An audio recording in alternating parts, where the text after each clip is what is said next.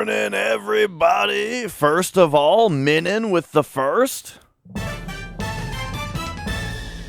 But chillin' Eric, how's it going? Mr. Hyrule, Rain, Fozzie, Fuhuo, how's everybody doing? We are back to, Matt Wanders! What up, Lou? We are back to, Final Fantasy 12, some casual, Final Fantasy 12 today. What up, Salaryman? Also, it is the November Dash-a-thon. It's Dash-a-thon week this week. So, bits and subs and whatnot, we're gonna do a hundo if we get there. How's it going, Thor? So, let's fire up this PS2, shall we?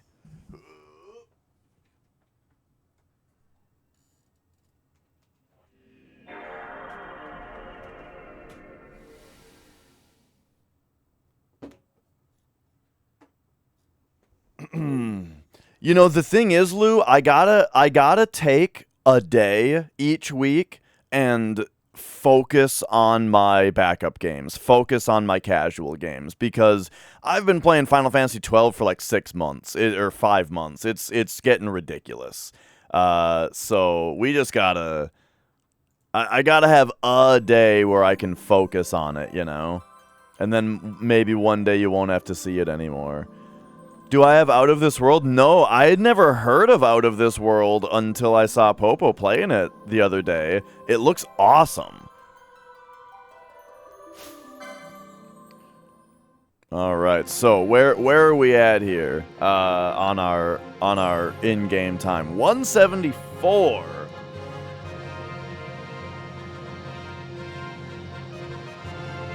$57.30. All right.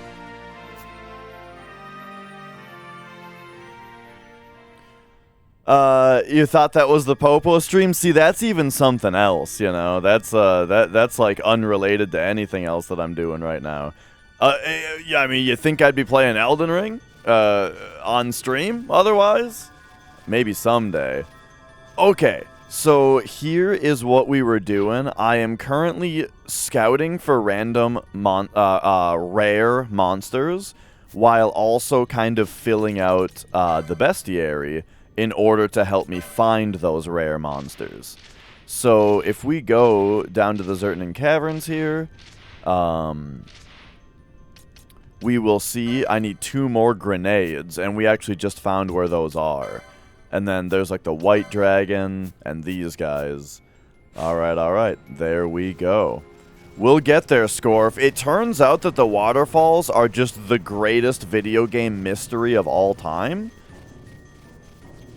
And basically, like, to answer the question of why I haven't been looking at them that much is that I'm so clueless as to what to actually do that I'm pushing it off until last and pushing it off and pushing it off because I still think it's a possibility that I don't have all the information. You know what I mean? I'm so lost that, like, I might just not have the info still.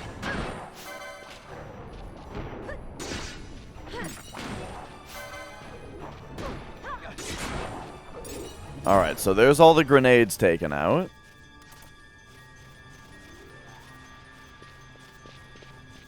And interesting that there's nothing over here to, like, interact with, you know?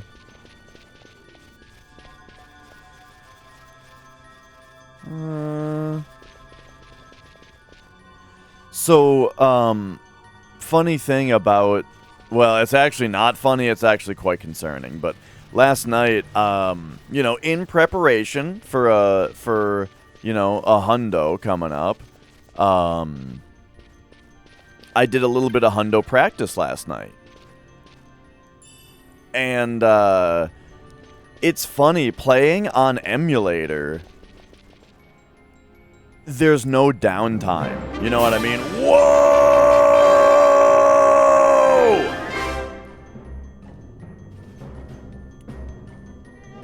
Radium gifting out 10 gift subs. Holy shit. Why, thank you so much. That's right. It's like the 12 days of Christmas, you know? Thank you so much for the support. So last night I was practicing Hundo a little bit, but because of emulator, you can just fast forward through all the cutscenes, you know? And there's no downtime, and so I actually got really sore. Like, my fucking tendonitis shit came sprouting right back when I tried to, you know, practice while being able to to fast forward through all the normal downtime, you know. So today I took ibuprofen in preparation for today. Hopefully keep the inflammation down, you know. Okay, so yeah, where does that put us? Cause that's big. 155. Wait, is that right?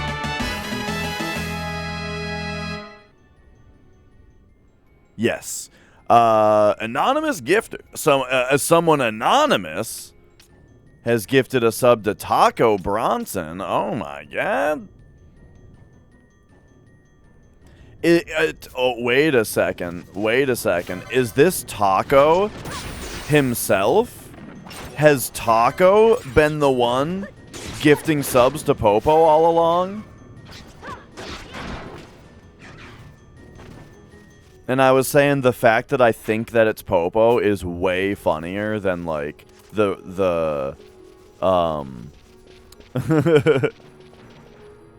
I feel like regardless of who the anonymous gifter is, the fact that I always just suspect the person receiving the sub is probably funny. I never thought about it before, but like, if you want to be subbed to somebody's channel for just a month without, like, you know, without signing up for renewals or whatnot, I guess anonymously gifting yourself a sub is the way to go. Can you gift yourself a sub non-anonymously? I don't even know. Oh, where were the white dragons, by the way? They were in here. So we gotta go north.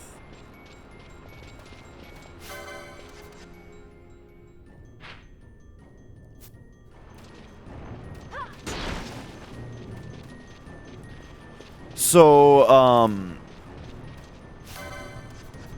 I haven't... So, Pistachio quit subscribing, or subscribing. She quit streaming years ago now. She quit streaming years ago now.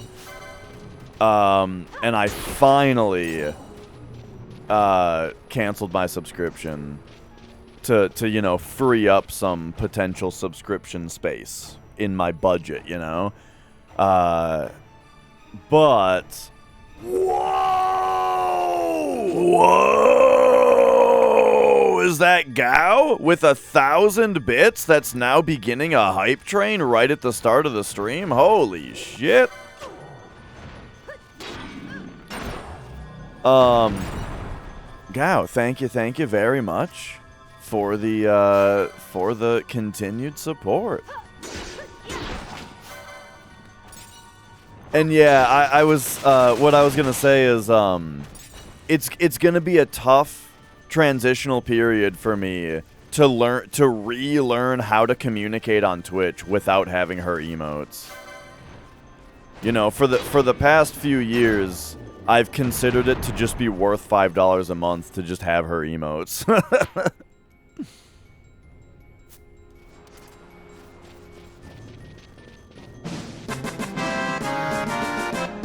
Whoa, wait a minute now. Holy shit.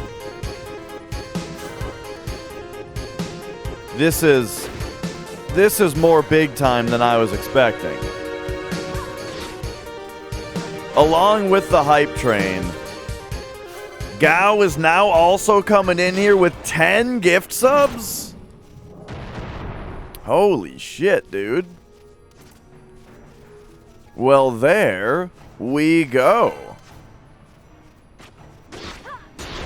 Gao and Radium, 10 gift subs each? Gao with 1,000 bits, thank you guys so much. Anonymous, also, thank you again for the sub out to Taco. You're a sub to someone for their foot emote? Yeah, I mean, right. So sometimes, oh, here's the bogeys also. Hopefully there's 2 of them. Yes. All right, there we go. Jeez. Did you see that 6-hit combo that Ash just did? But none of it went through because the enemy was teleporting? Classic.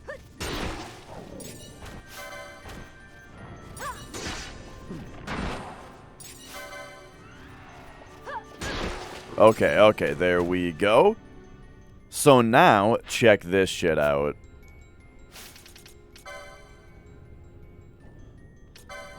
Bestiary. We've completed White Dragon. And we've completed the Bogey. What do a lot of these say? Genius Painter. This is like fucking Dark Souls, the way that like all of the lore in the game is in the Bestiary. I almost wonder if there's a clue to the waterfall puzzle in here, you know what I mean? Specifically, I guess maybe it would be in the Cave Palace. Wait, how did we spend so much time in the Cave Palace and not destroy these things? They're probably green bar. They probably have green bar. But, like, Wendigo. Arcades. Capital of the Arcadian Empire. So this is just about... This is just about Arcades in general.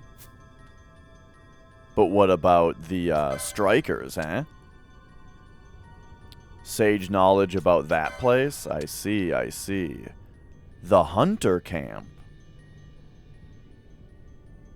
From Fawn Coast. Yeah. Unlike clans, the hunters that collect here have no leader, and all information exchanges, activities to support the camp, and payments for such are handled on an individual basis. Interesting. Tips for the adventurer. Few things bring to mind ill luck so readily as a vampire fang. Yet the things are famous among apothecaries and their ilk as a vital ingredient in wards and charms against curses. And apparently, not just any fang will do the trick. I'd have no idea how to tell a vampire fang from a regular pointy one if I had to look into such a mouth, and I do hope I never have the pleasure. If you want one, you'd best be ready to grope around in some pretty nasty places. Maybe you'll get your fang yet. Maybe you'll lose a few fingers in the process. Either way, count me out. Oh, it is. Ah, listen to this. Sochin Cave Palace, a giant underground complex in Arcadia, consisting of natural caverns and the abandoned ruins of an ancient palace. Many of its ways and passages remain uncharted on current maps.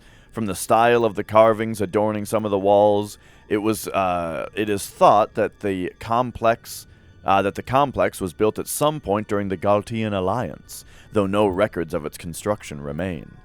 A survey mission was initiated to chart the many corridors here, but a particularly nasty infestation of creatures has significantly hampered the progress. Grope around and find out.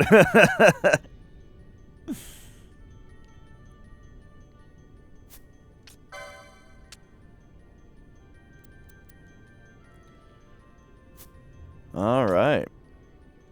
Well, that's our caverns here. What was the place that I was specifically wanting to fill out again? I had like a specific idea of a place that I thought might have more dudes in it. The fishing rod, I mean, we'll come up on the fishing rod if we happen to, but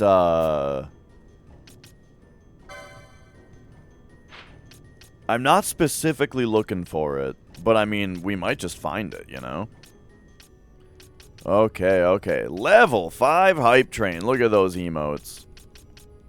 It's too bad the boost train isn't a thing anymore. Like, I don't know why I had that for a while and then I don't now. Okay. What are we doing here? I was thinking that the place that we should look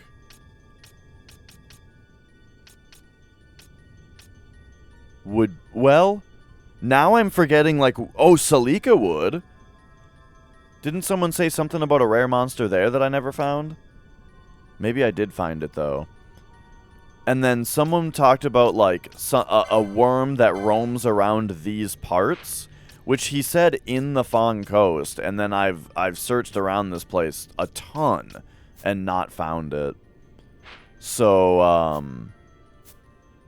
oh yeah, I've heard that the Sonic Frontiers has a fishing game with Big the Cat. Bestiary. If we go,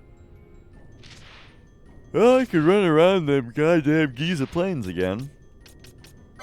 Go back to the waterway with the ghosts.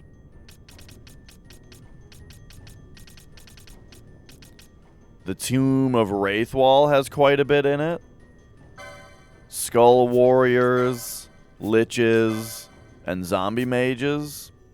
The Tomb of Wraithwall. I think we should probably go there. There's just so much. So where is that place again? I think it's down here, isn't it? Oh, right. It's past the Sand Sea. I remember that. Okay. So from here, then, we need to find the nearest orange crystal. Or we could just run to the Tomb of Wraithwall, I suppose. Okay. I forgot that we were so close to it.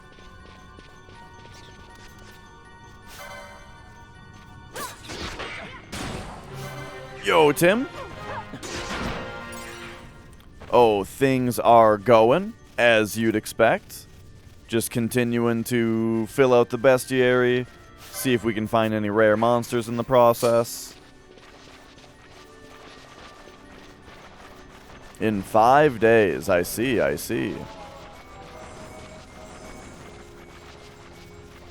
Womp, womp, womp, womp, womp, womp, womp, womp.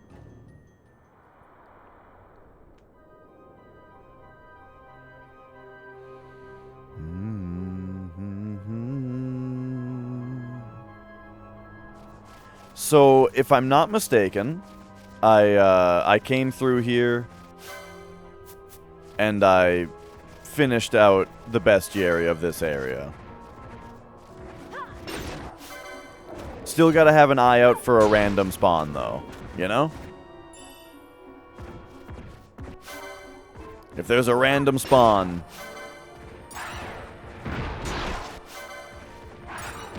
you can bet I'll be groping around and finding out. Yes, Scorf?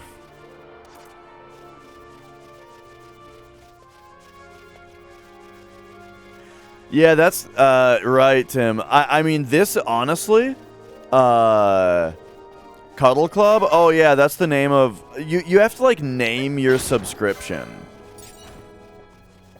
Like, for some reason, on Twitch. There's, like, a text field that's, like, you like, name your different subscription tiers. And I was like, I don't know, the Cuddle Club? But yeah. So, what the hell was I talking about?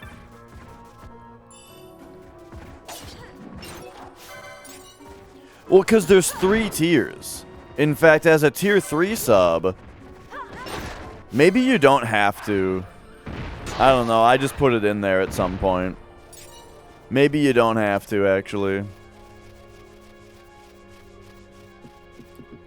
But as a tier 3, you should be in the Nuzzle Club, I think. I'm pretty sure it's the Cuddle Club, the Snuggle Club, and the Nuzzle Club as far as the 3 tiers go.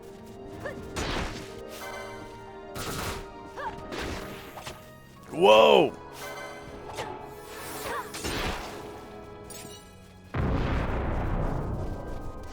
That sound effect, man. You can really hear the weight. What the hell was I about to say? I was talking about something. Before I was interrupted with this snuggle nonsense. Bum ba da da da dum. Oh yeah, that I would go so far as to say, I think it is true that this is now the longest first playthrough I've done of a game ever. It's definitely the longest first playthrough I've done on Twitch, but it's probably the longest first playthrough of any game ever.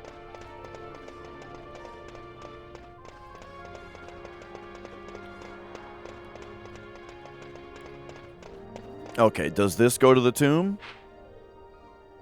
Yes.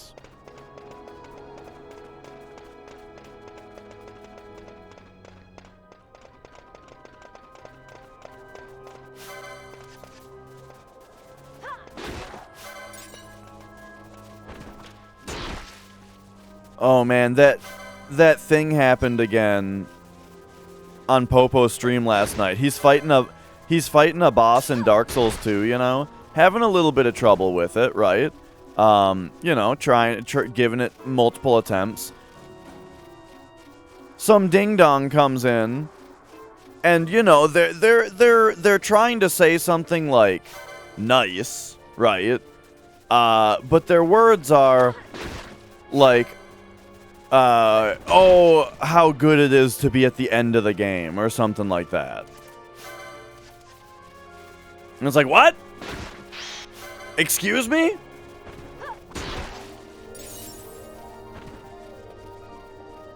This person is fighting they're here for the first time ever. First playthrough. And it's a Souls game. So unless you're really going out of your way to pay attention to shit on your first playthrough, bro, he doesn't know it's the last boss.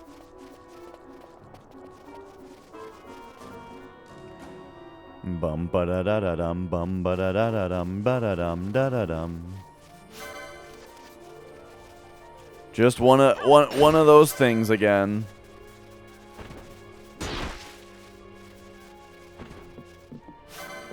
But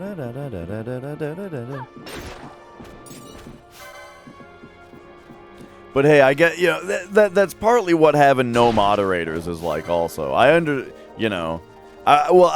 was gonna say, like, he's definitely got the type of stream that does not have a moderator in chat, you know? But it'd be nice to at least get rid of that kind of stuff.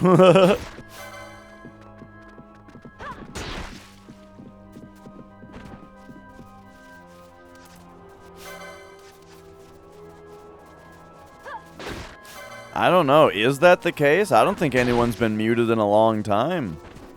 I don't know if you've been reaching your mute quota.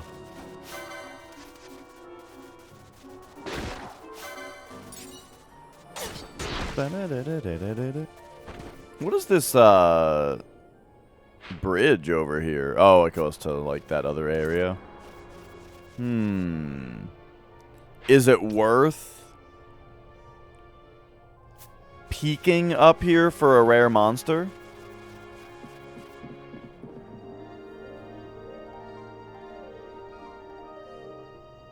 You know, let's just have a look. Wow!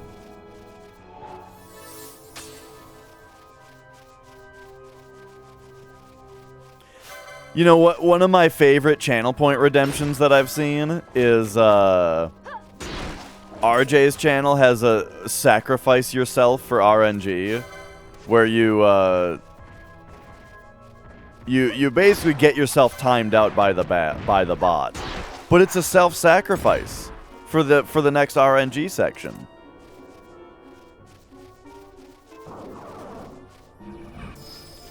Ah, good to know, Radium. Good to know. Thank you. I watched the Tomb Raider 1. I'd be generally avoiding Tomb Raider 2 at this point, though.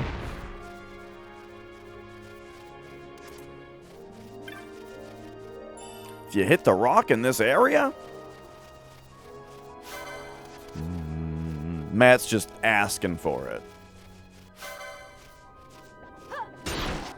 He's testing Scorf.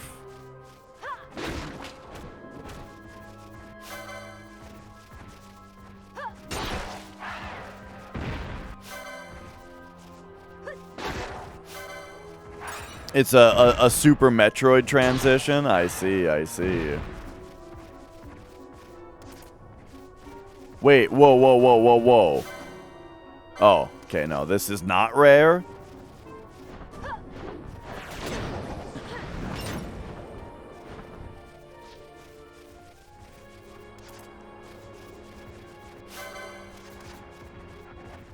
Okay, what is all this nonsense I'm looking at over here?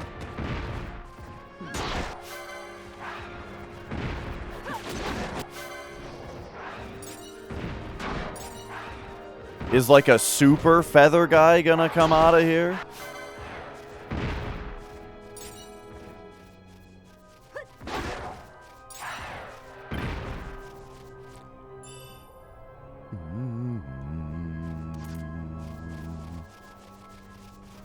All right. So here we are. We've eliminated the opposition for the rare monster to come say hi. Bum ba da da da dum da da dum da da dum. And now let's climb up to the top and look down. Remember that one monster that we had to spawn by looking down from above? Let's try that again.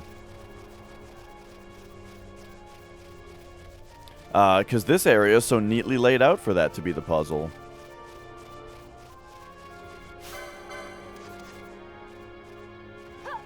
Yeah.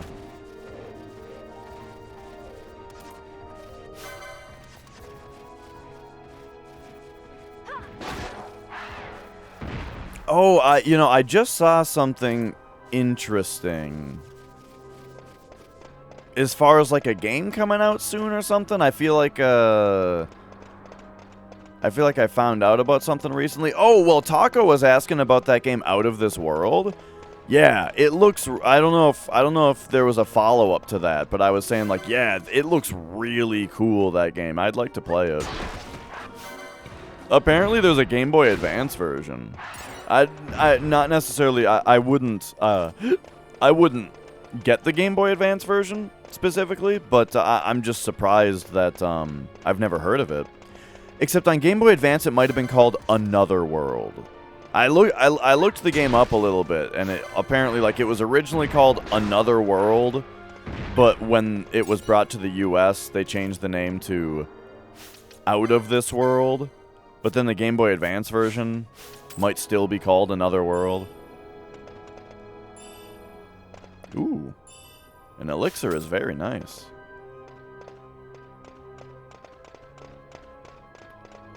Oh, this isn't even, like, above. This is just over here.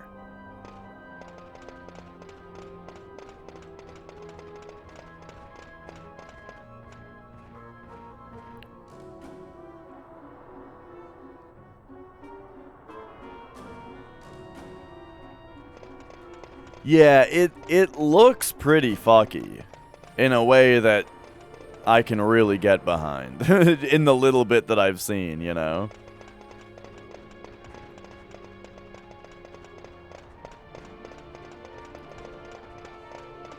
The giant owls from FF7, like the enemy? 'Cause I don't. There's a giant owl enemy?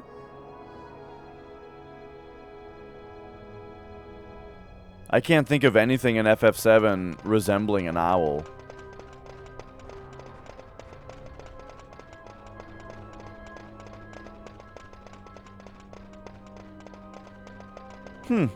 Do you know the name of it?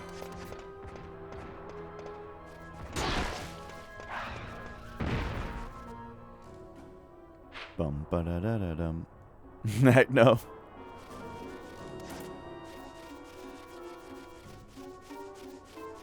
Okay, okay. I saw what about Crazy Owl in the Junon area? Oh, yeah. The Zemzalet? See, that's what I'm saying. If you have a name, then I might think of it.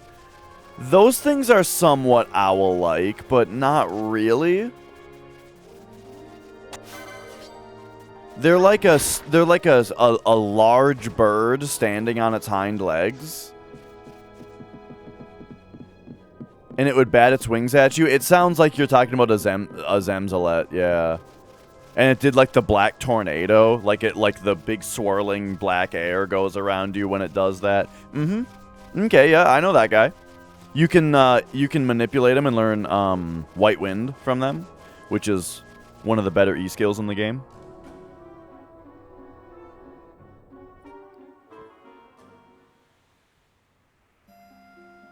Yeah, I guess what I meant, Radium, is that it's standing like a human. It's standing upright, like tall, you know what I mean?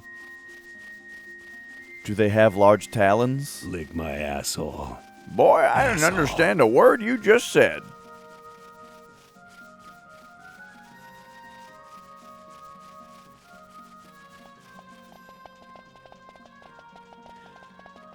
I recently rewatched Napoleon Dynamite. And I tell you, it's kind of a weird movie because, like, it's weird that it got so popular, but I guess I kind of understand why. Upon rewatching it, I thought that it was a movie where all of the characters are funny, right? Like, the characters' personalities and the casting and the acting, and the stuff that seemed kind of ad-libby, all of that stuff was funny. But, like, the movie doesn't have a plot. There's no purpose to the movie. Okay. Yeah, so we just gotta run through this place and murder some dudes. It's like a coming-of-age story, kind of.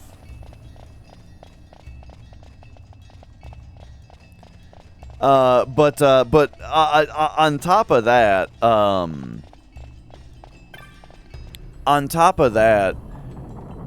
it's also just a kind of a weird movie where, like, there's a lot of things said in the movie that feel very ad-libby, where they're just total, like, non sequiturs that don't come back either, you know? Like, like the chapstick thing, right? Where, like, he calls home to ask for him to bring him chapstick, but there's no reason for that, you know what I mean? Like, his lips being chapped doesn't have anything to do with anything. It wasn't established and it never comes back again. You know what I mean? Like, it's just like they just had, like, an ad-lib scene where he calls him and asks him for that, and there's no point for it. You know what I mean? But, like, the scene is funny, because, like, the things that he says and the ways that he says it are funny.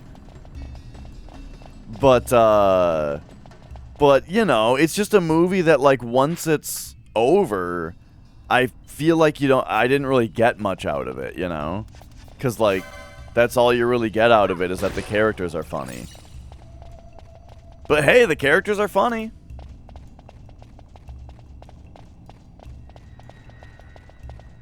But yeah, it definitely felt like the kind of comedy where people don't really care what the movie is about. They just like having something to quote, you know what I mean? Like, I think Anchorman is kind of similar. I've never seen Anchorman, but from how people have talked about it, it seems similar in that, like, it seems similar in that nobody ever talks about what that movie was about. They just quote the lines from it, you know?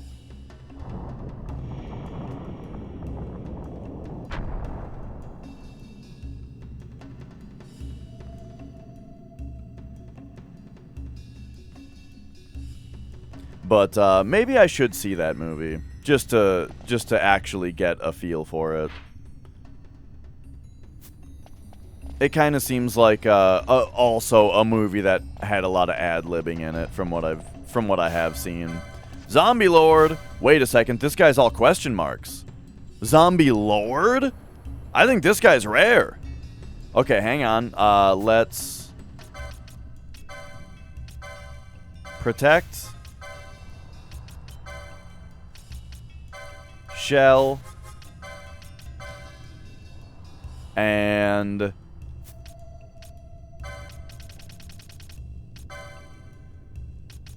Bubble Ash? Oh wait, this guy's super weak. Oh, hang on though. Wait, never mind, he's dead.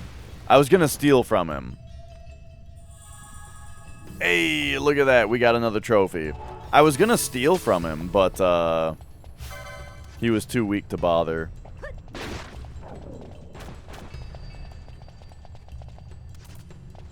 The streaking scene from Old School was filmed in your old neighborhood. Oh, yeah?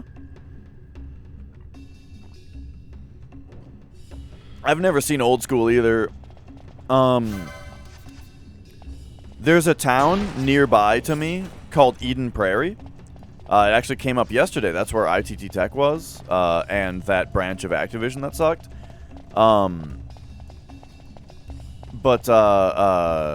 Also in Eden Prairie is the Eden Prairie Mall, where the movie Mallrats was filmed.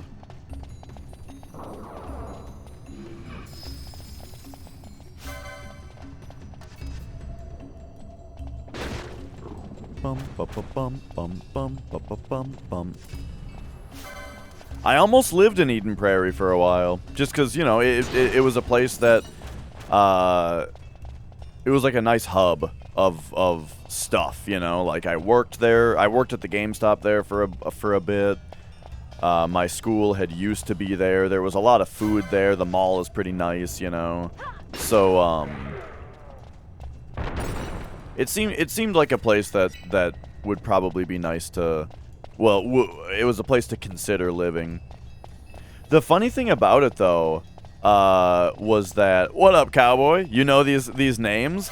I'm sure they come up in other Final Fantasy stuff, like Kingdom Hearts or Theatrhythm, you know, if you played that. Oh! Okay. The game that's coming out soon. Theatrhythm is coming out soon, dude.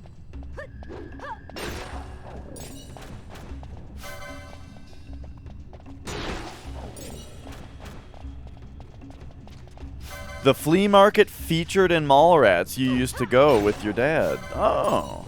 There's a flea market? See, the thing is, I don't even remember that from Mallrats. Treasure. I don't remember very much of that movie. I remember the guy trying to figure out the magic eye was funny.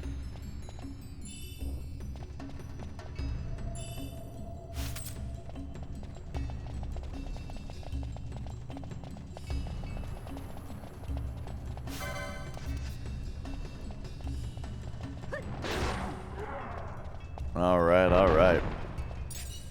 Yeah, I enjoy this game's battle system quite a bit.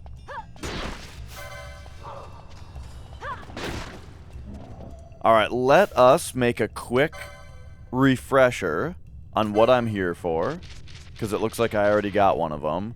Whoa, Feywood.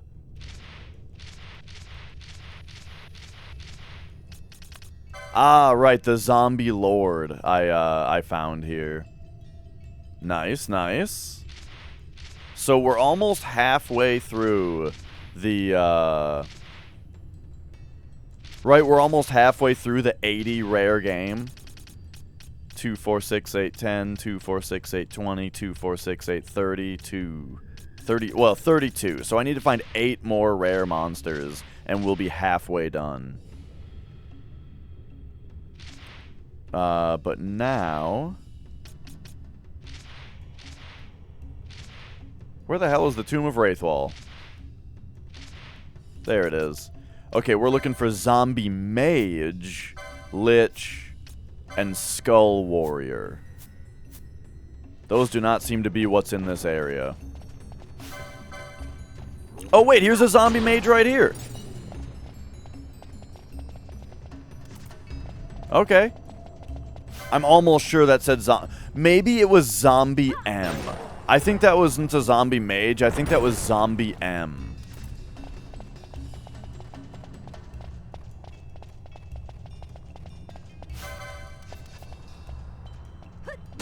But yeah, I've unexpectedly become a big fan of this game. Oh no, that is a Zombie Mage. Look at that. Alright, got him.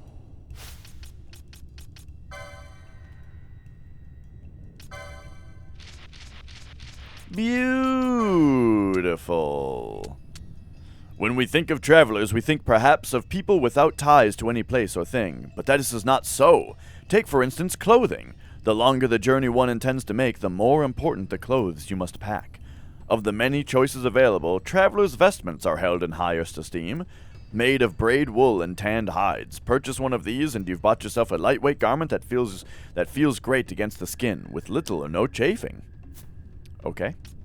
So, we're looking for Skull Warriors and Liches.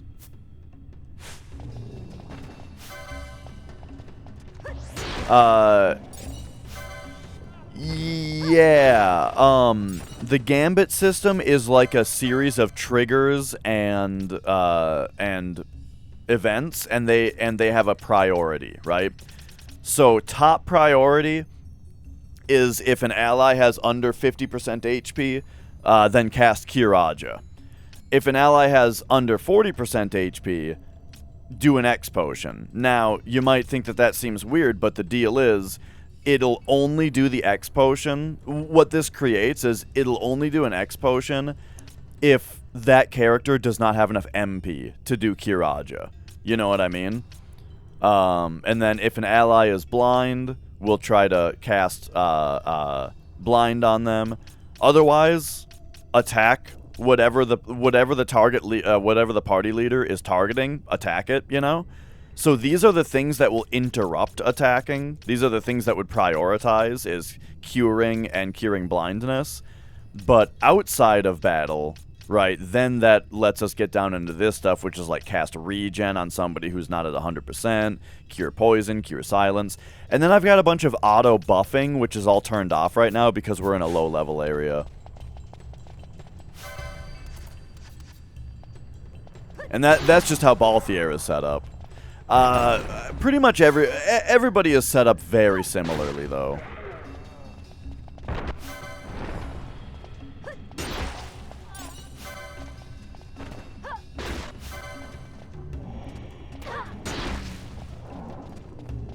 All right.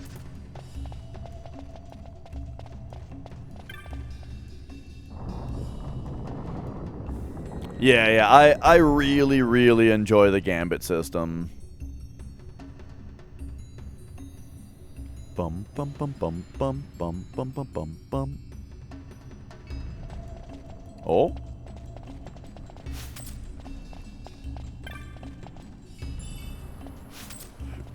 Okay, so where are we gonna find Skull Warriors, Liches? Like, would they be down here in the Southfall Passage? Or should we be, going to the Cloister of Flame? I'll check the bottom side real quick.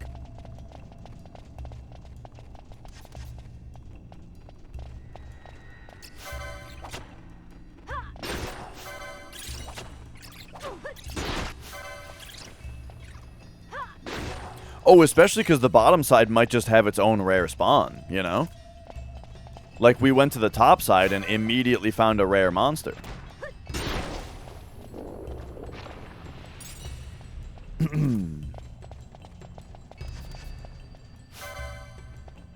I tell you, enemies that that cover up the loot that they drop drives me nuts. Where you have to like wait for them to stop having collision to be able to move into the item they dropped.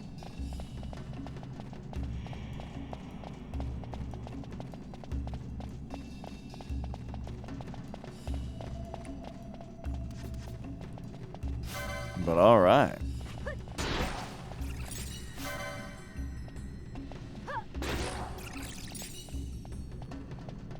Bum bum bum bum. A lot of starting and stopping here. But that's all right.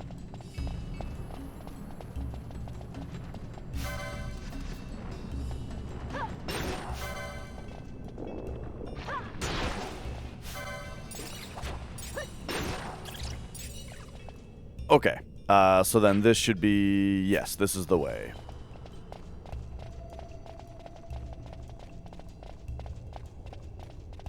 Oh, boy. But yeah, there's a new Theatrhythm coming out, which is a, you know, it's the third rhythm game with Final Fantasy music. I love rhythm games, you know, and one that's all Final Fantasy music and Final Fantasy themed is pretty cool, especially because like the way that they did it, where it's like there are adventures and there are battles, you know, there's different types of song gameplay for different types of songs in the other ones, at least, you know, where it's like on an adventure song, the track looks a certain way, you know, the way that you play the track is slightly different, and ooh, look at this, here's what we need, is a lich. Yeah, the way that you play is slightly different, and the rewards are a little different, you know, you might, it's like your character runs along and picks up treasure chests and that kind of thing, but then there's battle songs, right, where you are, where there's enemies, and, like, your performance at the song is, like, is controlling the battle. And you can, like, set your character, you know, your characters level up, and you can set them up with, like, different... Wait, Lost Soul. You know, you can set them up with different abilities and stuff. Yeah, these are the enemies that we need, so apparently I just didn't spend enough time here before.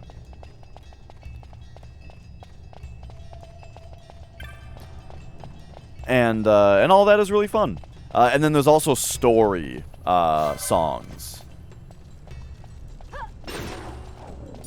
And so yeah, I just I really enjoyed the gameplay loop of the other Theatrhythm games, like building a party and setting up their abilities the way I like them, and hopefully the next one will be just as good. It's on Switch also, so it'll be easy to stream.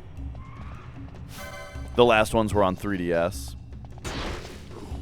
which I can stream 3DS, but I couldn't at the time, you know, that's a more recent thing.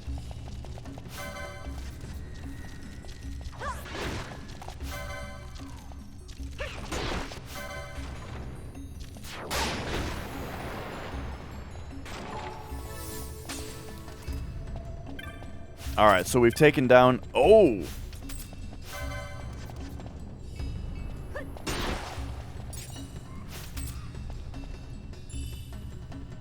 We've taken down a few liches. I think we're probably done on liches. But we have to fight like 8 of those skull warriors. Yeah. So we're done on liches, but we still have 6 more skull warriors. House Solidor.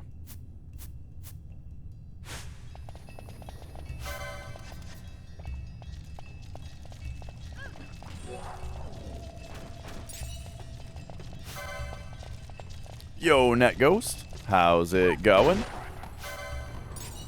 Lost soul, but Skull Warrior. Alright, 5 more Skull Warriors.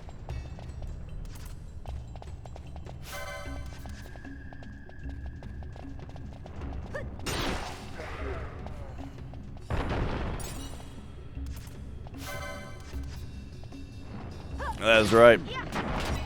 Right now we're just on the general hunt for rare monsters, which I feel like the most entertaining and also just probably relatively efficient way to look for rare monsters is to go to the place where I haven't already filled out the bestiaries, you know, and just fill out the bestiaries, and we'll probably find the monsters that we're looking for. Or we'll probably find some rare monsters while we just fight the others, you know? There's another Skull Warrior, so we need 4 more of these bad boys.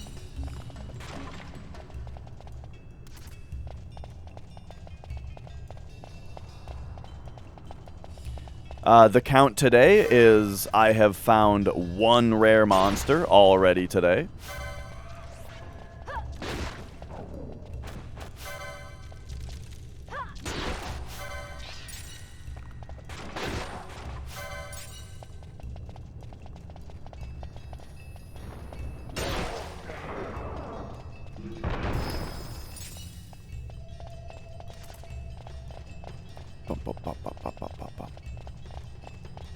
I forgot if it's... Now I forget if it's 5 more Skull Warriors I need.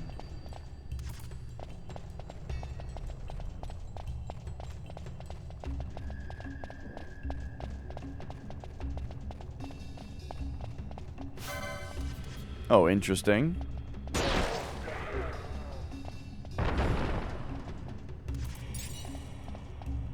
So this looks like I might just want to pop out and come back in on the middle side. So let's do that. Pop out here.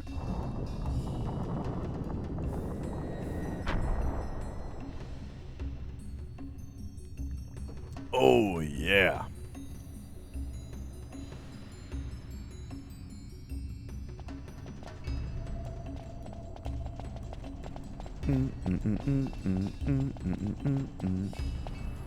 Wait, is this what I think it is? Is this gonna do what I think it does? Oh yeah, that was exactly what I'm supposed to do there. I just gotta go do it again now though, because there's still more monsters.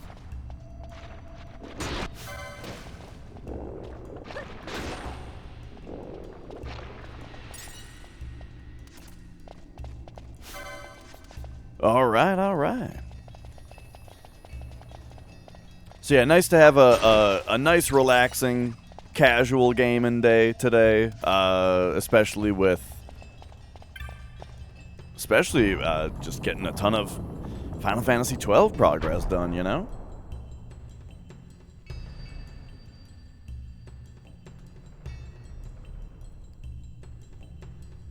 Bum ba da dum bum bum bum bum bum bum.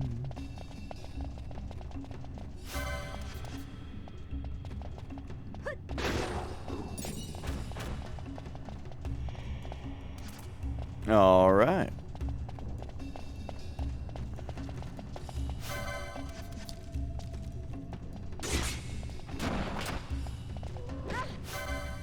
These enemies, man. Okay, so hopefully everything is properly respawned. Because, like, this is just a lost soul, but we need Skull Warriors. And it seemed like for the most part before, the thing was... Ah, yeah, see, here we go. Alright, good. So they are respawning.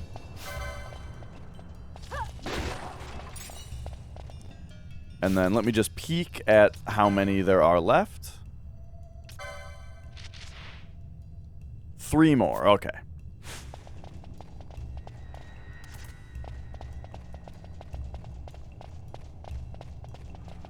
Oh, okay. I didn't realize there were 2 ways to go here before.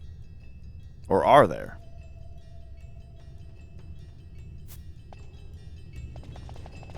This way isn't on the map.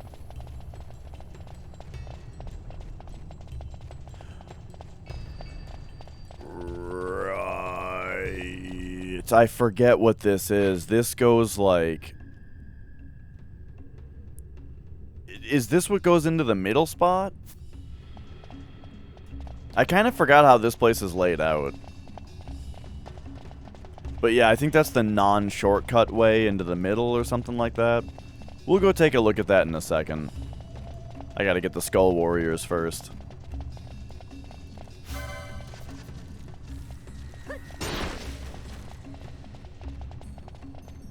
Kind of sounds like a biker gang or something. The Skull Warriors.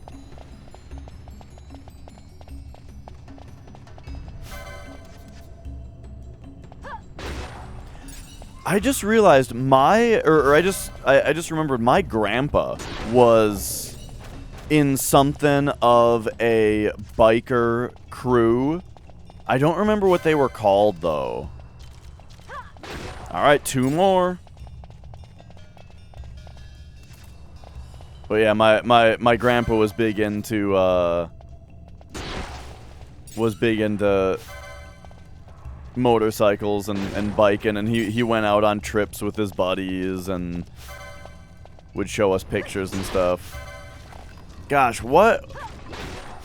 Oh, if I heard it, I would remember. All right, 1 more. Like if I heard it, I'd be like, "Oh, right." But no, it wasn't like a big one. It was like he and his buddies. But they had a name.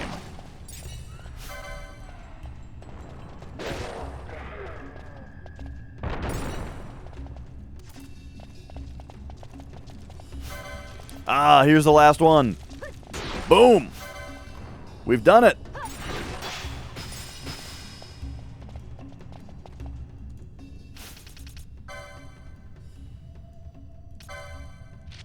Alright. The bestiary for Tomb of the Wraithwall is now filled out. So now let's go back over this way. And how's it going, Taser? Let's go back over this way, and let's go into that, that, like, other door. You know the one I'm talking about. I was watching this game called Dome Keeper. I was watching Northern Line play it. And, boy, that game looks awesome. It looks very, very fun. Have you guys seen Dome Keeper? It's one of them indie roguelikes, but, like, this one looks good. Very unique gameplay loop. Cool graphics. Satisfying looking gameplay, you know. Looks very fun. The only thing I would say about it, as far as it being roguelike, is it does not look like the kind of game that has like a wide variety of gameplay styles. It kind of seems like the kind of game where you could just spec into the same build every run, you know, once you find the build that you like. But you know, that can be that's a legit thing that, you know, can be fine.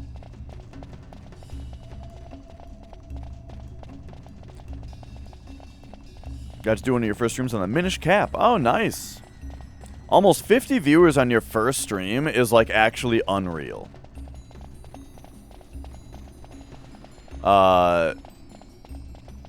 Most people stream, with less than 5 viewers for, like, at least a year.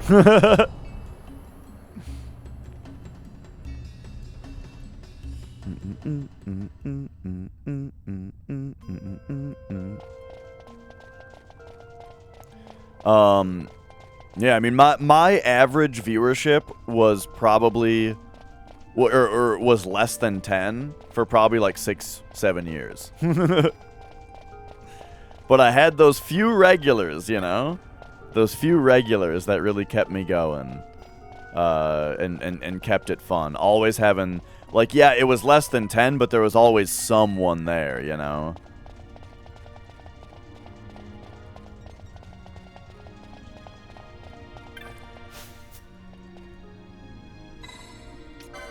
All right. Well, we have finished out the Tomb of Wraithwall. We found a thing here.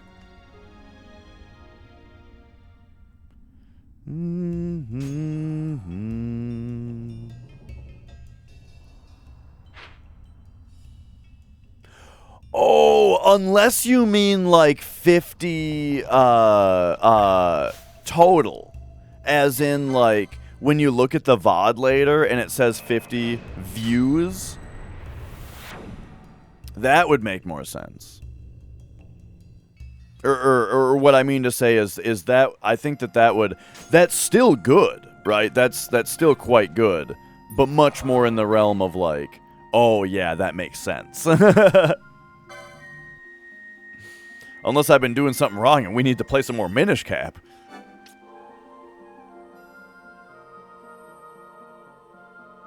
I have Minish Cap. I have not played Minish Cap since it was brand new. Sounds kind of sweet. It'd be fun to play through again, just because it's been so long. Yeah. That makes sense.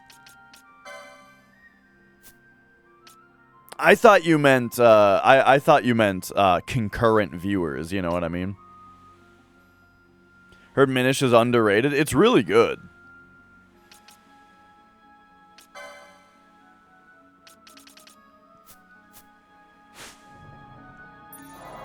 All right, let's pop back to the Giza Plains here for a minute. Oh, right. Oh, God. For some reason, I thought that the first choice was the second one. You know what I mean? Like, I knew Rabanaster was on top, but I thought, like, maybe, like, back or cancel or whatever was the top option. So I just went down one.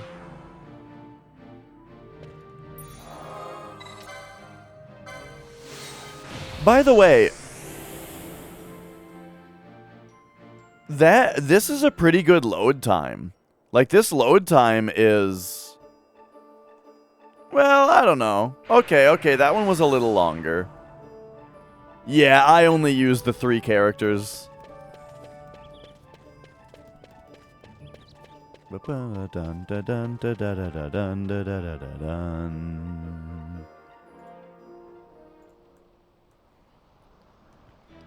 I used Pinello a tiny bit because there was a hunt where you had to use like the 3 ladies. Okay, so we are looking for wild snakes is what they were called, right? And we've already gotten Giza rabbits. If I go to the primer and go to bestiary, Giza Plains. Oh yeah, the happy bunny. Yeah.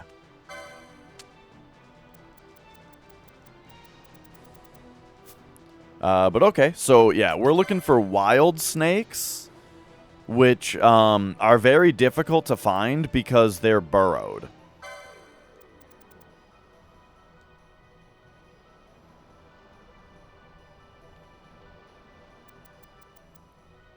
And so we just need to like...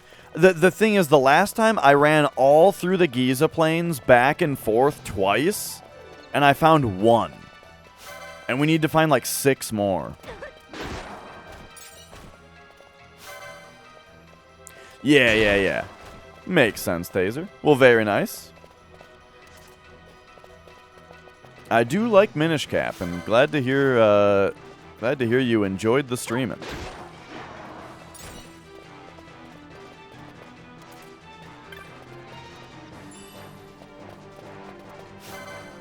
And yeah, this game's got like a little bit of Final Fantasy II syndrome, where because everybody can do everything, everybody does just do everything and just kind of becomes just a general beefcake, you know?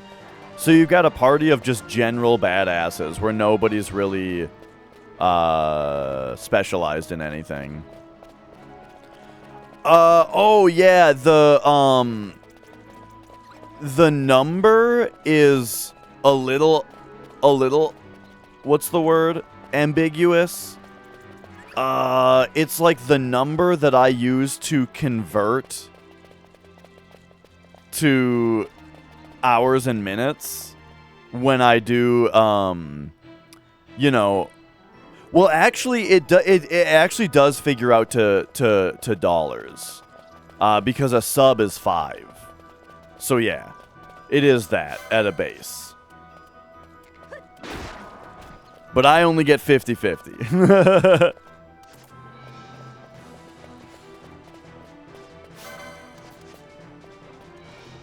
Where are these damn snakes, man? Look at them bits. Tim, thank you.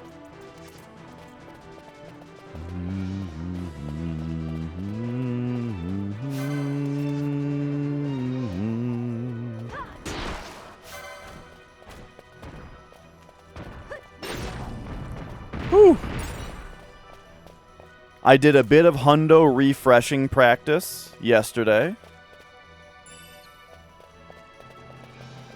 And now today my wrists are killing me again, though. Not because hundo is so difficult, but because practice is very rough on the hands. Because you fast forward through all the cutscenes that you would normally be able to relax during.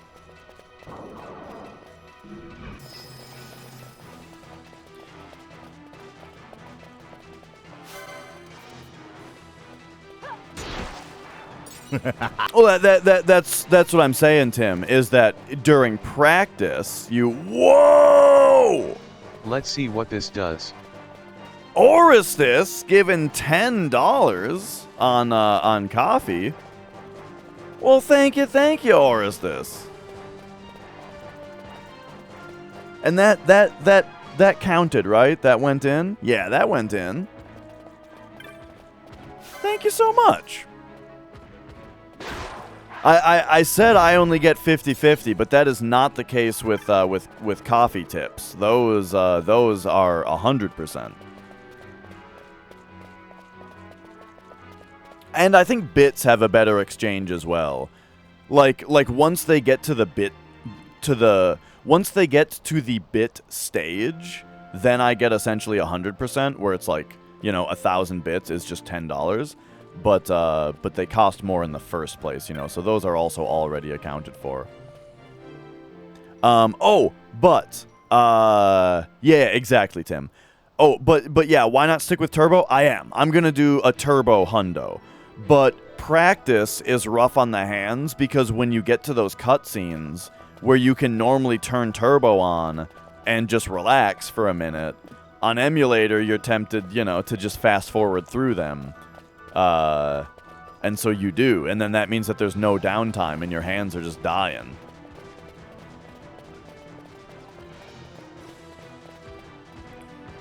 Oh, here's a snake! Get him!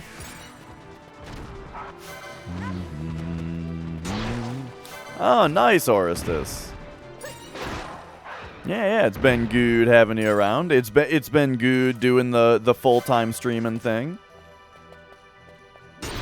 Right, exactly, Tim.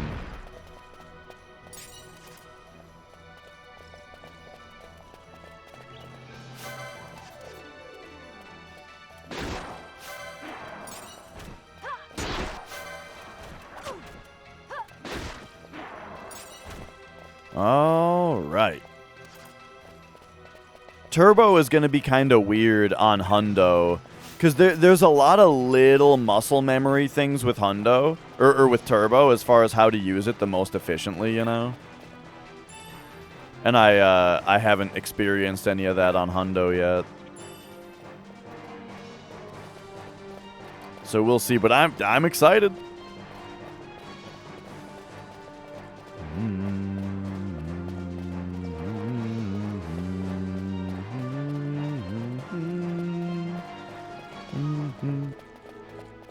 Okay, so I found one snake so far.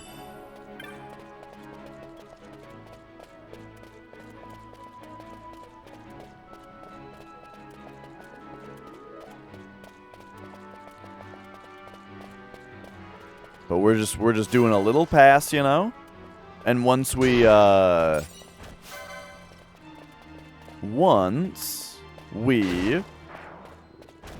get through here, where do we go next, actually? If I go to my primer, pop over to bestiary, the next thing would be, well, I guess we might as well go to this waterway and find these fucking ghosts, huh? I don't know where these guys actually spawn. We'll have to find out. So I suppose let's make our way back up to the top. Well, we'll go around the long way. You know, to search for the dang snakes.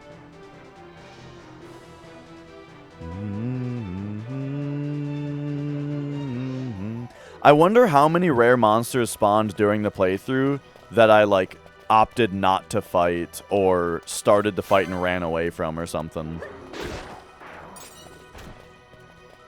Have I played Tactics Ogre? I have not. I've seen a little bit of it. And I know, like, the story of Tactics Ogre and why it's, like, so expensive in the US and its relation to Final Fantasy Tactics and all that. And I have played Tactics. I love Final Fantasy Tactics. But yeah, Tactics Ogre itself I have not played. I saw a little bit of the remaster, though.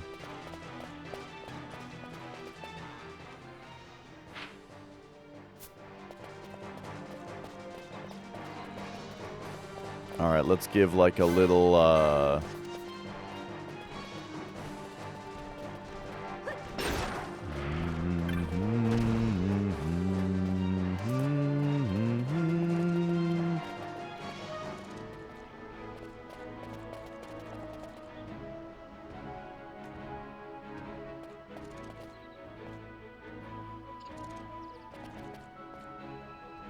I hear something.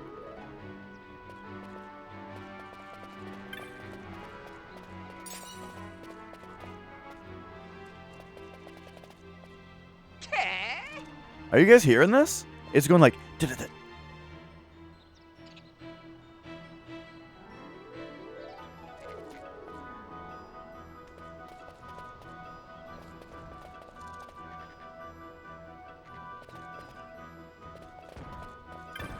It might just be totally random, but I thought maybe it was like a nearby snake, like rattling to warn you or something, you know?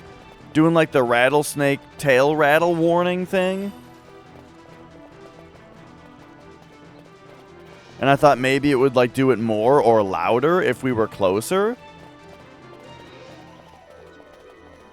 But, yeah, there doesn't seem to be anything around here.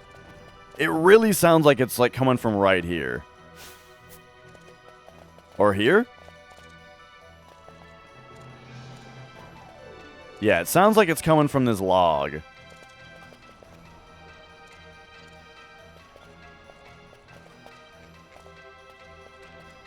Huh. Well, seems like it might be nothing.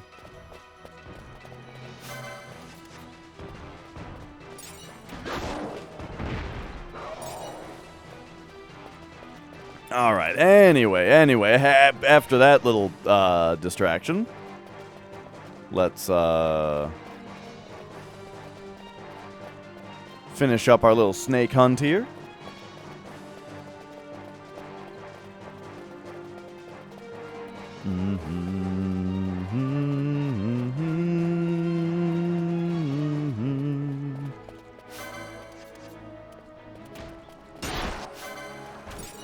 There's another game that I've seen a little bit of by that developer as well, Vagrant Story. I don't know much about that one. I've seen a tiny bit of it though. I saw Cortland play a little bit of that one.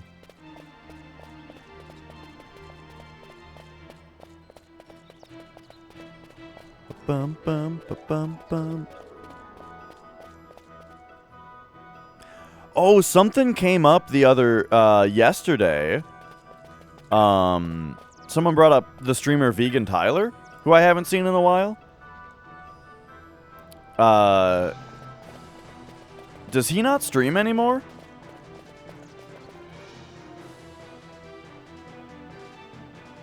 Maybe he's just on vacation or something.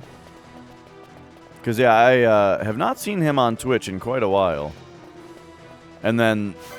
I think Matt Wanders brought him up yesterday in a context that sounded like he might not be streaming anymore.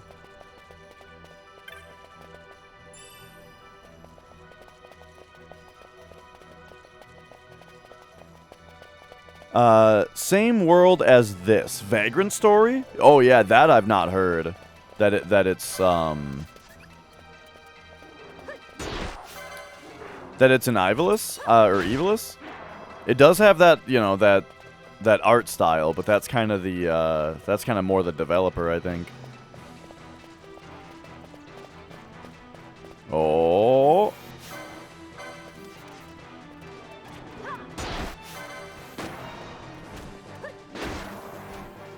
Okay, so this guy, I don't think does he count as an ally?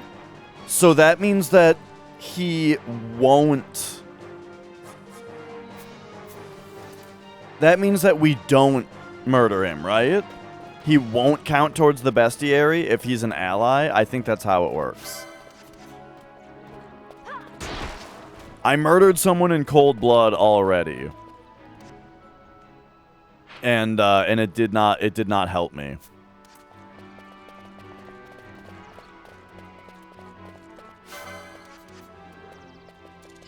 The Ivalus Extended Universe. I see, I see. My Book of Murder.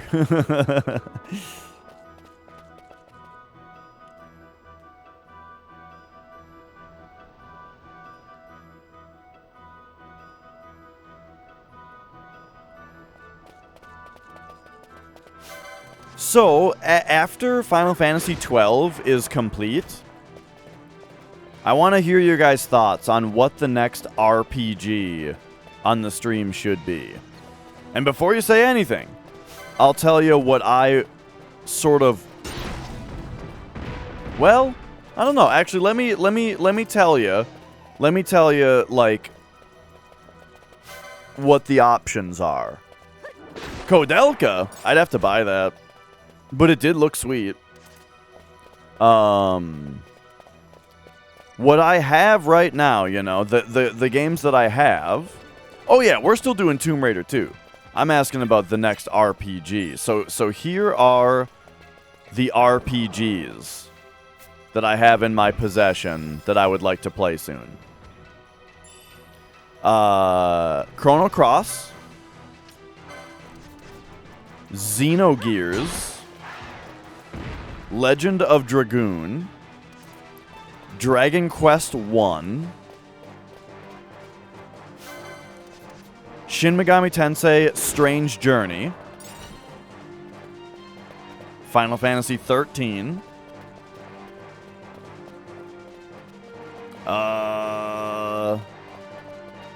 Is that about it?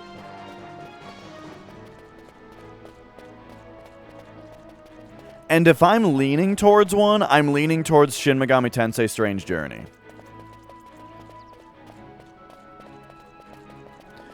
If I am doing a first playthrough of thank you for warning me, Calsho. However, yeah, you rest assured when I play a game for the first time, I play it on its original console. Actually, I play everything on original console unless there's a very specific reason not to, which right now in my life is just Final Fantasy VII you play on a slim PS2 because you're doing a speed run. You know, that's the exception. Suikoden? Now that one is real expensive nowadays, isn't it? That one's a tall order because I'd have to take the plunge on it, you know? A plunge that I don't have because I have a wedding to pay for.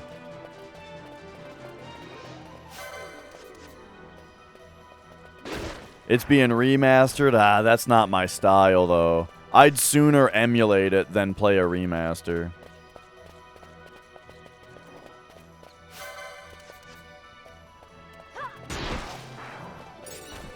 But hey, it's possible if I end up in another networking contract, then I'll pick up some of these fancy ones.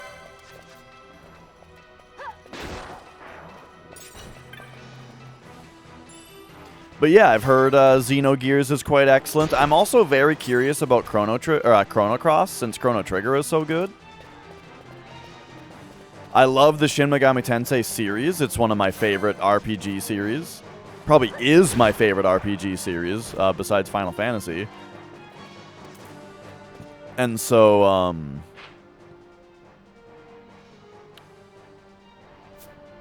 I'd really like to play the next one of that, which is Strange Journey. Ooh, Dummy PB'd. I heard that he was almost on sub 640 pace. Was it a sub 640?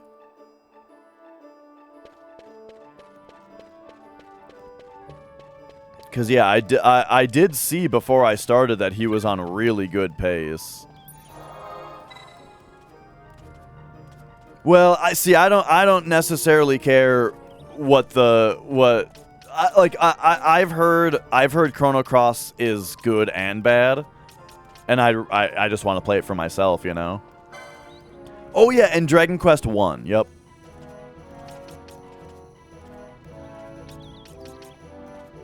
I don't know, MC, because I don't know when I'm gonna ever be able to do non-turbo again.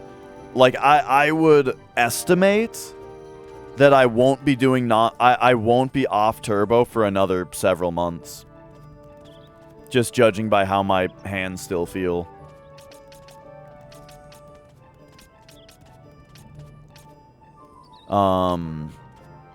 Do not want to dwell on that, though. Okay, so...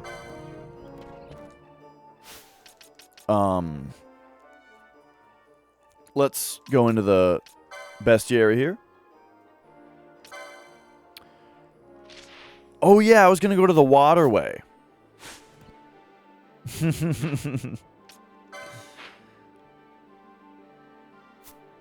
Yeah, let's go.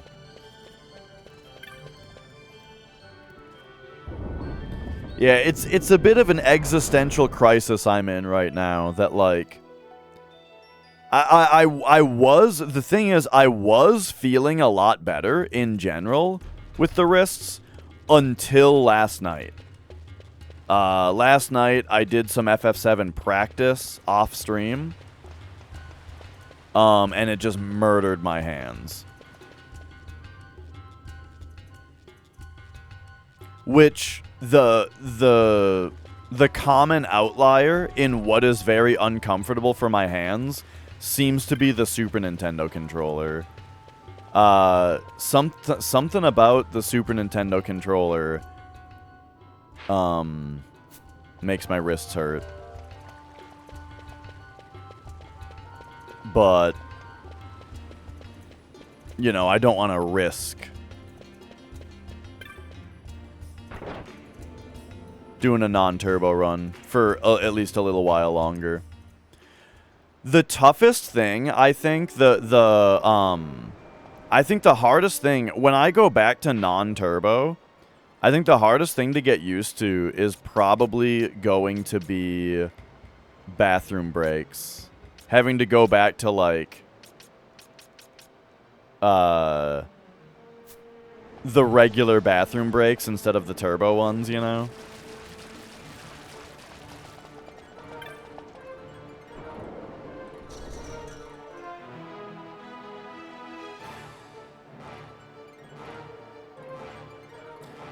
Yeah, the thing is, Fuhuo, like, even for this game right now, I could see a foot pedal being pretty nice.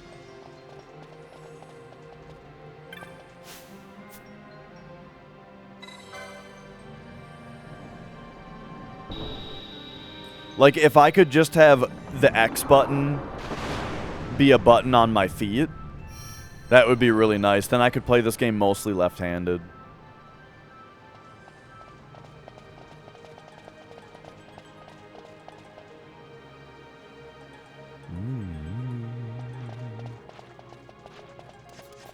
Right, exactly.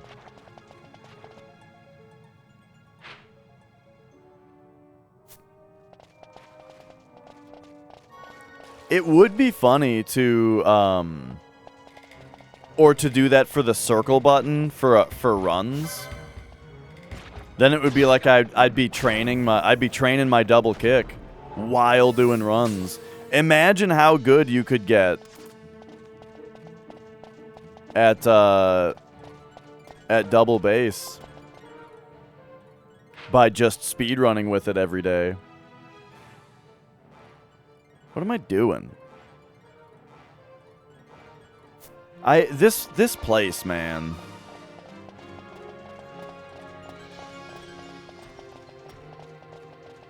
Okay, we go this way.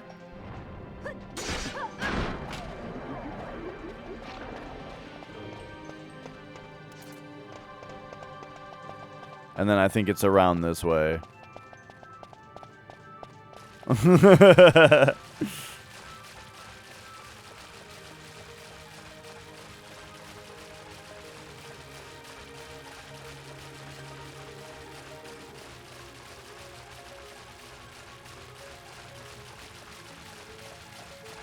All right.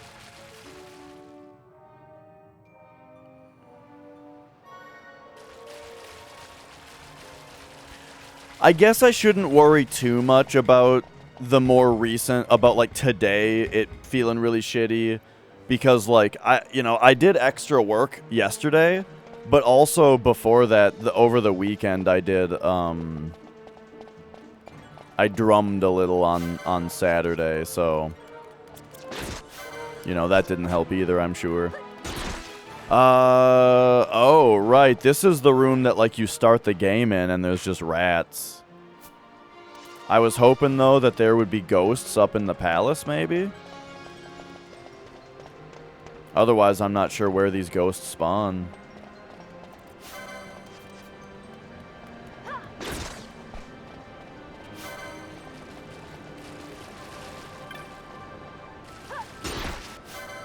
Hey, buddy.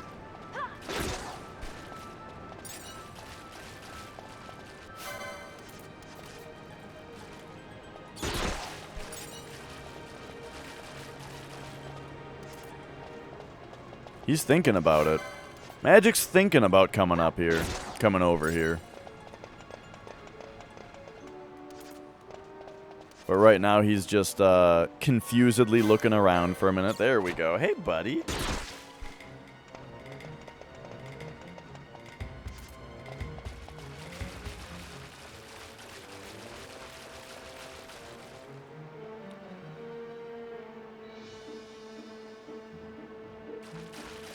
A lot of cats have, like, a permanent expression that they kind of have on their face all the time, you know?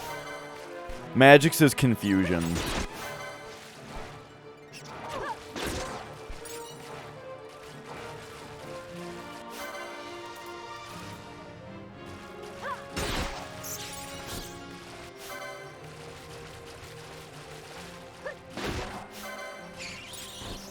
Alright, this definitely does not seem to be bringing us to a place where there is ghosts.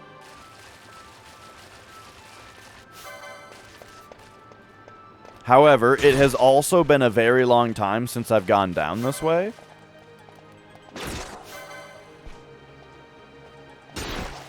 And so I'm kind of once again curious about, like, what's over here.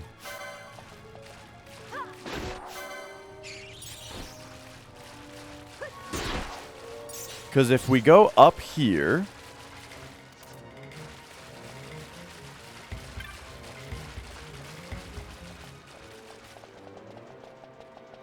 Oh yeah, there's just this.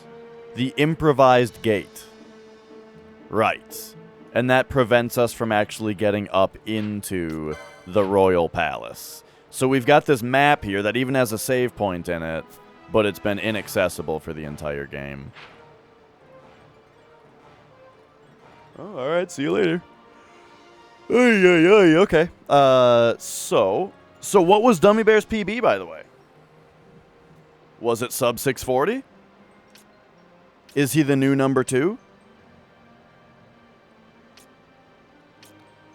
The ghosts must be, like, down here. Or up here?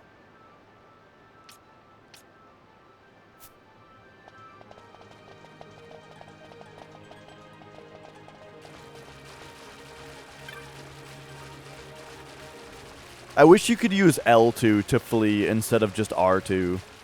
So I could just do this all left-handed.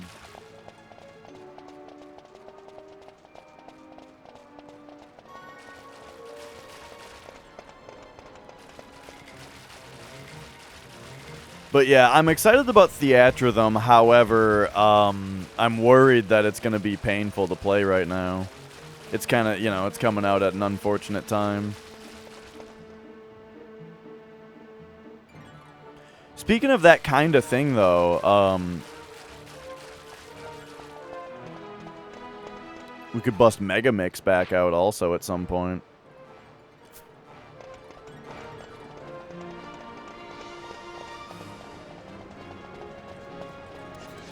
Whoa.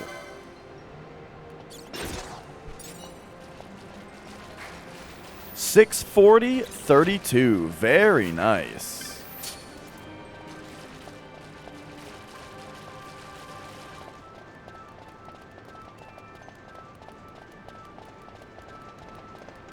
So the race is still on for the next person to get sub 640.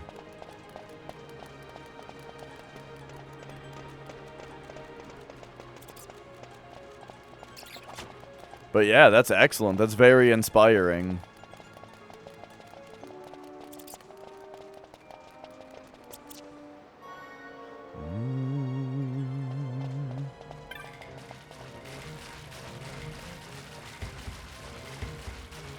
Oh yeah, that's real good.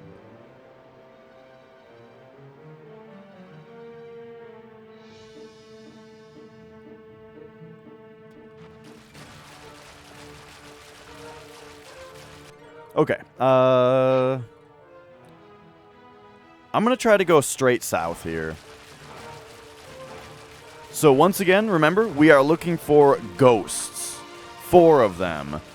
They are like the teleporting style enemy for this area.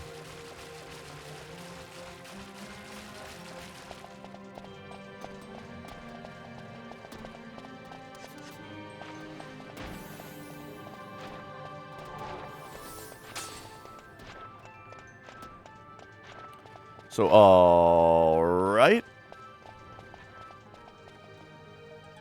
That's right, because if you have ghosts, baby, you've got... What is all this on me? Okay, are they down here? Oh, wow. But remember also, don't get too antsy with running past everything, because we are also looking for rare monsters.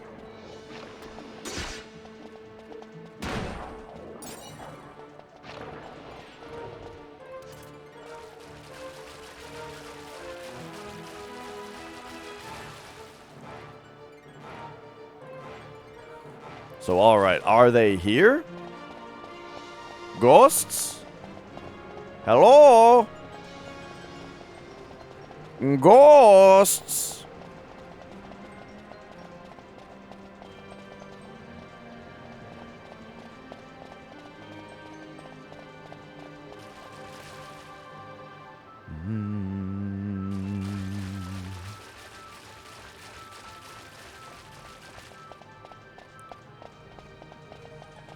Man, my wrist is fucking killing me. I took some ibuprofen this morning. Hopefully it's...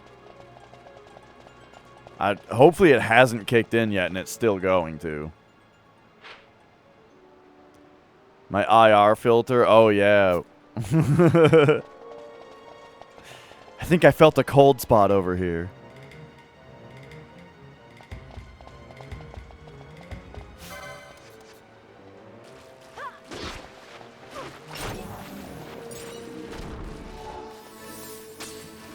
We need to get Zach Baggins on the hunt with us here to make everything super dramatic.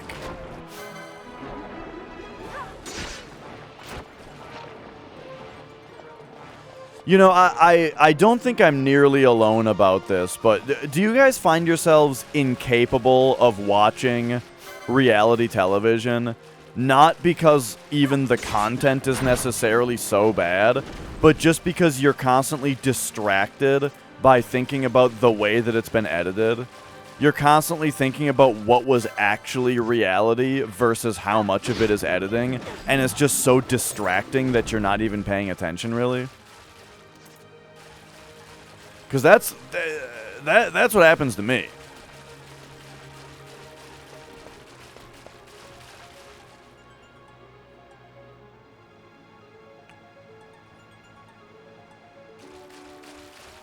Like, even if I wanted to, I'm just incapable of enjoying it.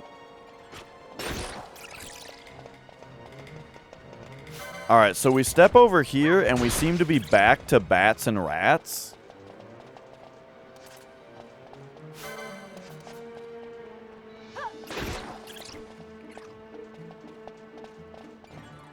Yeah, we're back to bats and rats over here.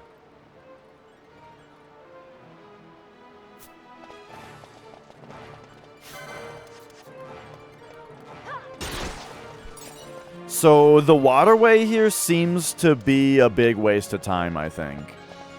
Like, maybe the ghosts only appear in the lower area? That could be a thing. So we gotta, like, drain the water out and go down.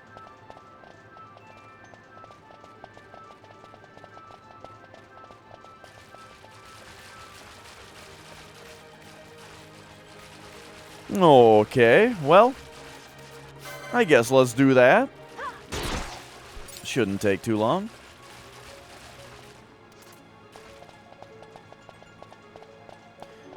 Yeah, like we fought, of course, like we fought the big boss, if you drain it correctly.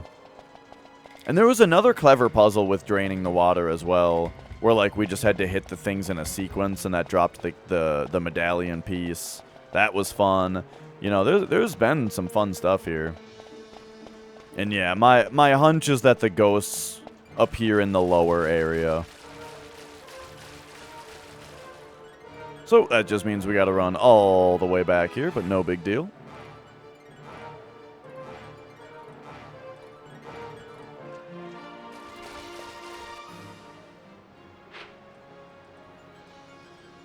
Oh, if it lets me through here... I don't know if it will because of the water level right now, but if it lets me through here, that'll be very convenient.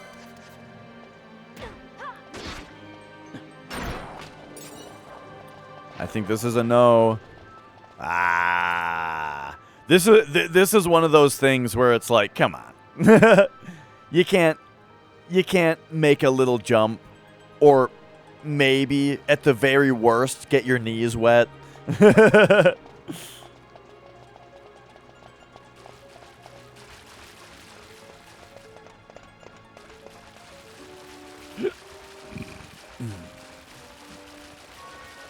Oh!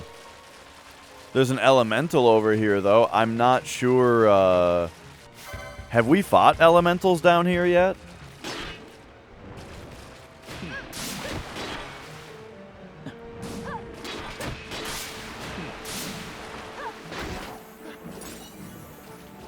Okay, hopefully that's not a new entry and we now have to look for more. No, okay. Oh yeah, they're right here, already done. Perfect.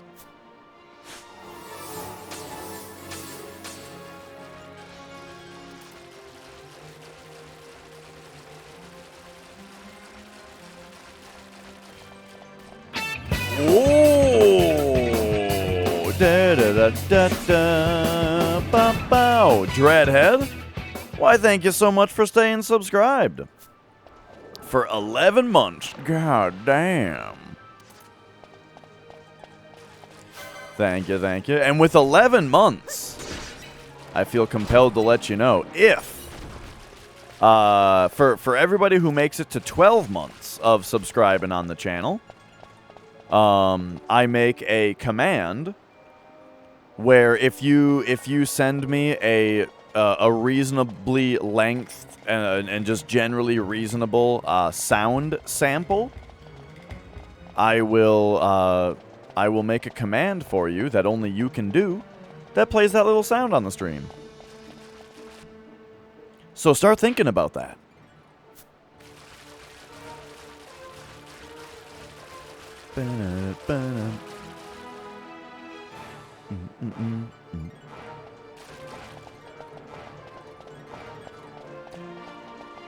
I just remembered, I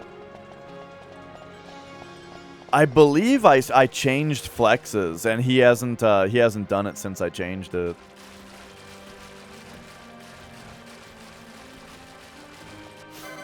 I gotta remind him of that next time he's in. It's reasonable of him not to risk it, though. Last time he wanted me to change it, I think it, or like, it would always happen before where whenever he tried to use his, I had forgotten to start the bot. I don't forget to start my bot anymore, though, because now I need it on in order to, like, have my alerts work and stuff.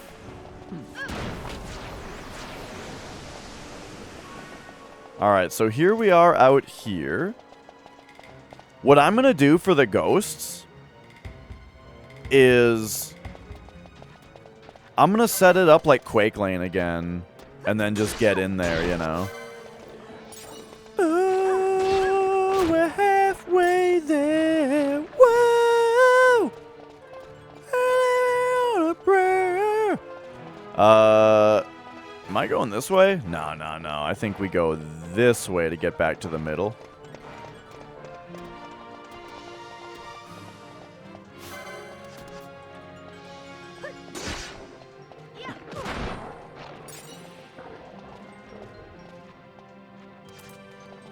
Oh.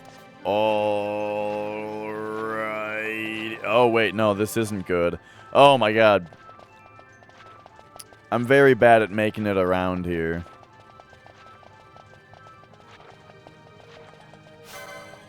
Oh, you know what, though? Maybe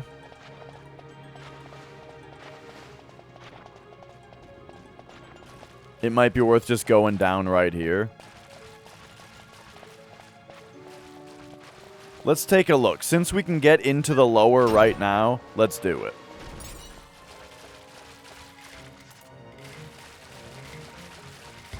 Are there ghosts in this pool right here, huh? Huh? Ghosts? Ghosts? No. What the fuck? No wonder I haven't killed 4 ghosts in this area yet. Where the hell are they?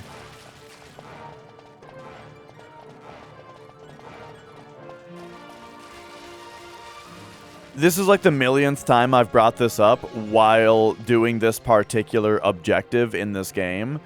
But like this is the kind of thing that often bugs me in games that have this much side stuff, is that the less important side stuff always seems like it's less balanced, to where it seems like they never tested it, right?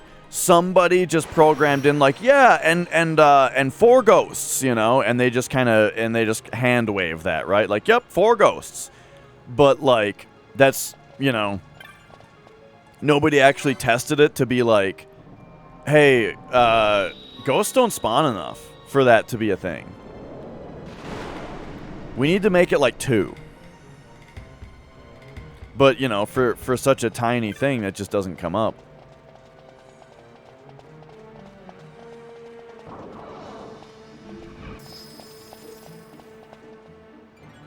Okay, okay. So,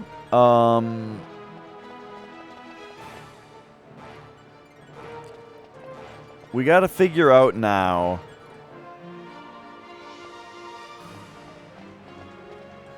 how to get to the center.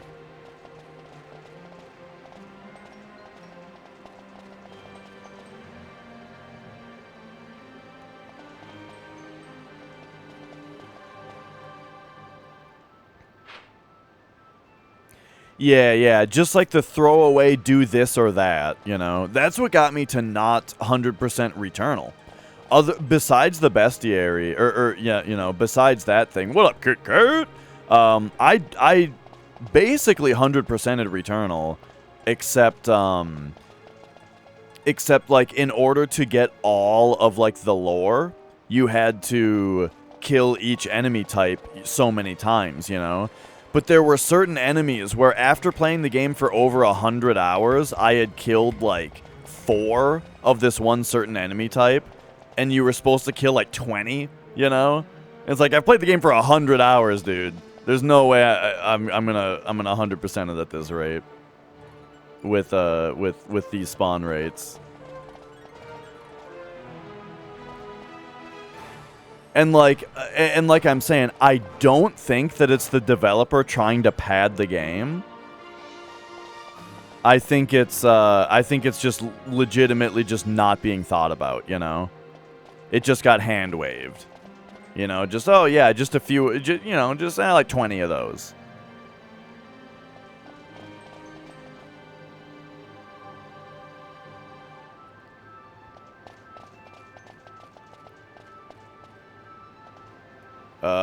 I can't remember how to get over there.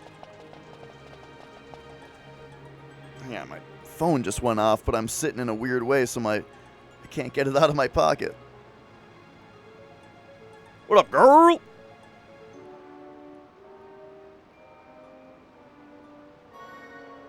Ah, right, okay.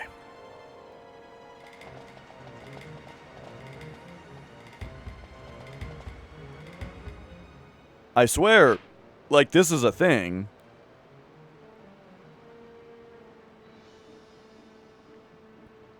How do we actually get over there now?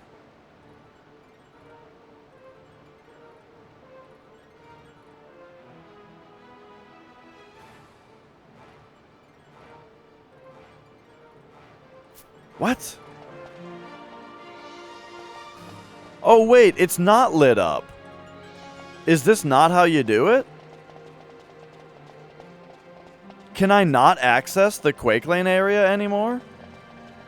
Because normally this one would be lit up with this sequence. That's interesting.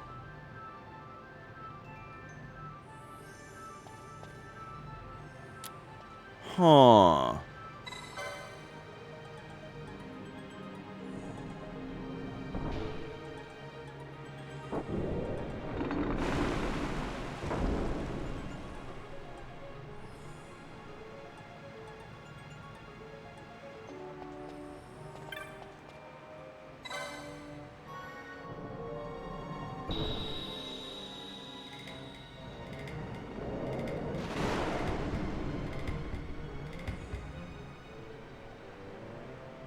This is very weird.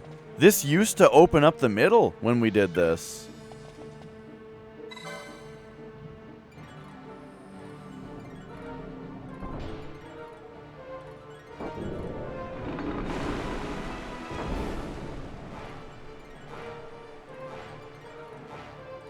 Maybe there was more of a pattern to it than I was giving credit.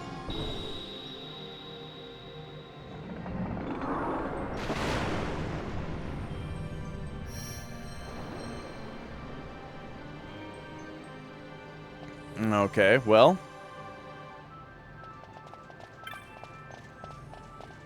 I guess that's the deal now. What up, Swonderland? Yeah, the big thing on YouTube right now is I'm making the big tutorial. The complete, comprehensive, any percent no slots tutorial. Which is going quite well. I just finished my Demon's Gate episode.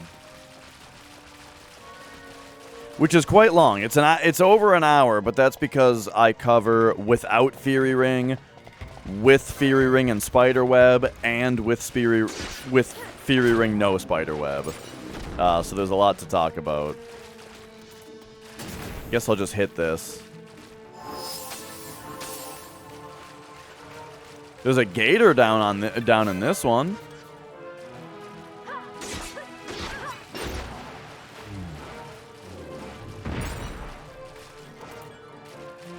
Blood Wool.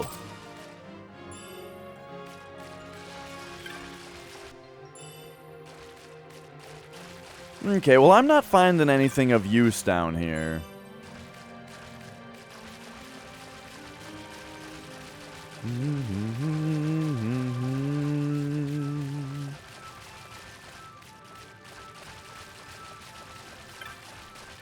Whoop.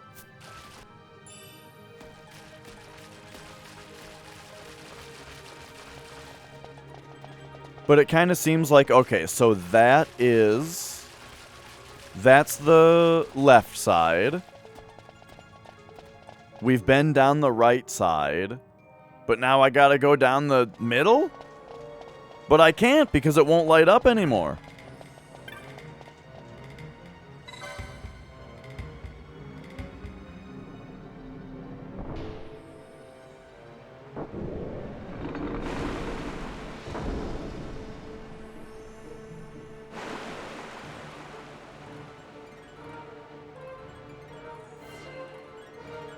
Okay, okay. And now if we put that one, like, right here. Like, am I just not remembering this, right?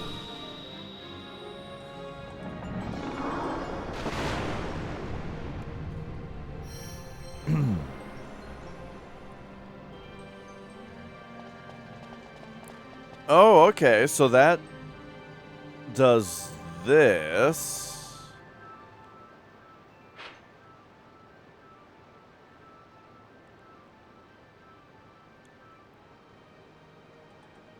I think I'm understanding this a little bit better now. Like, what spots on the map these things actually correlate to.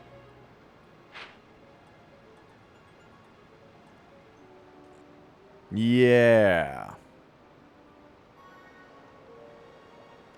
So we went to the left side. Now we should also have, like, a pool on the right side to be able to get down into. I think I've already gone down this one, though.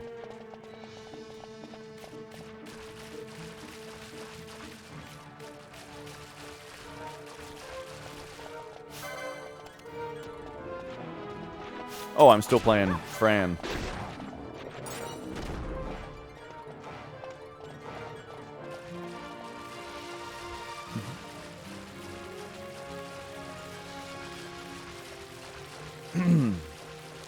I'm half expecting the monsters from the sewers in Bloodborne to be down here. You know, like the dudes that are like crawling.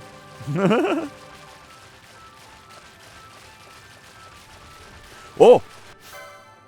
Oh! Rare monster! Look at this! Out of nowhere! Okay, hang on. Hang on.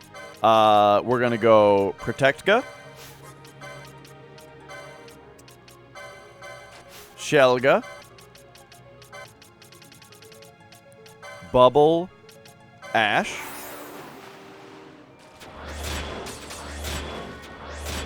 Okay, then we're also gonna go Equip. Thief Cuffs. Thief's Cuffs. Thief's Cuffs. Gambit. Turn on Steel. Turn on Steel. Turn on Steel.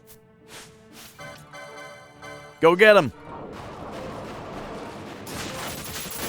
Oh, okay. We stole. So now... Whoops. Turn off Steel. Turn off Steel. Turn off Steel. Equip. Ribbon. Genji Gauntlets. Diamond Armlet. And... Fran. Dispel.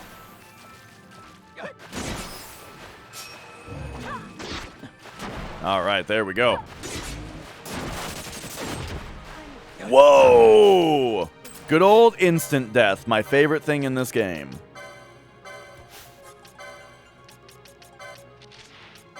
It's looking like maybe the bubbles are a good idea. How come Fran isn't protected anymore, also? Alright, Ash, you can bubble yourself. While Balthier bubbles Fran. while Fran does another Protectka.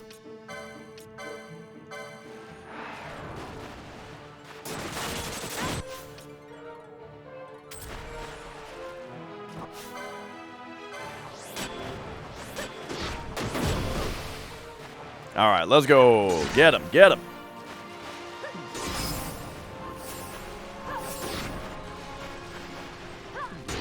Hey, we got him. And look at that. Instantly, everything down here was all worth it. We did it. I can't help but notice I feel like we're finding rare monsters at about a rate of 1 per hour.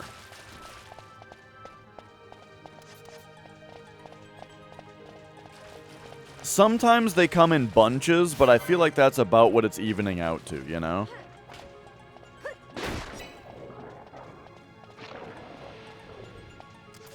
But okay, there you go. That was a cool rare monster, the way that he was like coming down the sewer at us. It was kind of scary.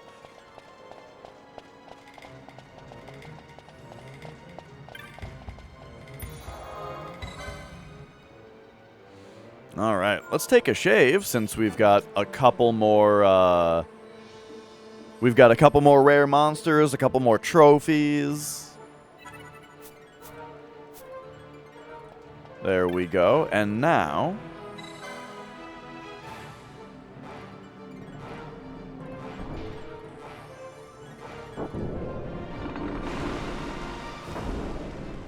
I'm gonna try again putting them in the front, but if this doesn't do anything, then I'm out of here.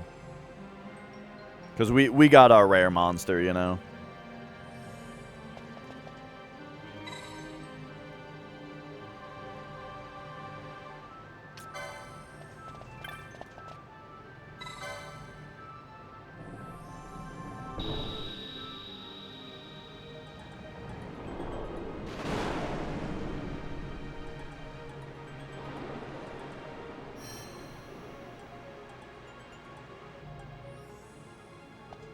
Okay, so that opens that.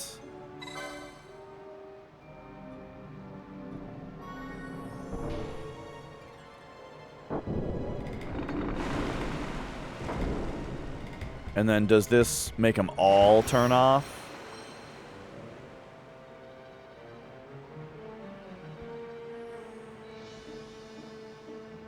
Yes. And if we put this one in, it does not turn anything on. That's so weird. Because I swear this is like what we did before to get the one thing open, and it's weird to have it not be accessible to the player anymore. Yeah, it doesn't do anything anymore. Well, I hope that's not where the ghosts spawn. Anyway, let's get back to the overflow cloaca. We found a rare monster, and I'm happy with that. This has 2 ways to go? No.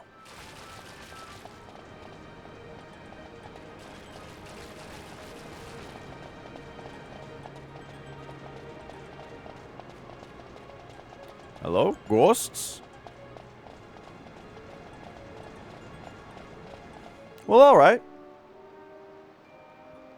I would have, so if we hadn't found that alligator, I would have put those gates back in and then been like, well, that sucks. I guess we didn't get anything here. But the fact that we got that rare monster right at the end of my running around down there, mwah, perfect. That makes that made it totally worth it. So, pop in the bestiary here, take a look down. We got this guy, yeah. So, all right, let's. If we were to just look down the list,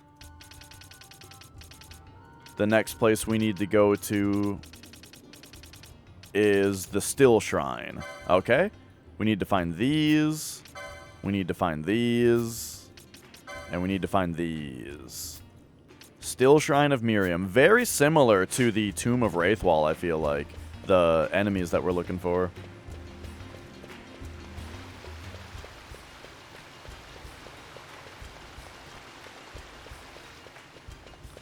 Besties.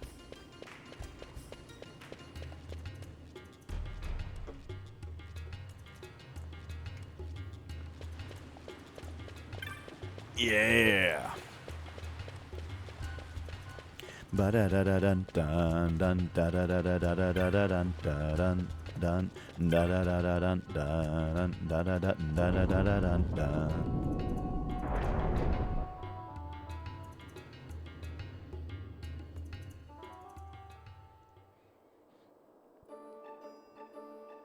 Okay, there we go.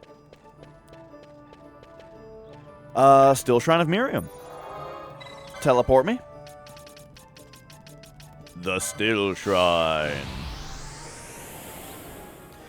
Lives in a van down by the river, down by the sand sea.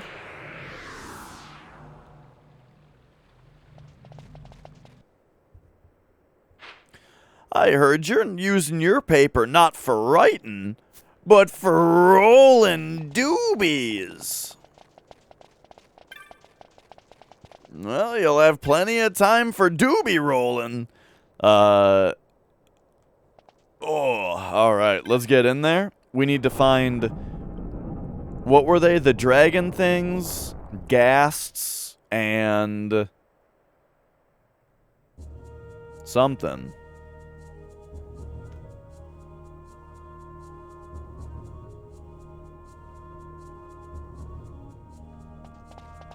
Alright, here we go. Yeah, Dark Mare, that's what it was called. I don't know if any of it is going to be all the way down here. Let's just go through this room. So, bring me this way. Oh, wow. And bring me down here.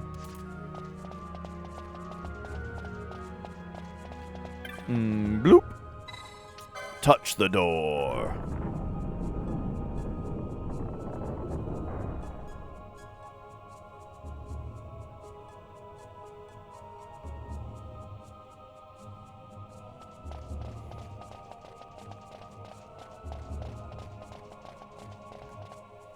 Could it be this way? Yes. But first, just a glance. Okay. You know, one thing that, I'm finding it to be very enjoyable to run back and check all these places again, because it's just this game is gorgeous, and just, like, running back through all these places and just kind of solidifying my memory of what all these places are and what they look like, you know, I think that that's enjoyable as well. And yeah, that's something that I haven't talked about enough, but I have been thinking, is that, like, if this game came out today, imagine how much these characters would be yelling and shouting at each other about everything. Go get 'em, girls! Oh! This one's powerful. I've been poisoned. Oh, he sure didn't like that one. Oh my gosh. It's just the worst. You know, I like as much as I talk up the game Xenoblade Chronicles. Oh, man, that game has a lot of shouting during combat. Jesus Christ. My rifle's getting hotter. Now it's roaring time.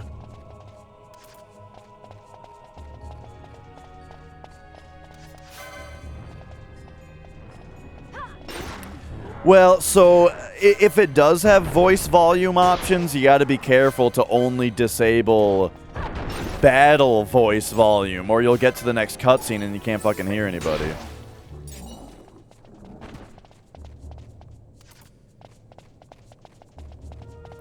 Who built these things? Yeah, well, that's the thing, is they were built a long time ago, and now they've been, you know,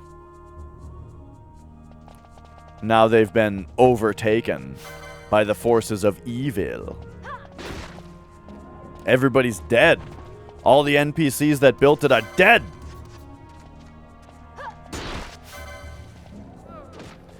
Well, so one thing that really solves the problem for me, though, with overly talkative NPCs during combat is just playing the game in Japanese, you know? Like, if I hear the same phrase in English 100,000 times, I'm getting very annoyed. If I hear the same sound bite in Japanese, it doesn't bug me. Because, yo, Galactic. Because, like, the fact that I'm not hearing the same notion, you know? Just hearing the same syllables over and over doesn't bug me so much. Because those are just words, right? But it's hearing the same notion over and over again that makes the characters seem like idiots, you know? Like Rhine. Now it's Rhine time. For the 500th time that Rhine says now it's Rhine time, it's like, dude, when isn't it Rhine time? You know, like, now I'm getting annoyed just because the thing that you're saying is stupid.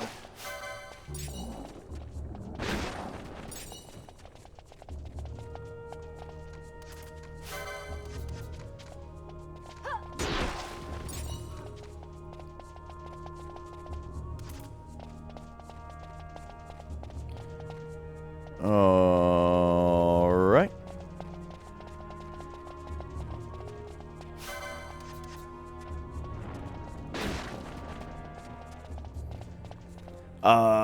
Which way am I going here? If I go down, it's a dead end. Yeah, I think we want that.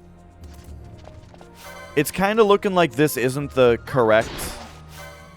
Oh, here's a ghast. No, this is good. Boom, there's one of those guys that we need.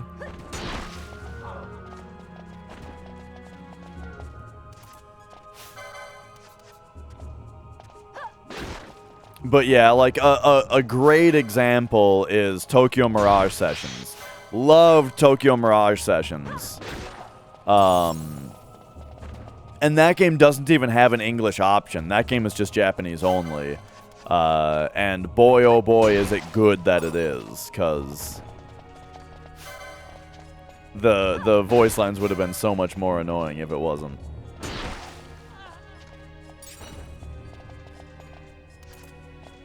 It doesn't have bitches calling him all day, asking if he wants to go bowling.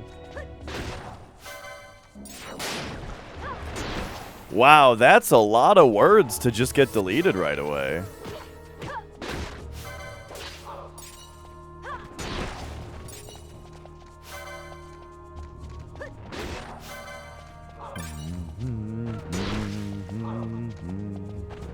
It was so many words that I actually did stop and read a few of them.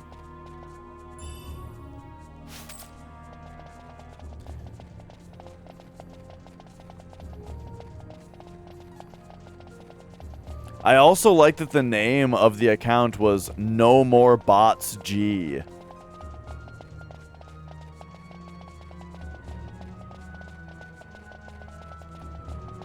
Alright.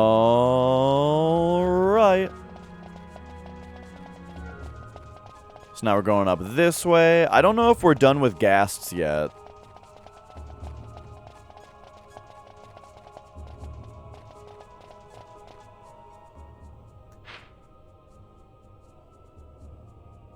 Yeah, there's a bit of an ebb and flow with, like, how many bots you generally see on Twitch spamming shit. Yep, just looking for, well, not the rare monster, we're just looking for rare monsters in general.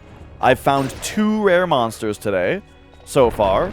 One of them I found in, the Tomb of the Wraithwall. And one of them I found in the Garam Scythe Waterway.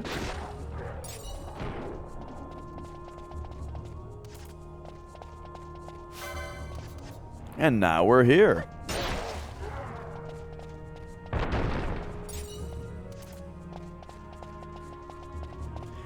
Yeah, the follow bots that came in, like, packages of 200, those were the most disruptive. This is the Still Shrine of Miriam. We're looking for ghasts, dark mares, and some dragon thing.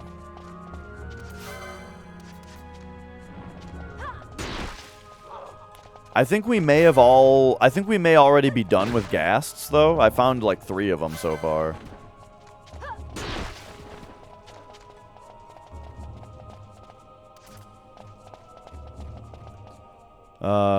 Let's see. Which way do we go here? I might as well just go back down this way.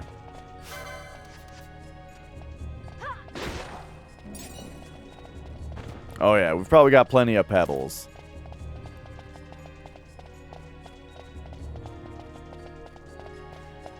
Lobos always said pebble when he picked one up. I know pebbles are in Bloodborne. I don't remember them in Dark Souls 2.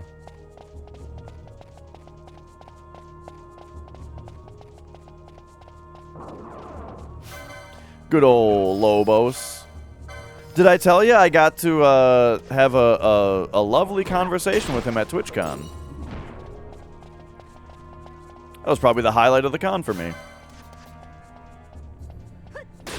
Yeah. Oh, someone leveled up.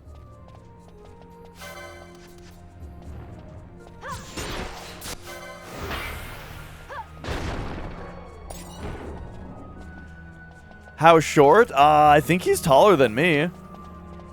I think he's like 5'10 or 5'11. I think he was like an inch or two taller than me. And I'm 5'9.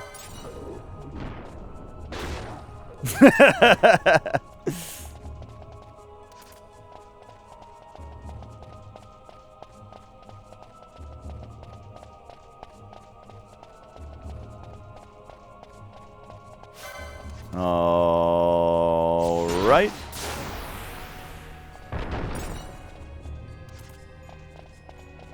Oh, and this is a thing we can do now, by the way. Check this out. I can say, like, hey,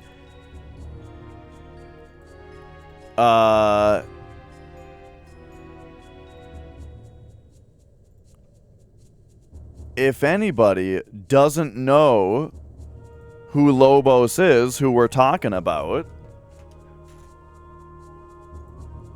check it out. I can do this.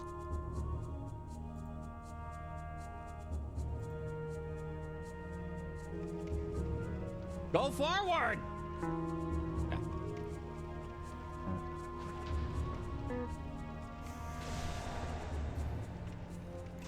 He's so pleased. He's so pleased with it. He did a whole playthrough of Dark Souls using an electric guitar as the controller.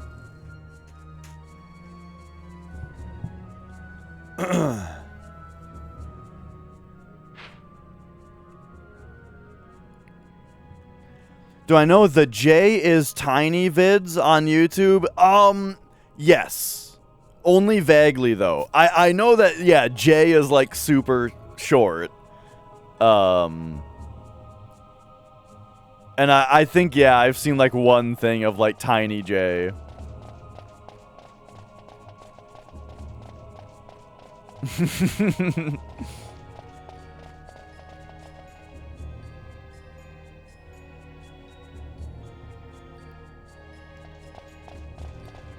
All right. Let's go.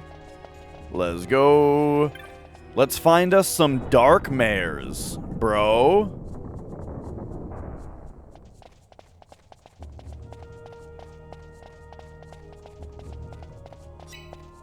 Eh?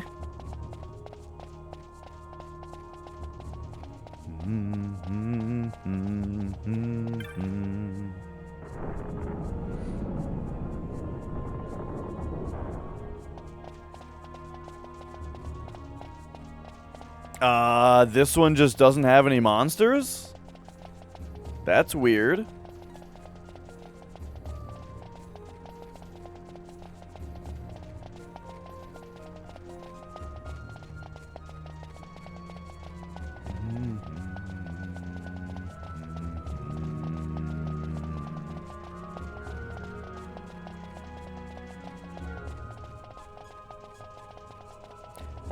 I wonder if you have to actually interact with that statue in order to get the monsters to spawn.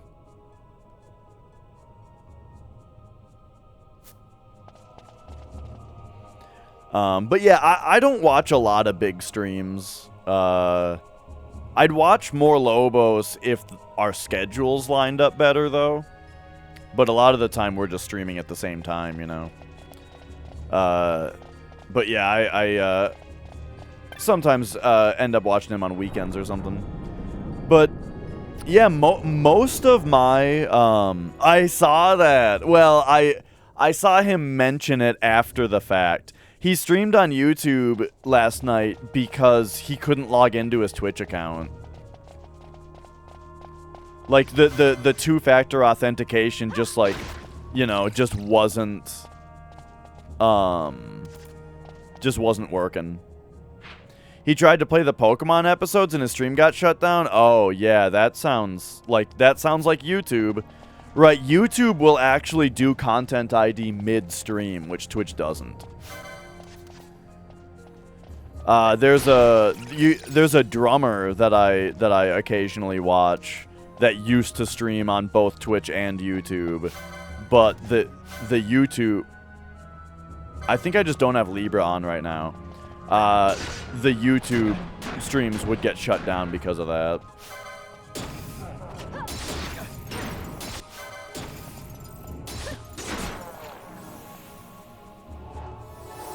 But yeah, he couldn't log into his account because of two-factor authentication last night, and so just streamed on YouTube.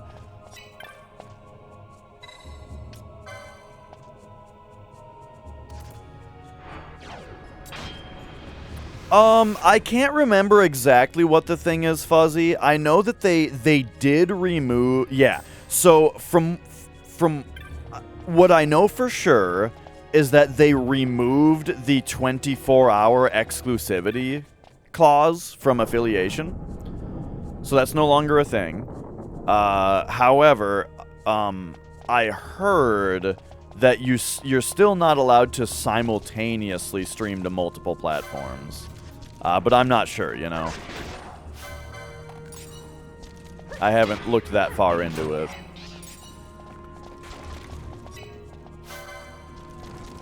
Because I don't really want to stream on both platforms. I don't like YouTube gaming from what I've used of it. And also, the idea, like, managing two chats for a co-op stream is difficult enough. You know, managing two different chats for two different platforms as your usual thing also sounds annoying. Wait, is this the is this just the room where we fought the boss? Yeah, YouTube streaming is a terrible experience from what I've seen. Like watching streams on YouTube gaming, even, I mean to say, is terrible. Oh yeah, this just sent us all the way to this boss room. Yo, Pinkman. The sub goal, well, each sub contributes 5 to the number. And then the same exchange rate also applies to bits or just tips on coffee.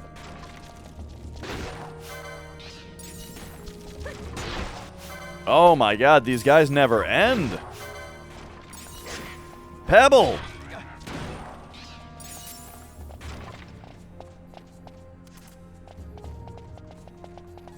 Okay, so if I hit this, does this teleport me to, like, just across to where I can maybe fight these guys I'm looking for? But yeah, Twitch has a much better, like, chat setup with emotes and stuff, and just the way that chat looks, how moderation works on Twitch is better. The general community etiquette of Twitch is much better than YouTube. right? Yeah, like Twitch has a couple issues with its service, you know, but for the most part, just the user experience is so much better than the competitors that it's nuts. Blood Gygus? I don't even remember these guys. Whoa! Holy shit! That's 25 of them. What the fuck? 25 goddamn gift subs from Pinkman? That is a crazy amount, Pinkman. Why, thank you so very much for that. And holy shit, that is a gigantic chunk of the goal taken care of. And so, you know, still having 2 more days of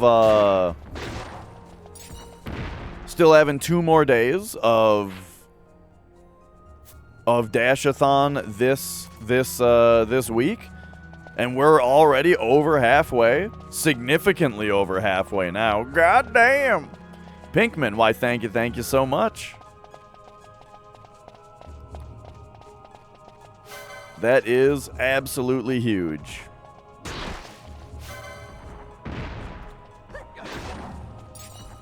Alright, boom.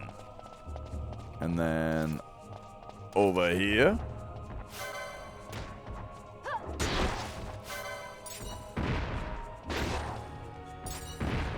So we fought 1 Dark Mare. How are we looking on the clan primer here? Okay, we've got a special mark. Okay, because we finished gassed. Whoa! Tim! Gifting a sub on over to Fuzzy Boots. Why, thank you very much. Alright, so we're done with gas. We need 5 more Dark Mares and 4 Dragon Avises.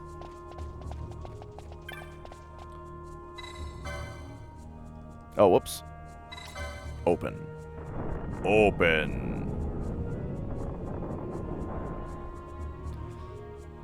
Ba-da-da-da-da-da-doo. Alright, what room is this now? This was like a different boss thing, maybe?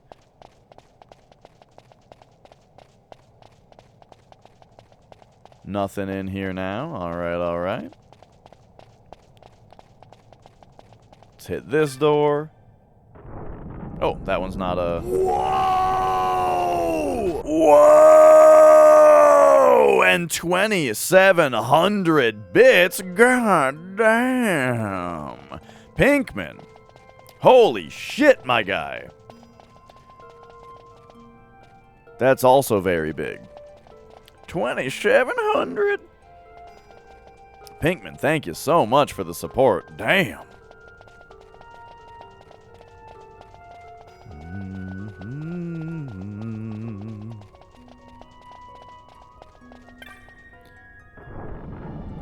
Oh, we are getting there. We are hitting our, hitting that quota that we need.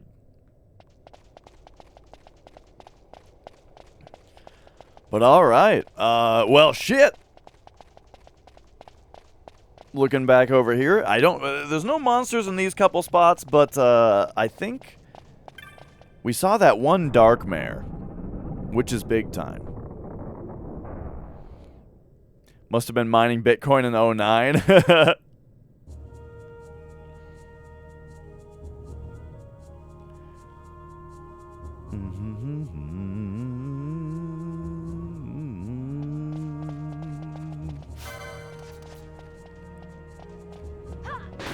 Boom.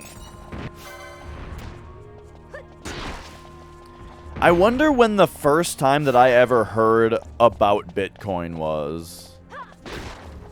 I feel like it wasn't until, like, 2016, probably? 2015, 2016?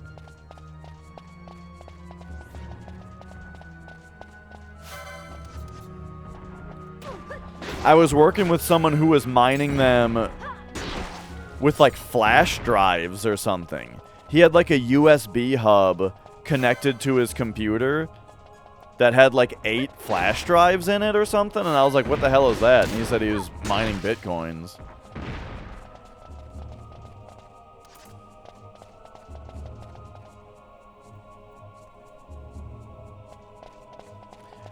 Yeah, I still don't fully understand the purpose, right? Like, people say that, like, oh, it's decentralized value, money or that kind of thing, but, like, I still don't really understand what the use case for that is.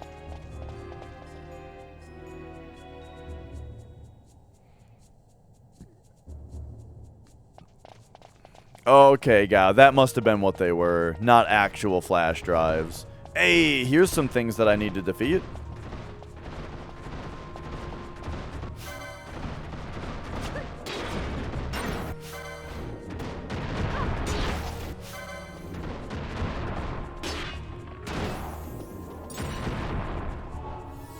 Right. It's super funny, though, whenever you hear, like, crypto people address the problems of crypto by like, suggesting centralization. You know what I mean? Not intentionally, right? It's just the solutions that they come up with to the problems always involve some kind of centralization. You know what I mean? Some kind of authority to come in and make sure that these problems don't happen. Yeah, that's not...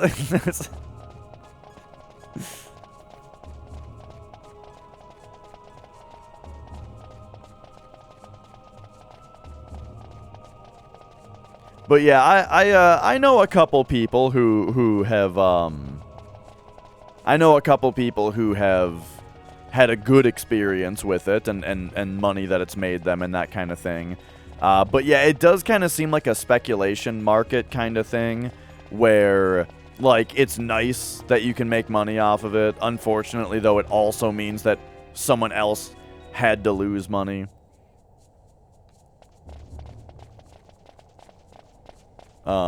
But yeah, it's more so than that kind of stuff, though. It is always funny when, like, when there's some kind of big problem that happens, like a big scam or something like that, and then people are like, well, you know, if we just implement this authority over it that stops this from happening, you know, that's all we need. But then it's not decentralized anymore.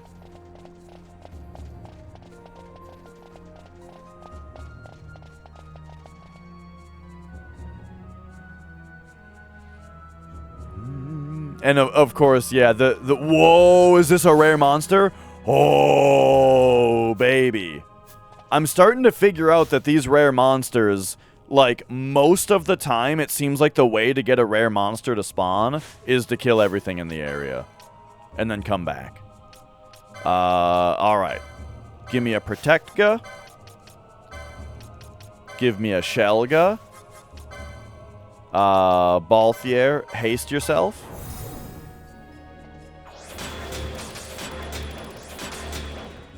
Alright. And then everybody...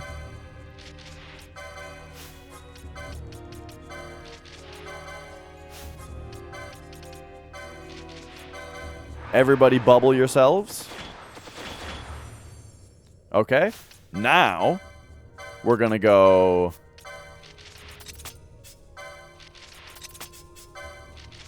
Thief's Cuffs on everybody. Gambits. Turn stealing on. Let's go get this motherfucker. Let's go!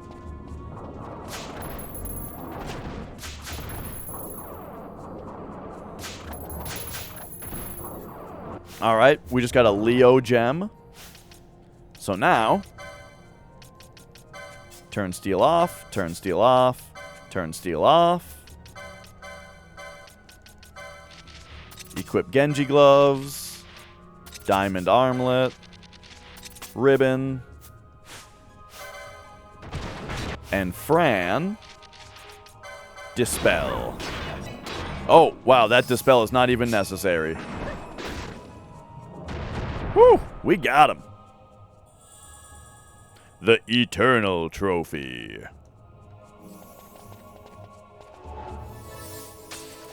Very nice.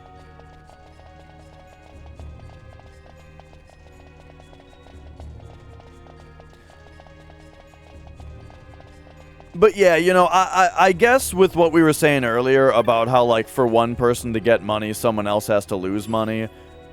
Megalixir. You know, I guess the person who lost money is somebody else invested in crypto. So, you know.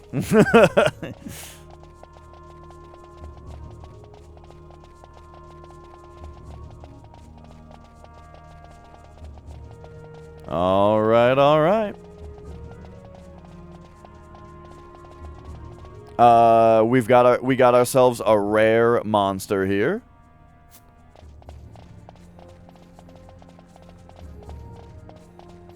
Now, I would like to see those regular dragons back because I think I have to defeat one more of those.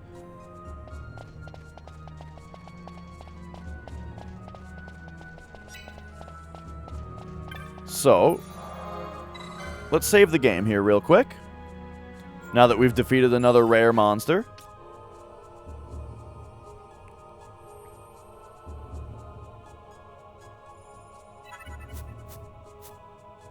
By the way, this whole rare monster hunting thing might not even be the right thing to do as far as getting that last hunt. However, it is fun. So even if I, like, the thing that I kind of most fear about what I'm doing right now is that we are going to reach a point where I cannot find any more rare monsters, and Mont Blanc still won't give me the hunt, and then I just gotta be like, oh well, guess I'm done, you know what I mean? With no real big payoff to the hunting of rare monsters.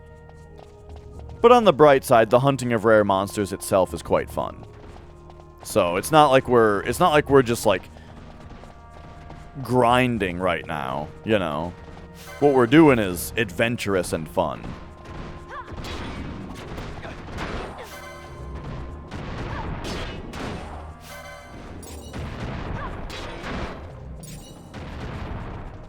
All right.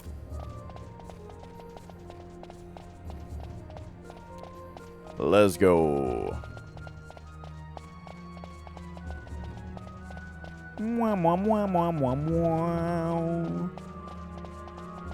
The thing that I'm always hearing with crypto markets is that, like, the story has happened a million times where somebody has a game idea. It's always an MMORPG. Someone's got a game on Kickstarter, and they get funded. They get funded for their game, and then instead of funding their game, they think, well, I could just invest it all in crypto, and then, with all the free money from that, I have the game funded and some extra money to spare. And then they just lose all the money in their crypto investment.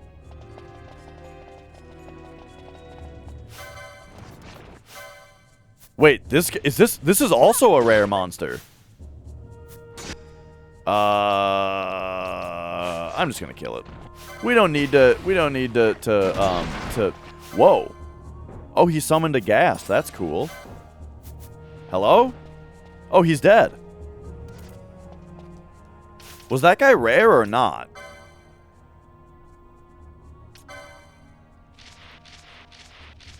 Okay, first of all, we got this, so we just need 5 dark mares now. And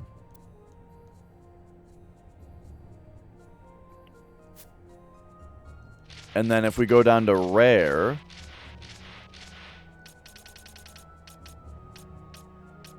no. Okay. Oh, wait, yeah, he's right here. Oh, but he's only a 1-star rarity, so we've already fought him.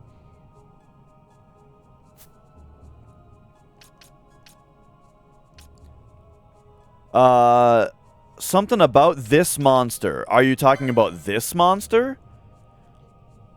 Just a fun thing some people in chat might appreciate knowing. Sure, yeah, go for it. Oh, this guy's also a 1-star rarity. So I think we're at like, is that 34 now? 2, 4, 6, 8, 10.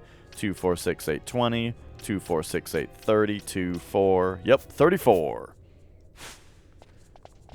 We almost have half of the rare monsters.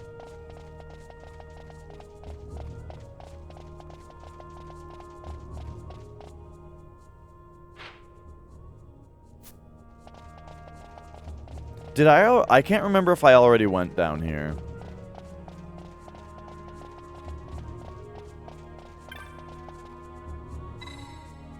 Oh, right, gotcha. I think somebody mentioned idle farming in this area before.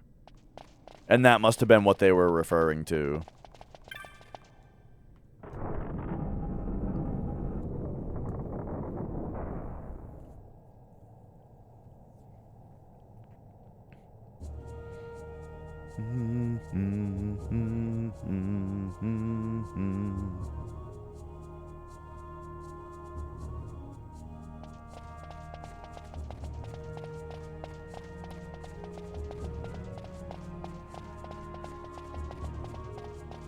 Alrighty.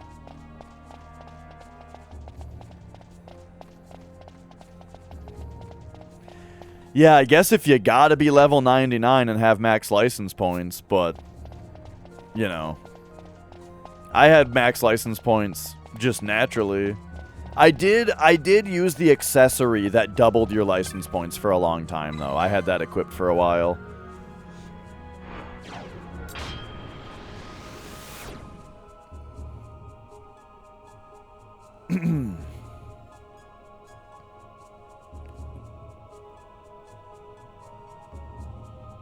Okay, so the Dark Mare Whoa! The Dark Mare appears to be another one of these. Wait, this thing is also question marks even though I have Libra? That's interesting.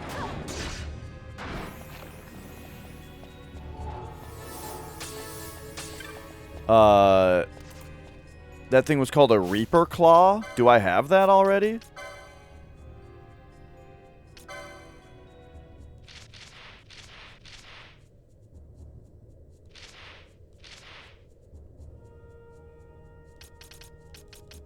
It's not in here.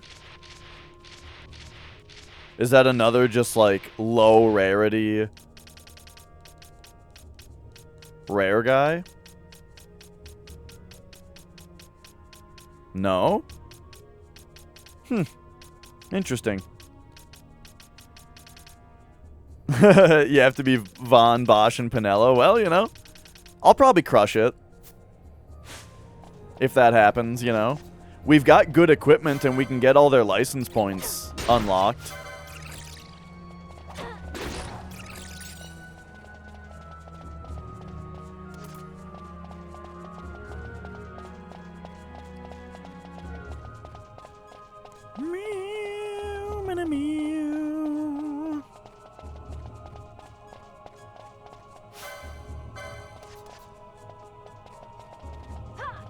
All right, well, yeah, what I was starting to say is I think the Dark Mare is just another one of those monsters where it's like, this is the one where it's unreasonable to expect the player to fight 5 more of these, because only one spawns. Unless they spawn more frequently in a different area, you know? That might be a thing.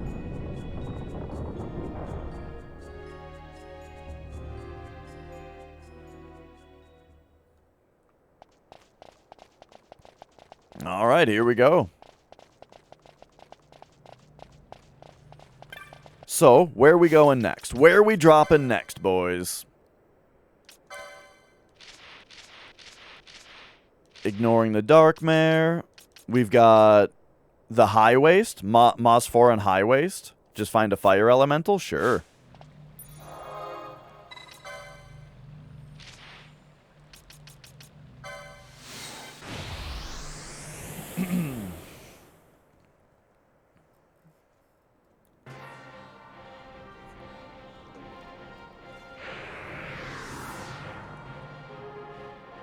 All right. Funny thing was, I did pop back here for a minute recently, looking for some other rare monster. And I saw a fire elemental, but I didn't fight it.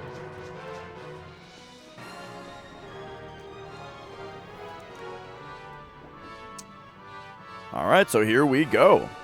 We fought one rare monster here already, but it was like a specifically spawned one from the Hunters Guild that they told me about.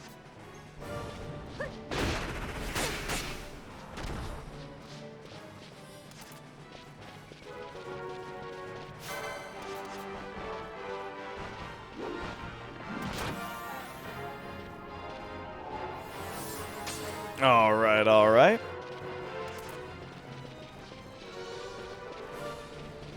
It's funny that we're this far into the game, though, and I still don't have that telekinesis technique. It must just be in a shop that I never looked at or something, you know? It's gotta be.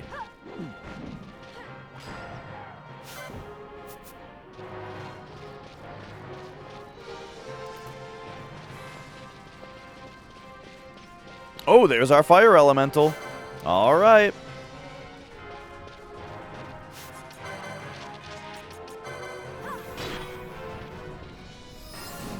Get him.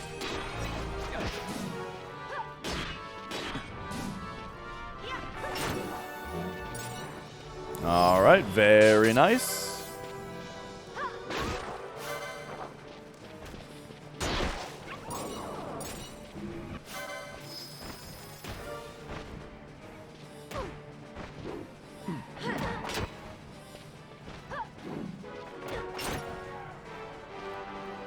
It's almost like it's generally a good idea when looking for rare monsters to just kill everything in a room and reload it, like, in like every room.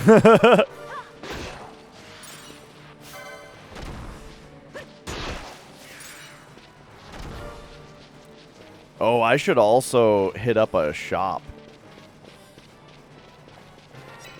and sell all of the crazy amount of loot that I certainly have right now. Oh well, we're Vaughn again. Vaughn again. Kurt Vaughn again? Just to alright, let's pop down to the shop over here. Shell some stuff. Hello.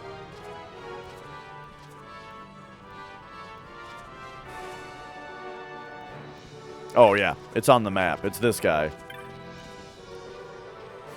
Okay, okay. First of all, what do you have? Right, he has 1,000 needles. Oh, yeah, we could use a bunch more remedies. I've been getting lower on those. Alright, and now let us sell. Go over to loot. Oh, boy, this is going to be a minute.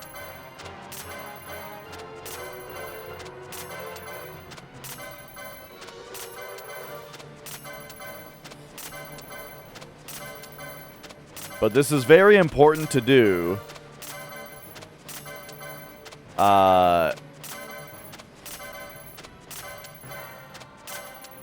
Because this might unlock us another bazaar item. And hey, for all we know, the bazaar is how we get telekinesis, you know?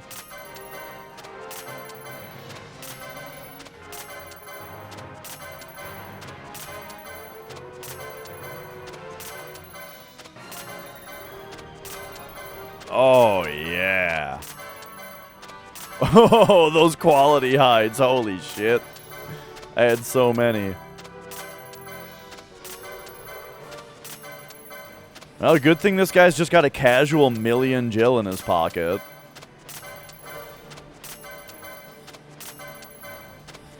Are we going to hit the 2 million mark here?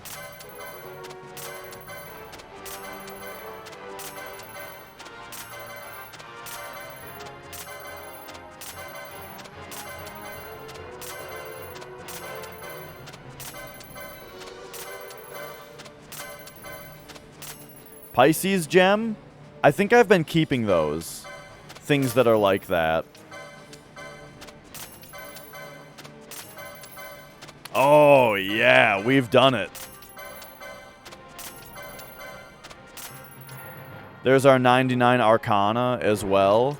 Yeah, I've been keeping the different gems for what I don't know why. I just feel like keeping these. All right. Well, I've got 99 Arcana again, but a bitch ain't one. I'm just gonna sell these again. Every once in a while, I just dump my Arcana because you get so many of them. Not the high Arcana though. I'm not selling these. You only... Oh, new Bazaar goods. Here we go. The Alluring Finery. Lamaya's Tiara.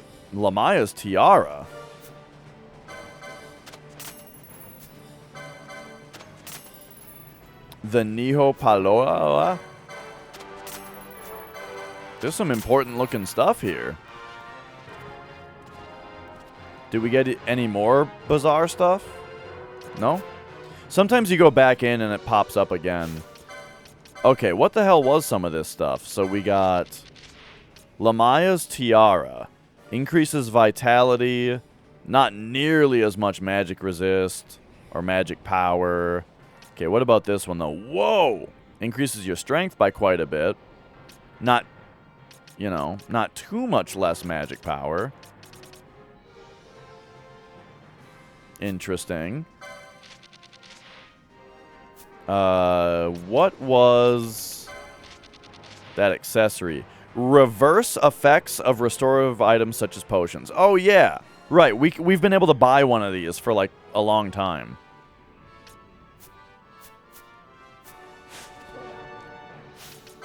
Okay, I have to do something here. Give me an auto sort.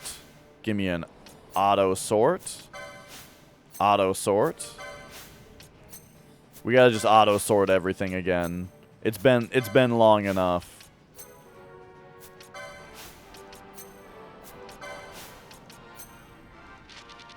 Oh, nice. That put ribbon back on the bottom. Very good. Okay.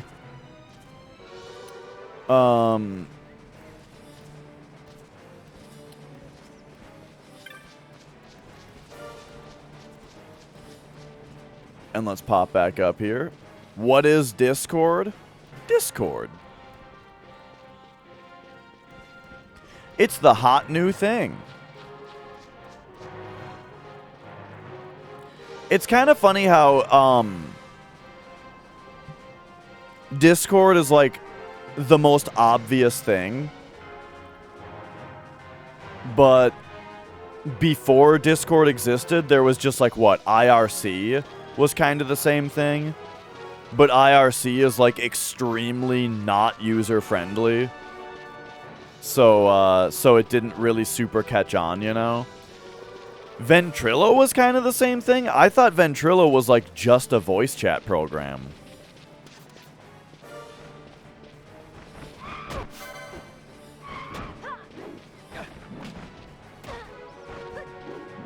There was TeamSpeak.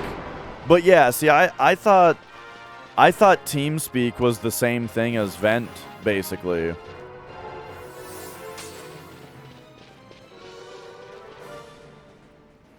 Yeah, yeah.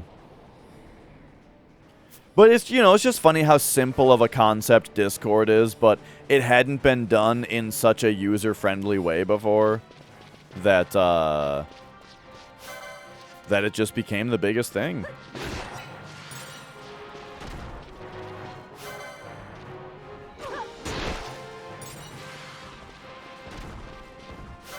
Alright, here's these guys. So have we found a... We have not found a rare monster here yet. I just found that fire elemental is all.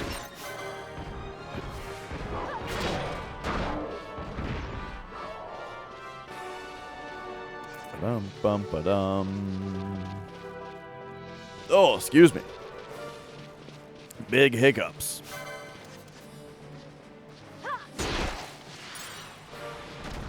I've been on Discord a little bit more lately. just paying attention to other Discords. I usually don't have anything to add to a conversation, though. Anytime that I go on a Discord and there's a conversation that's interesting and I have something to add, the conversation is always way too old. And there's a bunch of, like, And like, the conversation has always moved on. You know what I mean? And so I can't add anything to it because they've already moved on to something else, and it would be weird to bring it back up.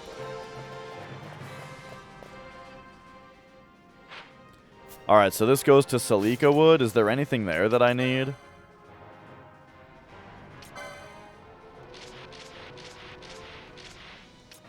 So here's the fire elemental, which we did. Very nice. And now, oh, we need 8 sprinters and 4 of these. Wait, these are in the Salika Wood?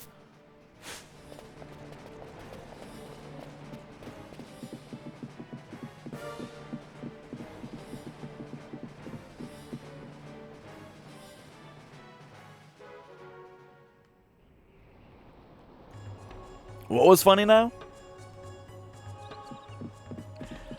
So what I remember kind of being the thing that, like, got a lot of people off of Skype was that it turned out to be kind of a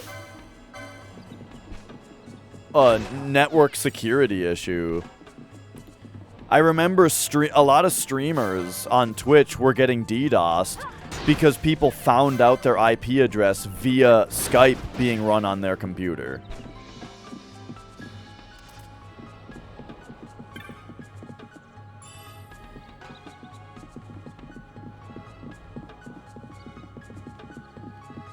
So I don't know if I had fought these weird hairs before. Because they're green bar, so I might not have ever bothered to fight these guys. Yeah, it looks like they just showed up. And we need 9 more of them because of that. Yeah. See, I didn't do much fighting of green bars.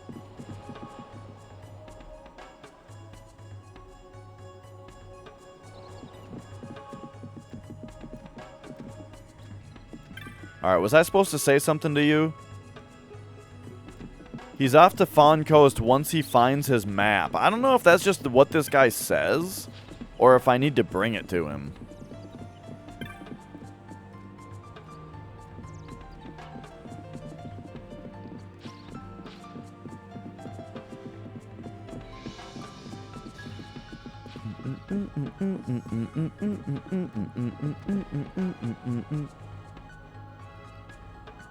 All right.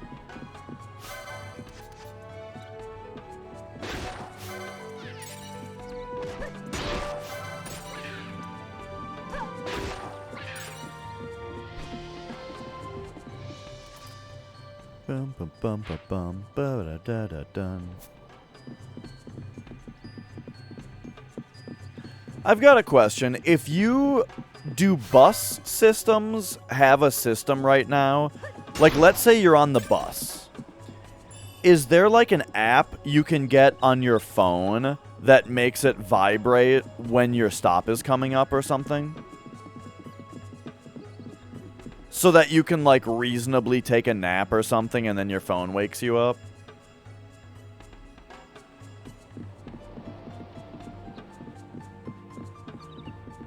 That seems like something that should be a thing.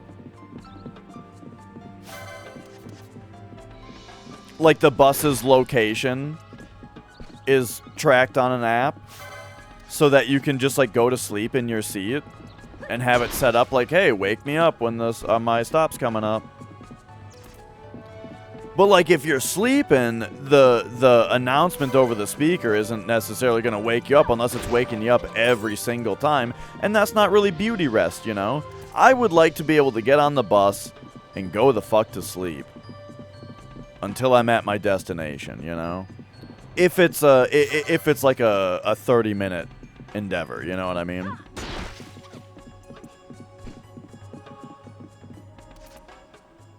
I feel like that's $1 million idea right there.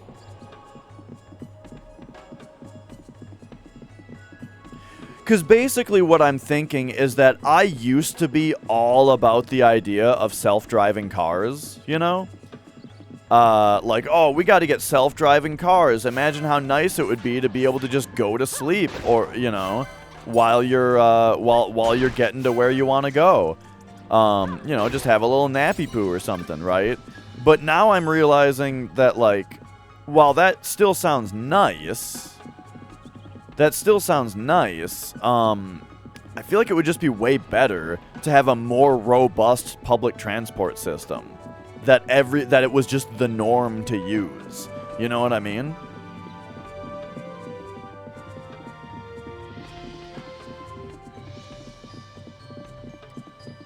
But I don't know. Maybe that's just not necessarily too feasible.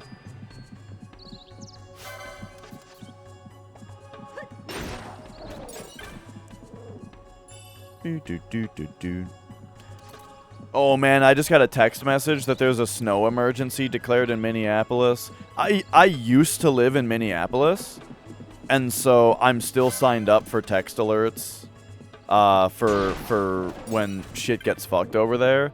And so now every time I get the message, it's just like, yes, I don't have to deal with it. Because a snow emergency in Minneapolis is where it's like, you're only allowed to park on, like, the right side of the street between this hour and this hour, and then the left side of the street between this hour and this hour.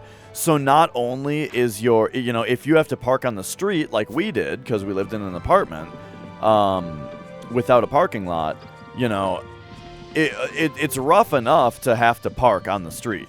Then during a snow emergency, there's only half the parking because you have to park on only this side of the street, you know?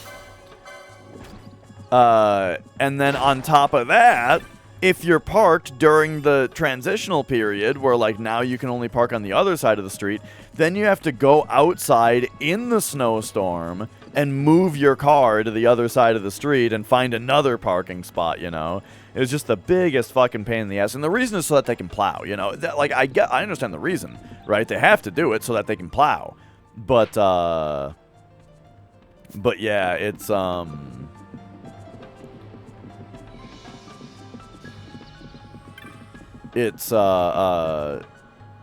it was very, very annoying to deal with, and it's still nice. Years and years, you know, I haven't lived in Minneapolis for 10 years now, but it's still fun when you get the text message to just be like, yes, that's something I don't have to deal with.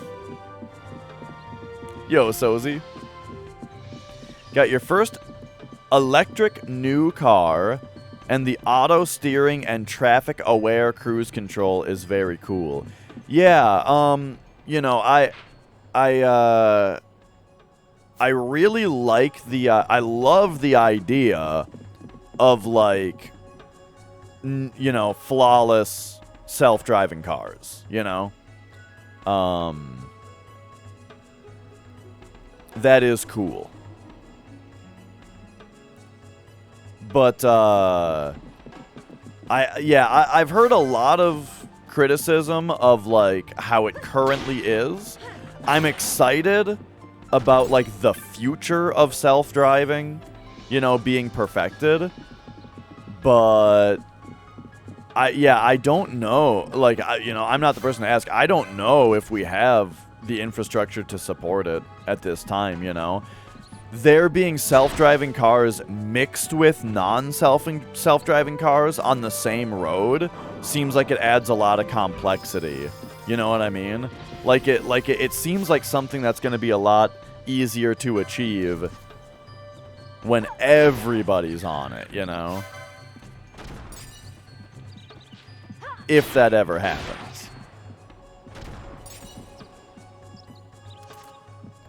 But you know what I mean, where it's like, it's a lot easier for a self-driving car to interact with other self-driving cars, I imagine. Like, imagine everybody starts going over to self-driving. And then at the point where like everybody is on self-driving, there would have to be a lot of like, there would probably be a lot of cleanup done on the software, you know, side to like get rid of a bunch of stuff that's not needed anymore, you know. I don't know though. The funny thing is, like, when I was younger, I just had this magical idea about technology and how new technology is so great, you know? And I can't wait for the next things to be invented. But I've become a lot more cynical lately. Where it's like, yeah, the thing is, like, everything releases with bugs. And code rots over time, you know? To where, like, if it's all software based, it's all just gonna get super like outdated and you know.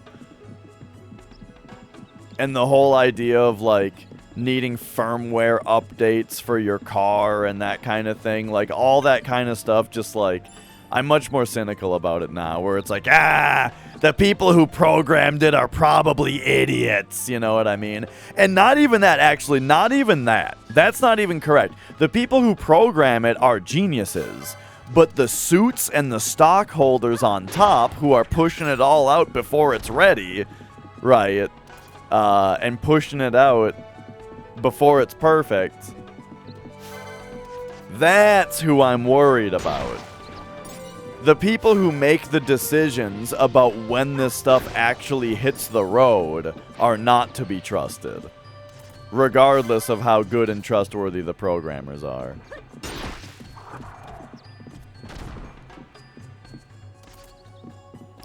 So, that's kind of the big thing for me, right? Is that, like, no matter how good and earnest the engineers themselves are, the people in charge are not to be trusted. So, you know, I'll be watching the development of self-driving with a cautiously optimistic eye, you know?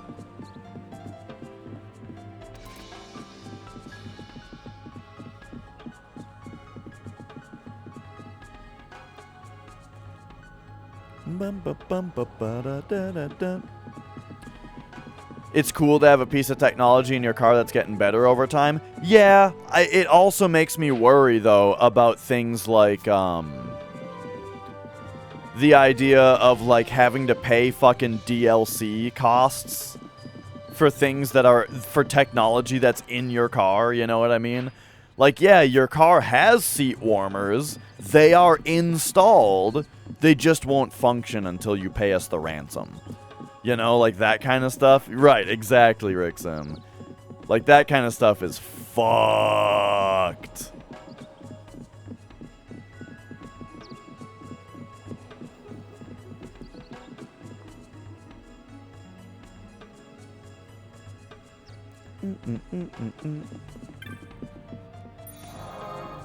Okay, I'm not sure where we are.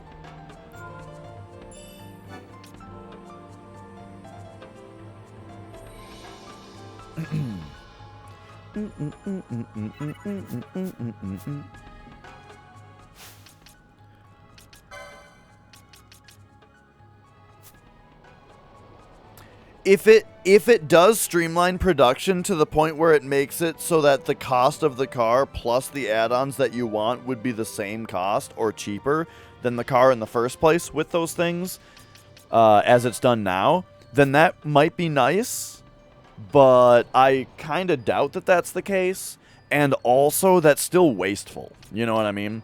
Like, it's wasteful to overbuild a car and then not use part of it.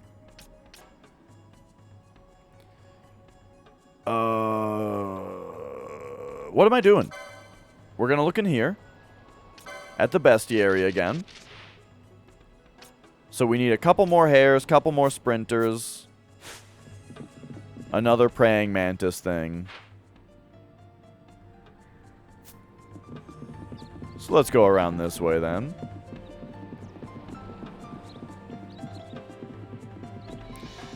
But yeah, there's no doubt in my mind that year by year, and if I keep on, if I keep streaming live, or if I keep having some kind of presence, right, that people are able to watch, no doubt I am gonna just become increasingly crotchety old man year by year. It'll be a transformation that one could make a movie about.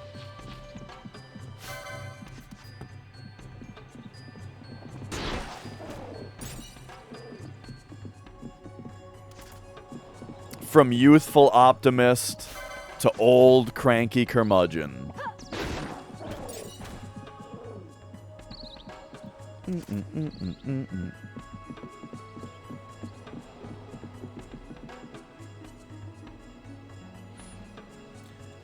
And you know, it's one of those things that's like it's I think there's a lot of things in the world that follow this pattern of being the best thing ever and so revolutionary and so crazy that it also simultaneously ruins the world.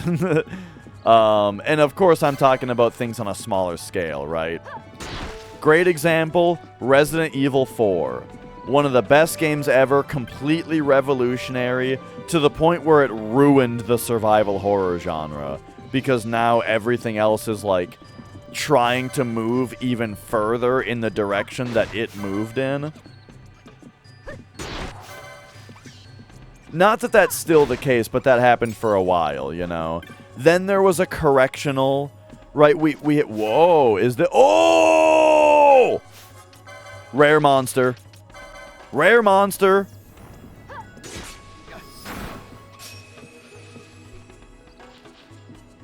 Let's go. Was that a new one?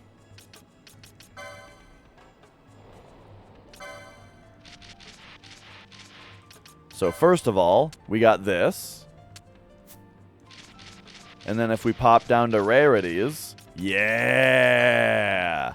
Number 11, 5 stars.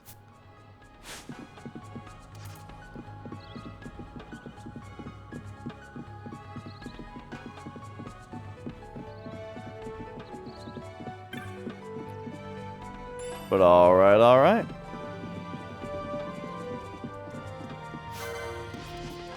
So we don't have to kill these hares anymore.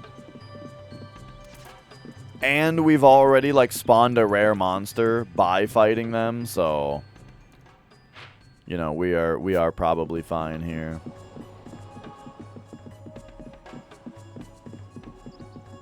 But anyway, like I was saying, you know, there was eventually that correctional period, you know, where Amnesia came out to be like, all right, we got to bring survival horror games back to actually being survival horror and not this fucking third-person action bullshit.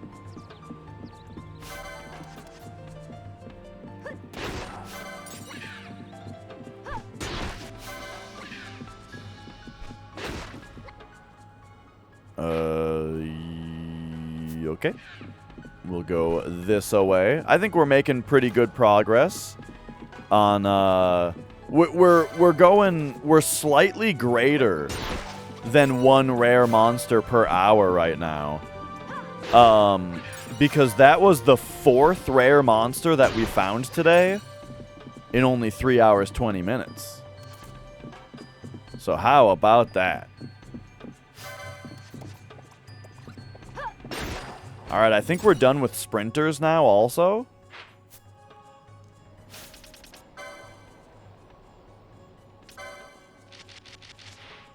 Yes. And so the last thing that we need here is 1 more of these mantises.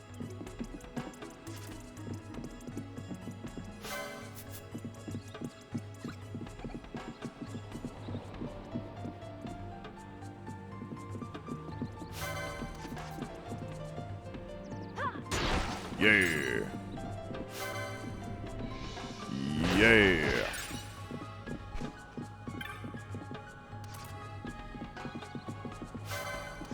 Look at all these. Bum, bum, bum, bum, ba, da, dun, dun, dun, dun, dun, dun.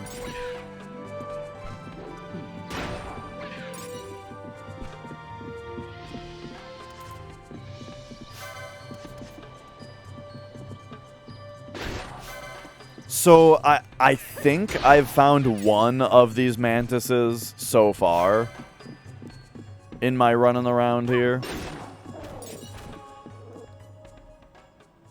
And I don't remember which spot it was in, but hopefully we will just have to find one more.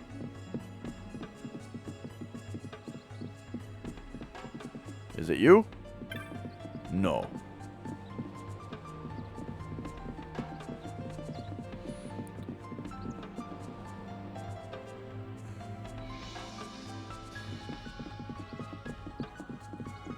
All right. Yeah, I'm hoping that that electric that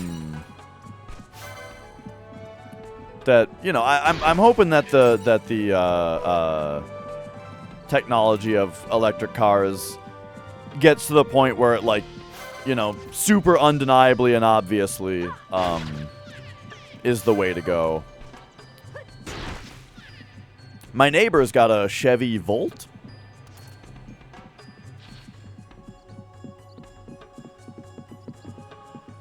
I almost got an electric car, but back when I was going to get a car, the electric cars that I was looking at could only go like 60 miles on a charge, which, especially at the time where there wasn't, as much infrastructure and stuff,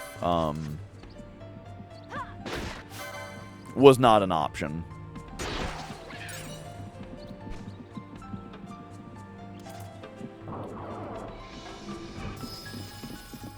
But yeah, it'd be nice to see the technology get better. I don't know about Tesla's. I don't know if I trust Tesla's claims, though. I feel like Tesla is a company that, like, I see that they're pushing the technology and they're doing lots of research and all that, and that's very good. I like that they're at the forefront of trying to revolutionize everything, right? But I take with a grain of salt any wild claims that they make as far as what they've already achieved.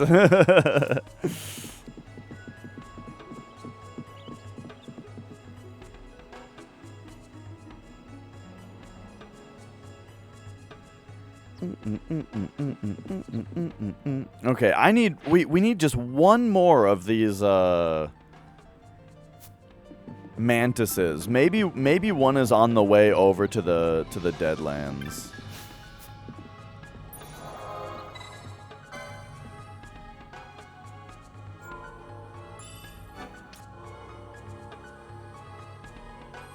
Speaking of Tesla, boy oh boy, do you think their stock is gonna bounce back? I almost feel like it might be a good time to invest in Tesla because their stock dropped by 50% with the whole Elon thing. And so that kind of makes it seem like once that settles down, their stock is going to bounce back and you might make bank. I don't know. I don't know any... This is not financial advice. I don't know anything about trading stocks. I'm just spitballing here. I'm just saying... I feel like their stock has reactionarily overdropped, and they're probably gonna come back.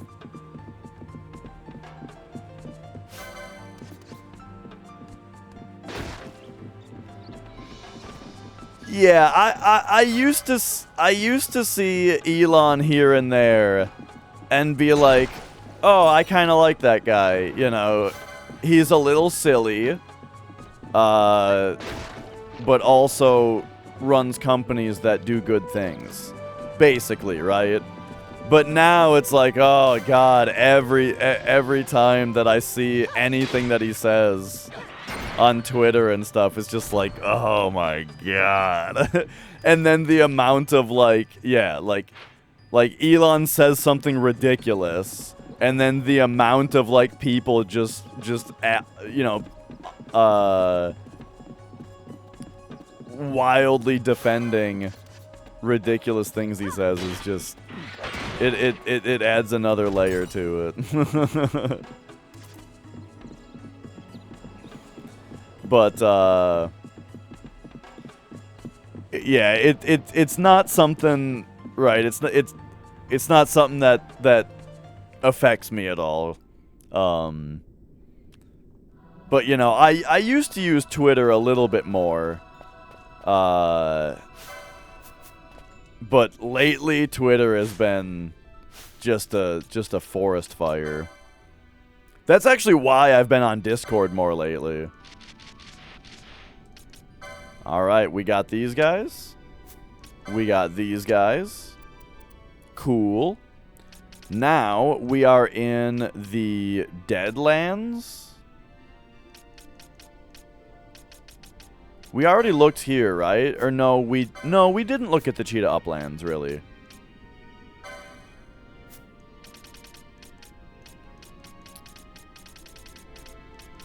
What's the place called? The Nebraska Deadland? Yeah, this is where we're at right now.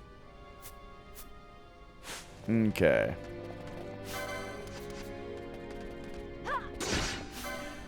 Yeah, so what is... Yo, Moondoggy. It's true, Moondoggy. It's true. I mean, Twitter has always been not a great place to hang out in general. Here, let's turn Protect back on in this area, I think.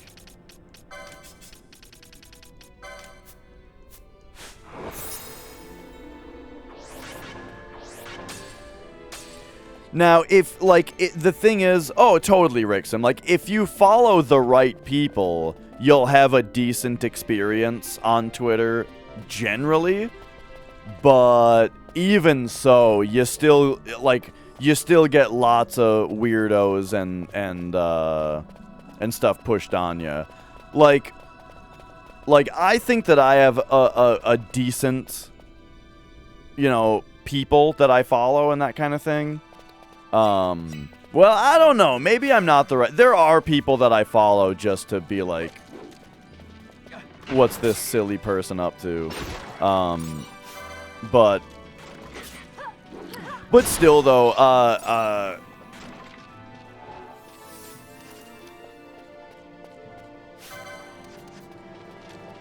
yeah, I don't know. I guess it's a little harder to explain than I was given credit for, but generally it's about who you follow. But if you look, okay, here we go. Here's what I'm trying to say is kind of what Moondoggy is saying, which is that, like, generally you follow the right people, you have an okay time, you know? However, that's only if you're looking at only at the surface, right?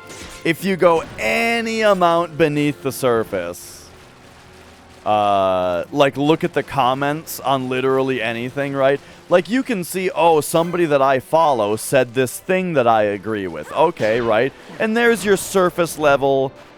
that's what that person said that I follow. But you look at the comments, one layer underneath the surface, look at the comments, oh god, it's a fucking nightmare, you know?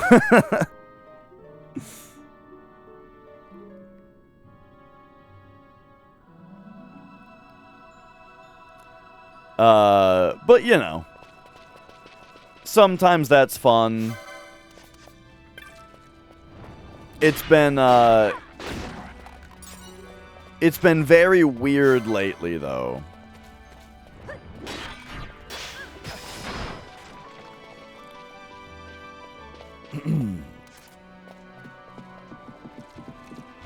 Okay, so is there anything specific that I am kind of looking for here?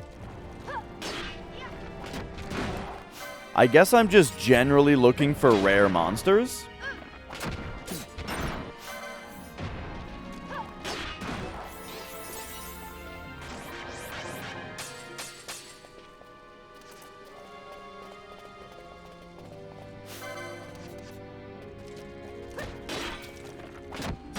Right, yeah, like yeah, that's kind of the whole thing with politics, is that, like, you know, I don't mind reading someone's, or I like hearing people's perspectives, you know? But, a lot of the time, everything is so, like,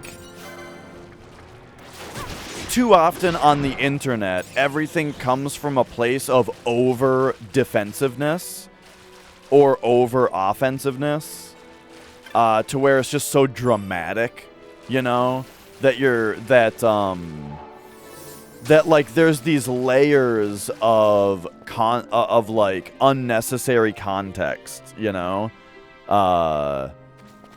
behind what people are saying.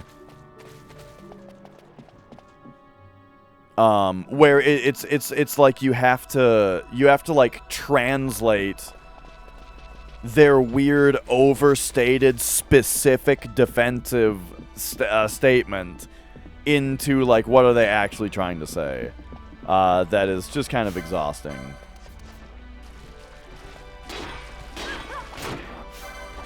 And then the opposite happens as well, where, like, I've had it where I say something innocuous and somebody, like, reads it with this weird political angle on it, you know, that was not part of what I meant.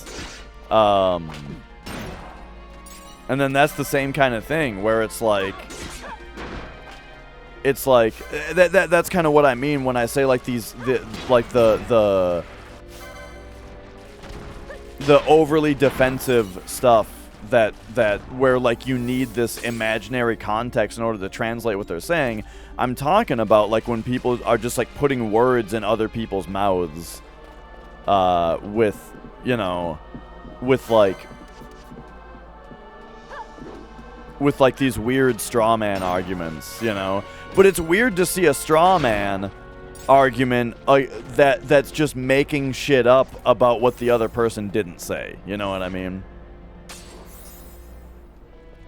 It's like that one thing that gets shared all over the place of the person saying that they like pancakes and someone says, so you hate waffles? It's exactly that. It's so on point, you know?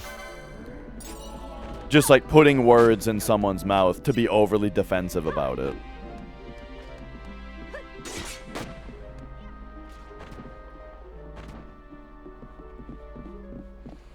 Oh yeah, and the armchair psychology. You see that on Reddit a lot as well. Well, maybe it's just what I see of Reddit, but like, cause I don't browse Reddit myself, but I watch, like, Northern Lion does streams where he goes through Reddit's Am I the Asshole subreddit, you know? And, like, and you know, gives his opinions on the different posts there. And man, the comments there are always filled with like these such over analytical fucking like people thinking that they're therapists, you know.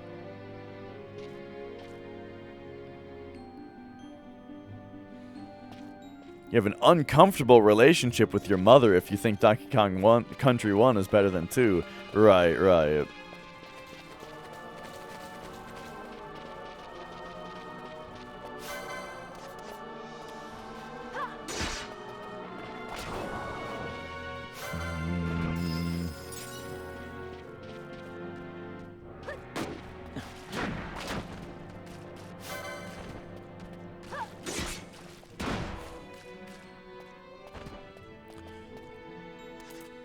Checked forums and Reddits and so on without ever posting somebody.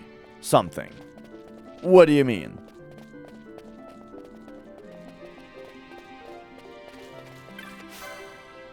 A shield worm.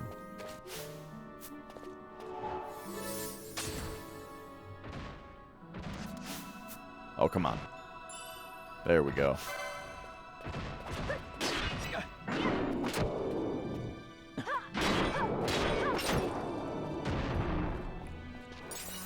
Oh, I see. I mean, not everybody has to post something, right? If you don't have anything useful to add, then don't say anything. Right? Otherwise, you'd just be a detriment to this conversation, wouldn't you? Balthier, get him!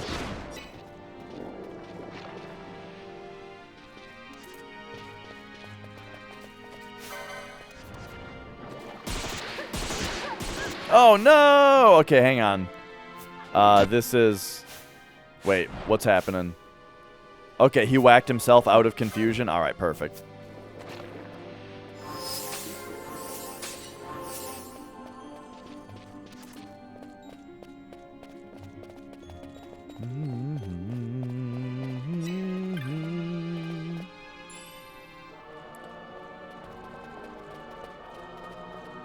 All right, all right.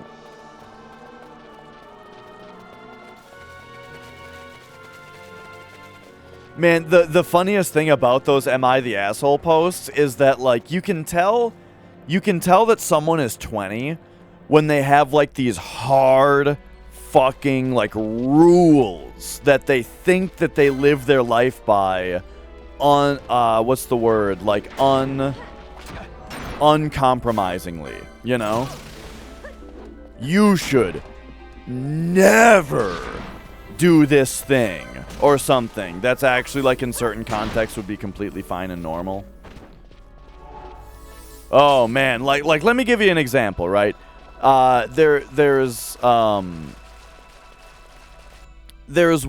one where someone said that, like, there was some, I don't remember really what the whole post was about, but part of it involved, like, them waking up their 6-year-old kid to meet their new girlfriend, you know, because they were a single father, had a 6-year-old kid, woke him up to meet his new girlfriend, and, like, I was blown away by the fucking rigid parenting rules that these people thought that they had.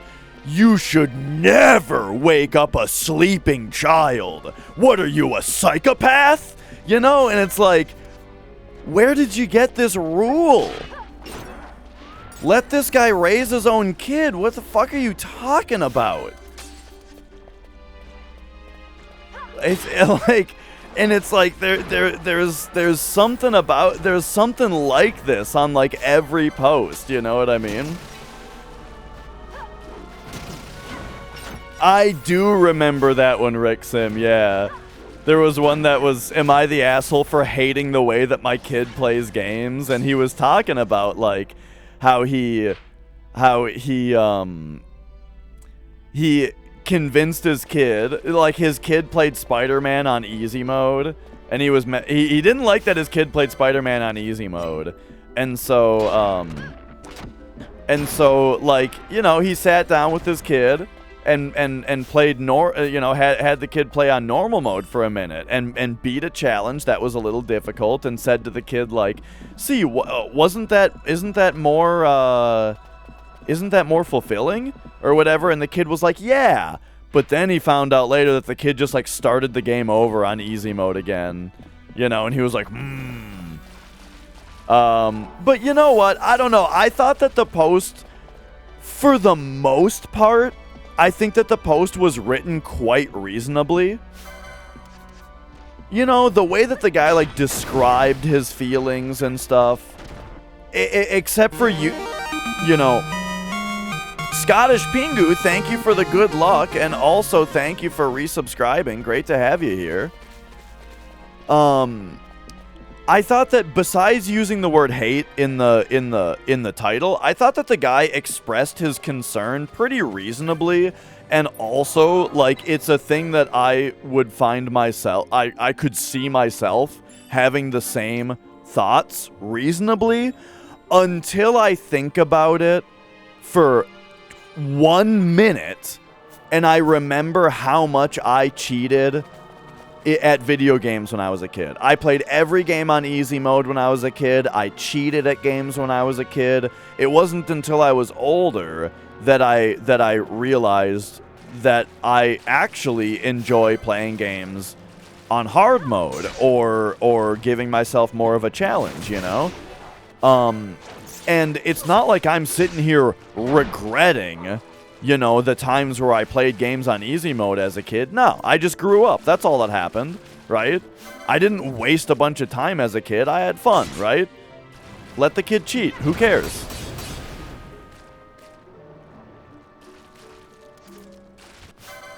But on one hand, though, like I would have those thoughts as a parent.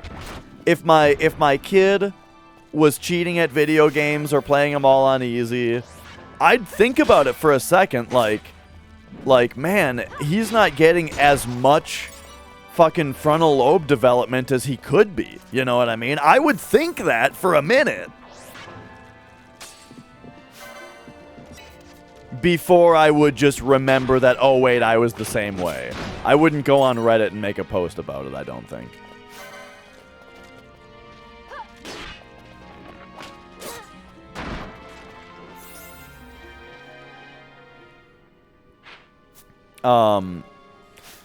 But you know, the thing is, one important thing to remember is that I don't have a child.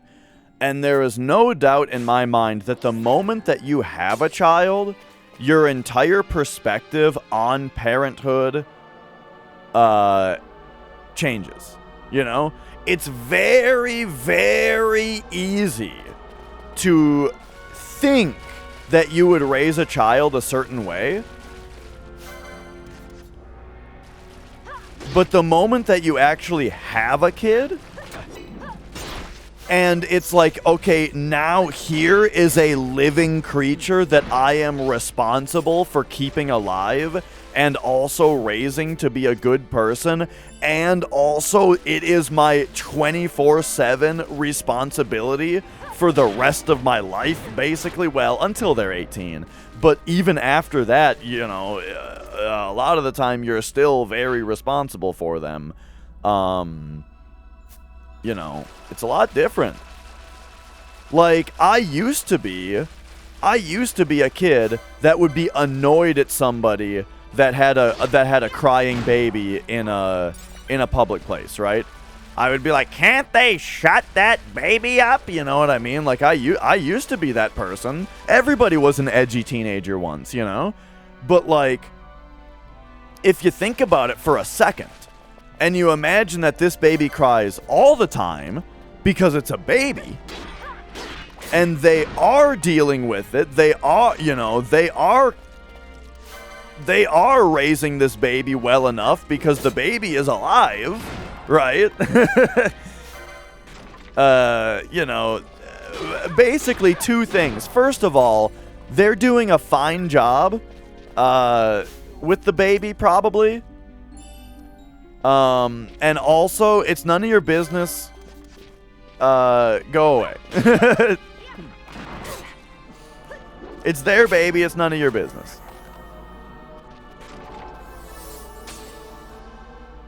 And you know, that's one thing that is one of the things that makes me definitely like aware of myself aging over the years. Is how every year I feel the scope of things that I care about narrowing. You know what I mean? Like, when I was younger, especially when I was a teenager, I had an opinion about everything, you know? You could ask me my opinion on anything, and I would give you an impassioned rant about how you should live. You know what I mean? But things that I care about, and more importantly, things that are my business, narrows and narrows and narrows. You know what I mean? To where now, more than ever, every year, more than ever, if you ask me my opinion on something, I either don't have one because I don't care, or it's none of my business. Because it doesn't affect me, or that kind of thing, you know what I mean? And so the things that I care about narrowing and narrowing also means, though, that I do care about those things more, and I get more enjoyment out of them, you know what I mean?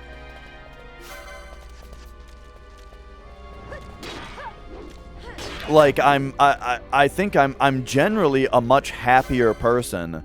I would say every year I'm a happier person than I was the last.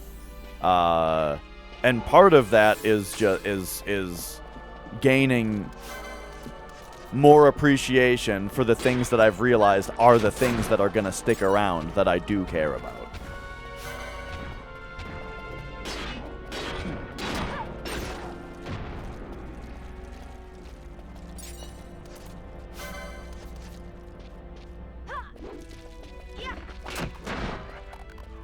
And alright. So what am I doing right now? I think I'm basically just... Well, these things are the same things that are in the Sochin Cave Palace, right? So let me actually take a quick look at the bestiary here and see if we've filled that one out yet. We have. So even though we're in the Deadlands right now, we just got this, which is noted as the Cave Palace. That too, Tim, yeah.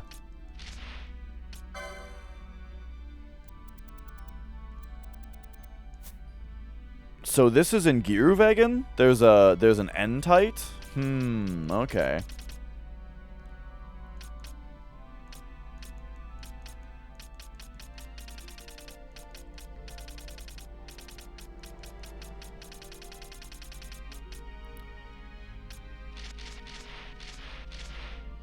Alright, I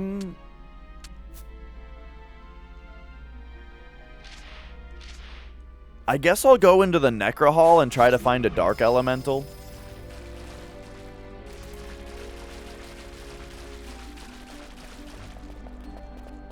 Kid just took a block of butter out of the fridge and bit a hunk off.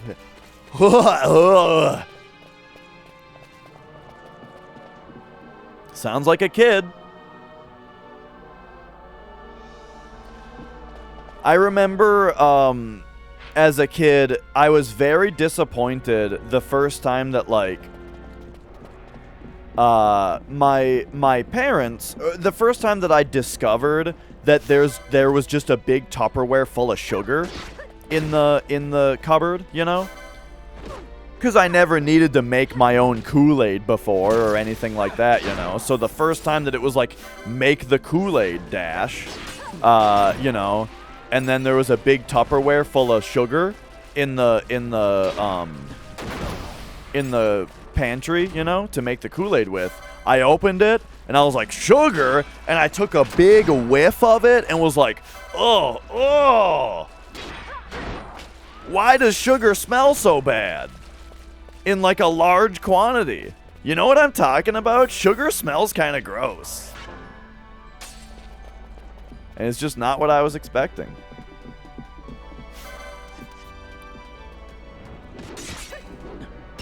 You know what I can eat a spoonful of, though? Several? Is brown sugar. I fucking love brown sugar, dude. I can just take a spoon and just fucking eat brown sugar. It's so good.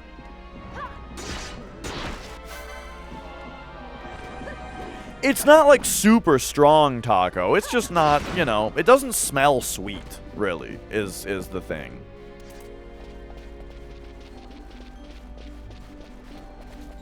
Just kind of smells like feet or something, you know?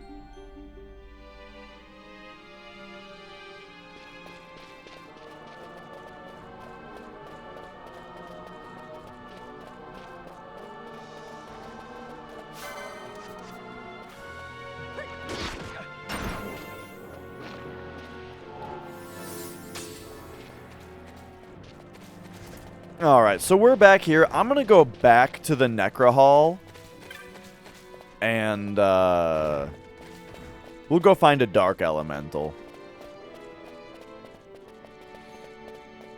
Oh, yeah, I've heard people like Nutella. I don't think I've ever had it. I also don't think I've ever had Velveeta cheese. Except for when it's actually, no, I have had Velveeta. Because it was included in, like, a mac and cheese that I had once. Like, I got, like, a shells and cheese or something.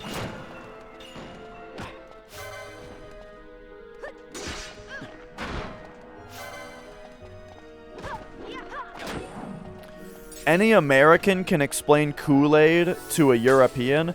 Oh, it's just a flavored, it's basically flavored water, except when I say flavored, I mean like extremely sugary.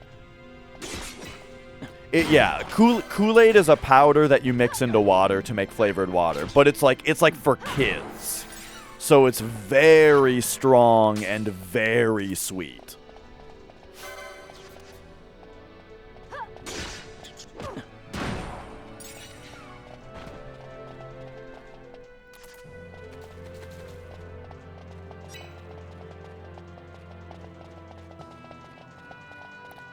That's also the guy in Family Guy, the big picture. Well, the big picture, the Kool-Aid Man, he's the mascot for Kool-Aid. He busts in through the wall in the commercials going, "Oh yeah!" Which, if that's exactly like what happens in Family Guy, yeah, that's because Family Guy doesn't write jokes. They just take things from pop culture and insert it into the show. The joke is that you recognize it.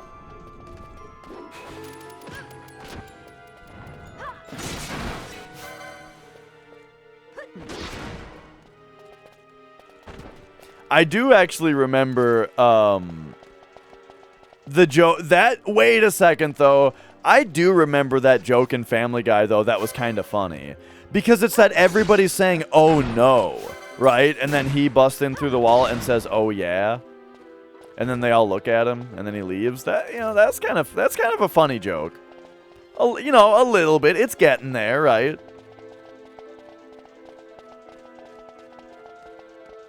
That's from classic Family Guy, back when that show was kind of funny. Sorry I'm such a hipster.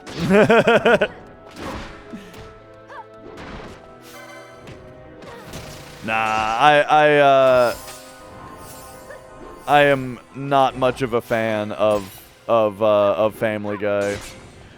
When I was a teenager, and Family Guy was in its first, like, 3 seasons, I really enjoyed it.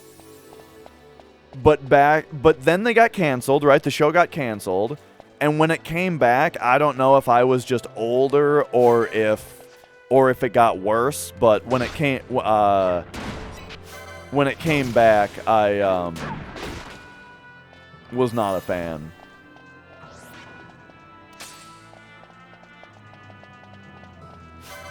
That scene is in the first episode? Oh, okay.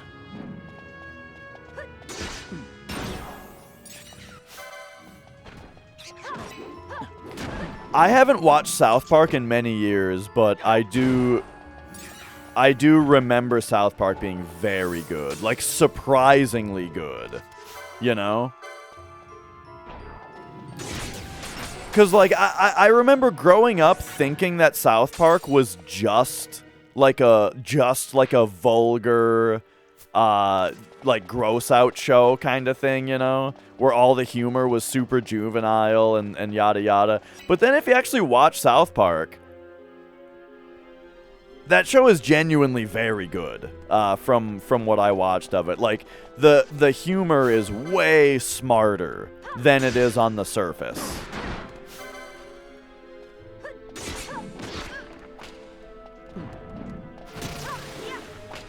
For example, well, like, it reminds me of, like, Mike Judge, you know? Where, like, there is a lot of vulgar, dumb stuff, and it takes place in a, you know, it takes place in a setting that allows it to be very childish because, like, the main characters are children, you know? But they use that setting to be very smart with the humor. And I like that kind of thing. Like, I'm a big fan of Mike Judge in general, you know? And I think, yeah, South Park is very adjacent to that.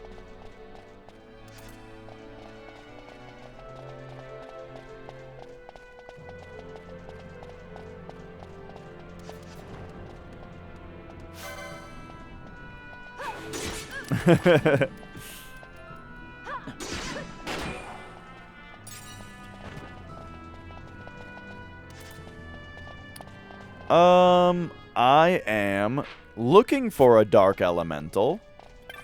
Do you think a monster has spawned here where we fought Chaos before? Chaos.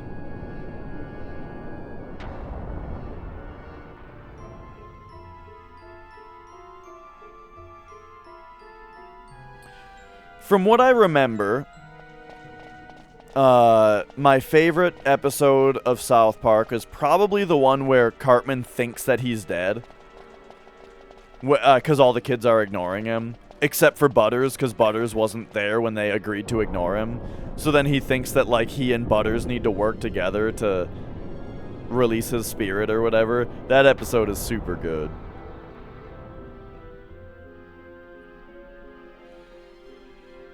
Also the one where they're trying to scare the kids into not doing drugs by having, there's that company that that like has the actors play the kids from the future. Is that the same one where Cartman is running the revenge agency? Where they're smearing the poop on the walls? That's a different one? Okay.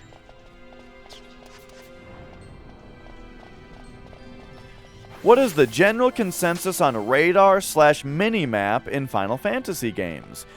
Wasn't 10 the first one to have it? So I've only played 10 and 12.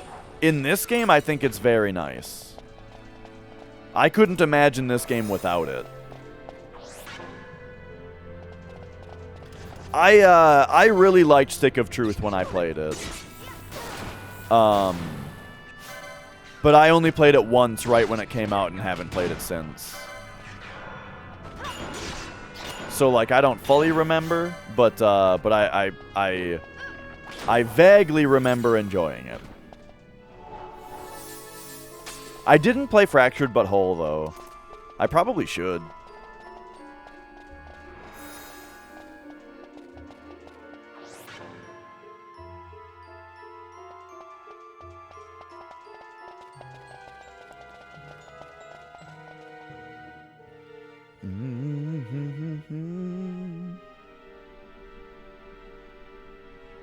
Alright, so we have not found a rare monster in a little while, which is kind of making it so that we're now back in line with the one rare monster per hour, because we've now found 4 rare monsters and we just struck 4 hours. So if I don't find another rare monster in the next hour, then we're behind schedule. Zombie warlocks are here?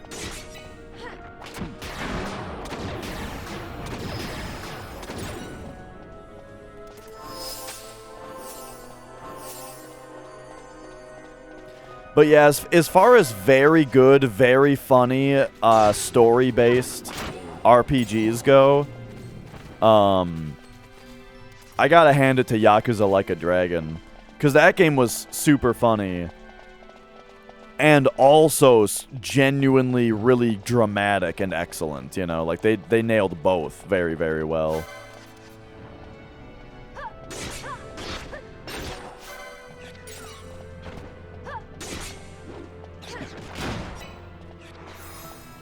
Once I'm done with my big tutorial and I get to play games off-cast again, that should be the game that I go back to. Oh, it's so good, Moondoggy. But yeah,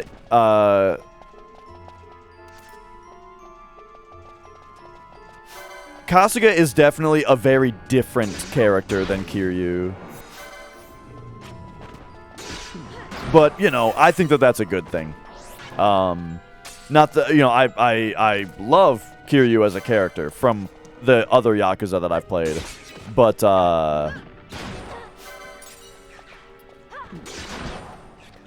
for this very different style of game, it was nice to also have a very different character, you know?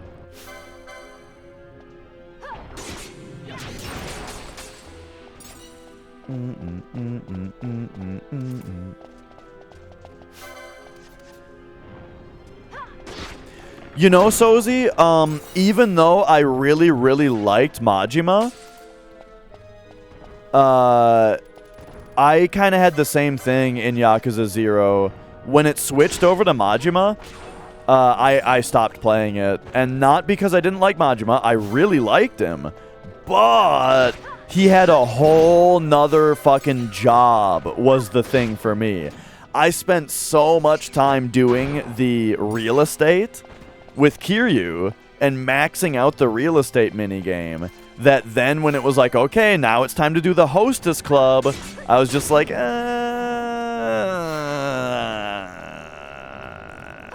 I've already been playing this game for 80 hours. Can we just not do that? And then I just didn't play the game after that.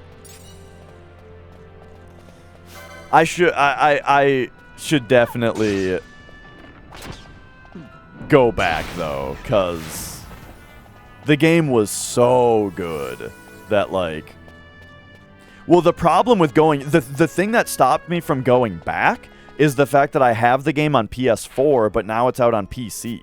So I would rather play it on PC now, but that means that I'd have to start over.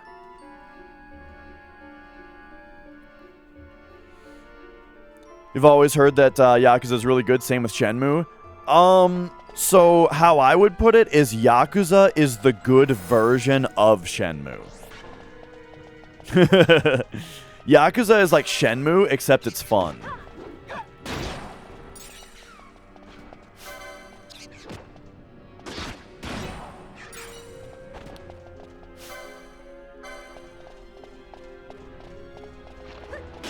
Alright, we gotta... Oh, hang on. We gotta get the Oversoul now.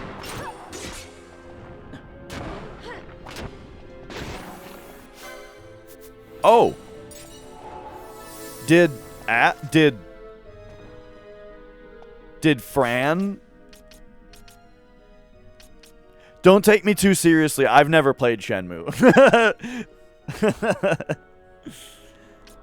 Shenmue 1 and 2 seem pretty cool. The third one, from what I've seen, though, oofta. The third one looks very, very bad. What am I doing here? What am I doing? Clan Primer. Bestiary. Yeah, okay, so we got the Dark Elemental now.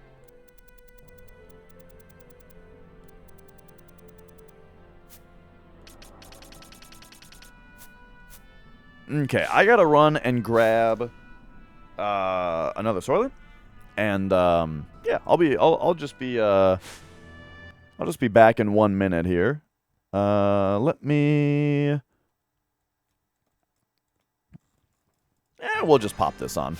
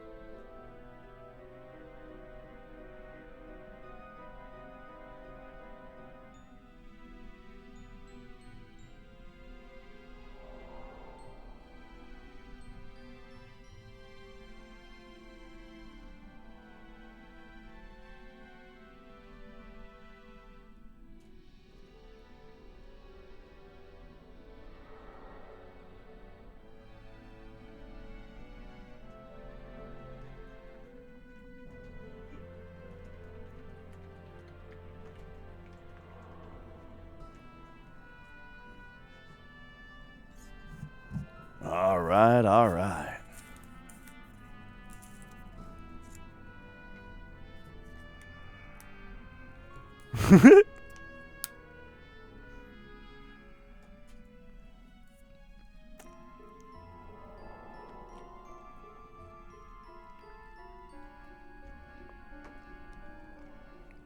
You know what is a movie that I would like to watch? Is the Kung Fu movie that was used to make Kung Pao. I can't remember the name of it. Is it chocolate milk? It is a chocolate Soylent, which is a meal replacement drink.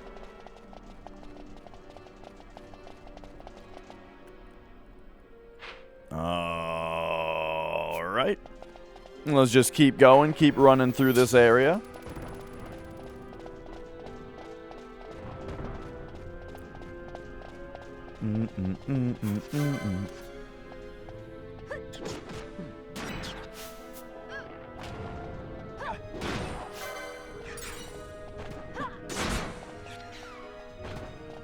Oh, another oversoul.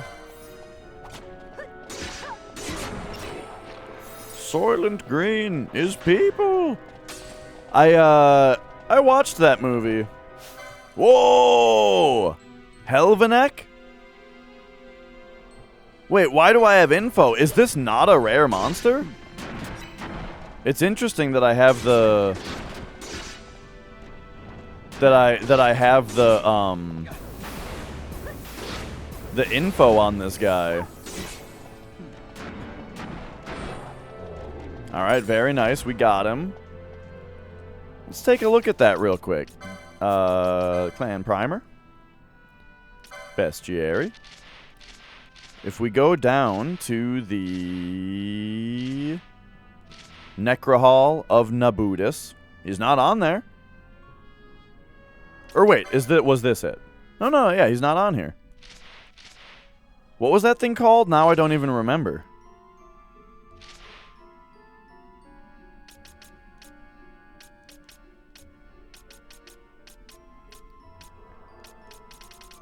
Oh well. What up, punch a bunch of buttons? Oh, we're doing pretty well here.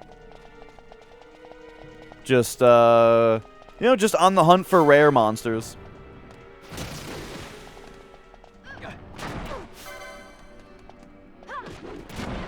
As we've been for many days.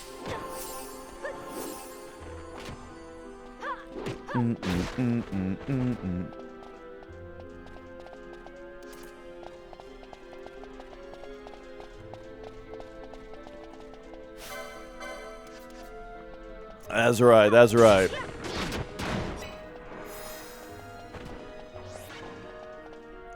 But once I've kind of made my general pass-through of all of the areas that we've already been through in the game, if Mont Blanc still doesn't give me the last hunt... No. I want to really focus on beating Final Fantasy XII. And other games as well. And so on, I think Tuesday I want to be my casual all day. You know what I mean? Tuesday's casual day.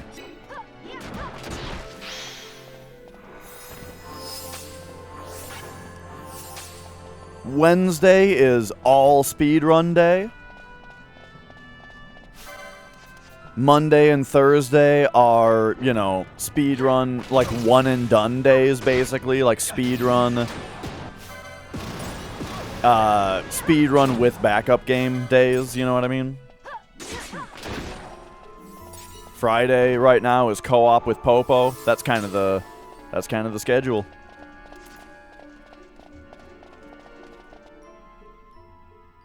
So, this is gonna poop us out back in the Salika Wood? Okay.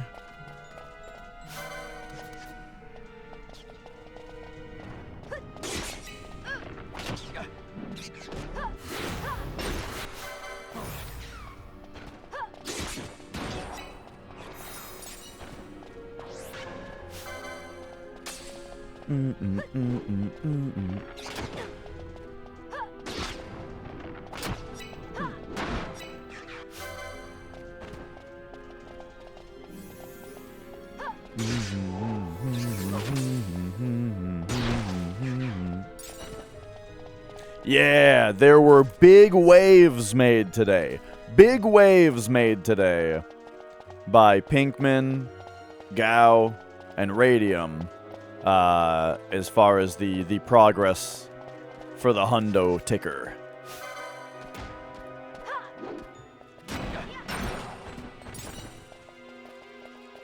And so with the next 2 days, we're looking good. One thing that I've just realized, though, is that I've been promising Friday hundo, forgetting that Friday is Popo Day.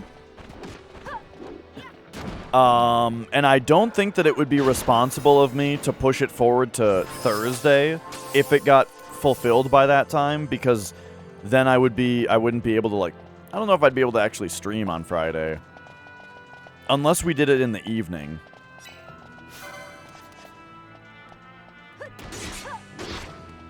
I'll have to ask him about it.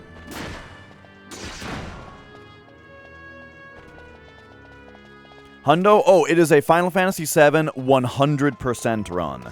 So that is where you need to fight all bosses, get one of every item, one of every weapon, armor, accessory, unlock all limit breaks with all characters, get every materia. Yeah. Time frame under 20 hours is the that's kind of the it was decent is let's get under 20 hours. Ideally under 19 hours.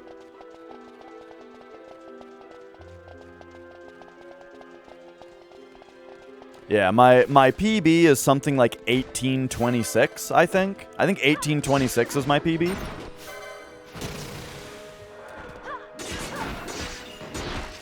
This one, though, it's been long enough since I've done a hundo, though, that the next one will probably not be a PB.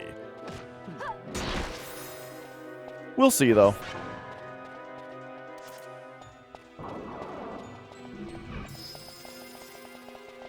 I have gotten a lot better just at Final Fantasy VII in general. But when I got the 1826, I was a lot more familiar with the route at that time. Oh yeah, you do it in one sitting. Everybody who does hundos does them in one sitting. There have been some questions about doing them segmented, you know? Like, people always kind of ask about doing them segmented. But no one has, to my knowledge, no, like, runners are actually pushing for it, you know? Green Chocobo.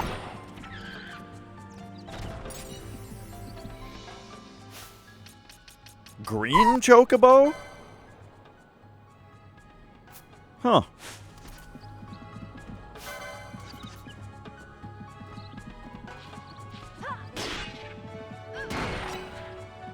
Alright, so if we're back in the Salika Wood now, then what does that mean for what we do next? Let's turn in our trophies. Yeah, I really like this game. It's my first playthrough, but I'm doing, it's my first playthrough,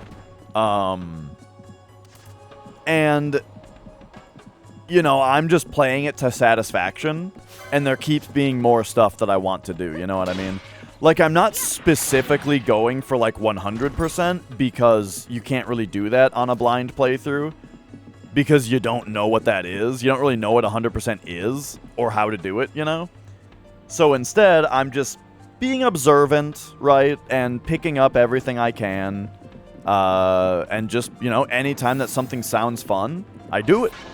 And this game has had 179 hours worth of fun things to do so far. 'Cause yeah, doing it all without any guides or help from chat or anything, which, you know, a lot of people have said, like, a lot of things in this game have been pretty difficult to do, without help. But I've done it. It just took a while. How many hunts have I done? 44. I've done 44 hunts, and there aren't any other hunts available, but someone in the clan says that once I've hunted enough rare monsters... No, I never found a fishing rod, but I did find the Site 11 key. It was at the Fawn Coast. But anyway, speaking of Fawn Coast, I actually want to go there right now. What was I saying?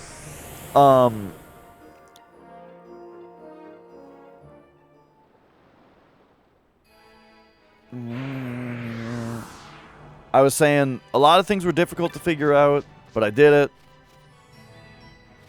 And then something else. Oh yeah, I've done 44 hunts. There's a guy in the clan hall that says that there's another hunt. But he'll only give it to me after I've hunted enough rare monsters, I think is basically what's happening. There is a mighty worm supposed to roam about these parts. Yeah, see, that's what I haven't figured out yet. Is he just keeps telling me that. So I gotta find that.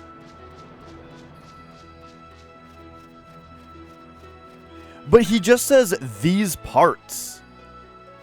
That's what's tripping me up, you know?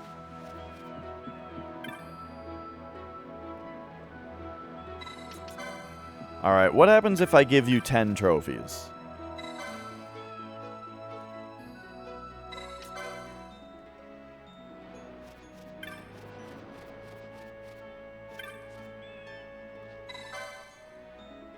Okay, we got a weapon of sorts. The Murasame, that's so old and pointless. But maybe he'll give me a good... maybe he'll give me a good bow at some point. That's really what I'm looking for. Is to get a good bow for Fran at some point.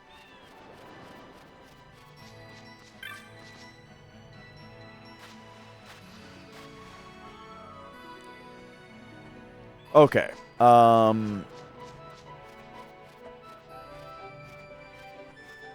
Oh, yeah, Sozy. So I don't think that was anything.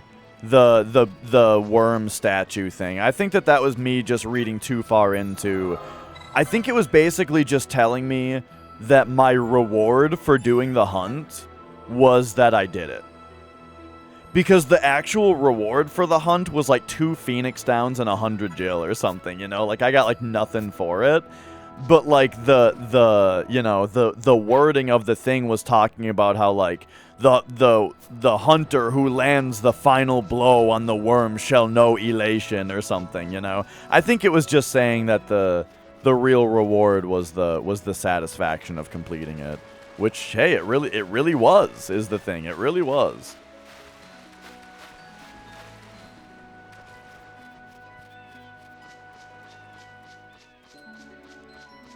But now, I am supposed to find a great worm from around here.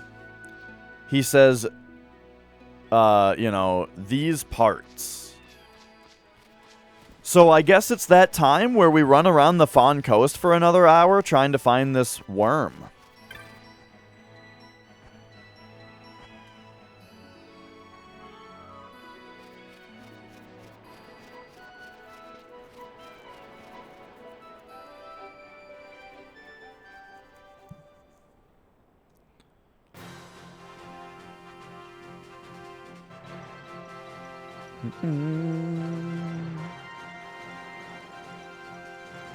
Alright, so here we are, back out here once again.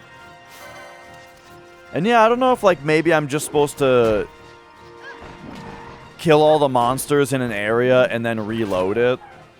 I was saying that earlier, that might be like kind of the smart thing to do in general.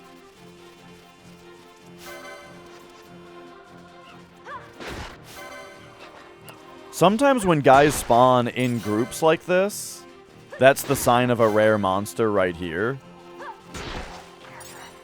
Is like, okay, so we took out those Mandragoras. Like now if we reload the area, we might get something.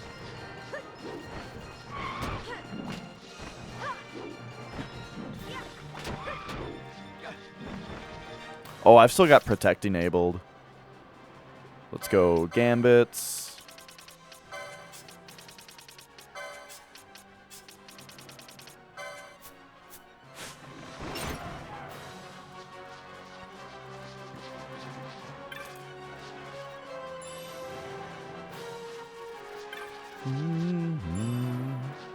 Look at these 2 trees.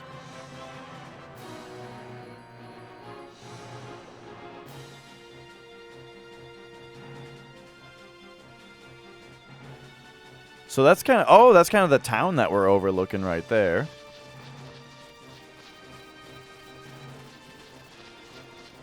I still think that the chocobos might have something to do with how to get the guy to spawn.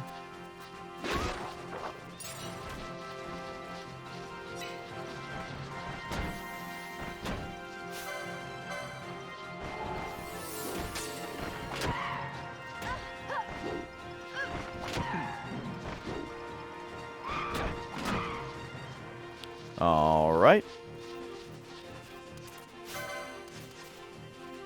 What's interesting is that the rare monsters drop trophies, and we got 10 trophies. So I wonder if there's 10, or wait, there's 80?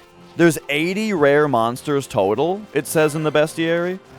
Okay.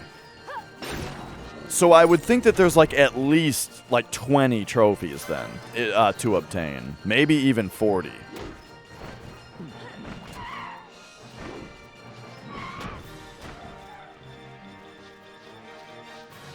But it's kind of weird though that you can only give them to like one guy or the other. Which tells me that there's no way to... Like, they're not going to give you anything that you can't get somewhere else, is what that tells me. Because otherwise you could be screwing yourself out of something, you know? And that would be stupid.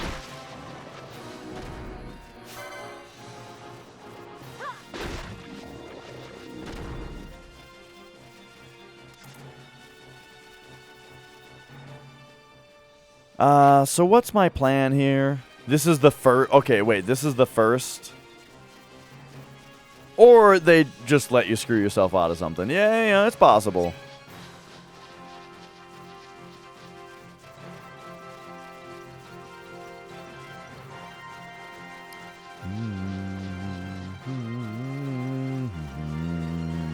It is very clear when it happens in Dark Souls, though, right? But hey, you know, now that you put it that way, you know, I hear you. It's true. It's very true. Because, yeah, the funny thing about, like, the Souls games is that the idea of 100% run, you know, is tough in those games. It requires, you know, they require multiple playthroughs. You don't really do 100% in that game. Okay, so what if we just reload that area now that all the monsters are dead?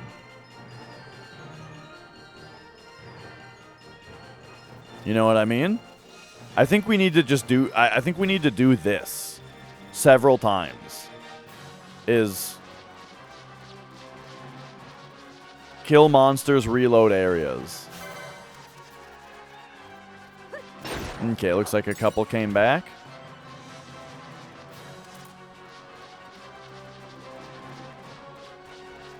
Or I just didn't see him before.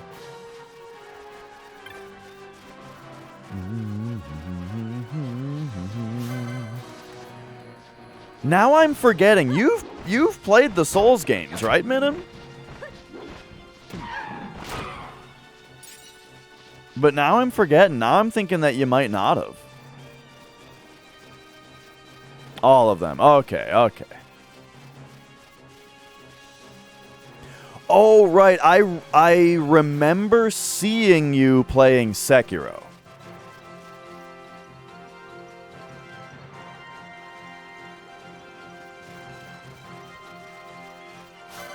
Which I want to say that that's the only one that I streamed from start to finish as well.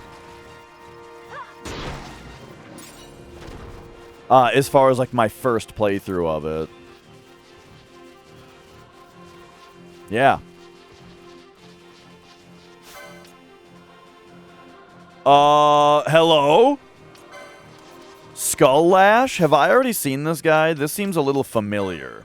I feel like I may have already seen this guy. Whoops.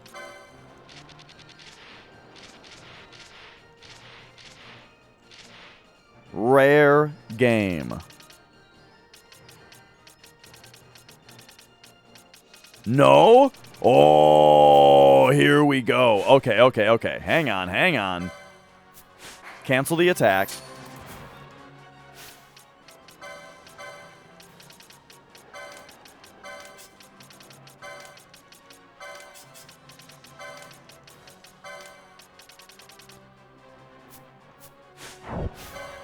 Oh, yep. Oh, yeah, RPGs I'm thinking about next. Chrono Cross, Legend of Dragoon, Shin Megami Tensei Strange Journey, Dragon Quest 1, also known as Dragon Warrior for NES. Oh.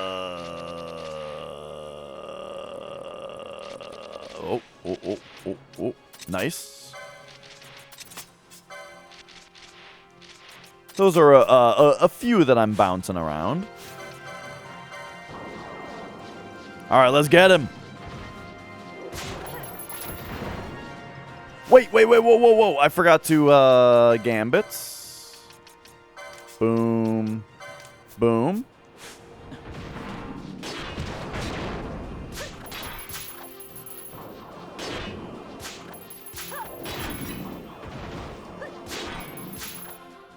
All right, he dropped nothing special. Genji gloves, diamond armlet, ribbon, gambits.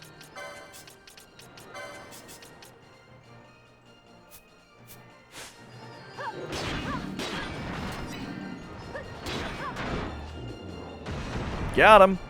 Ooh, there it is.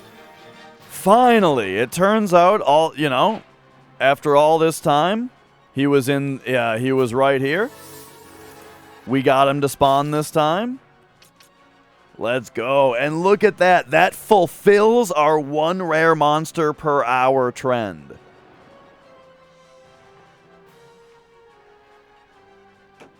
Let's go.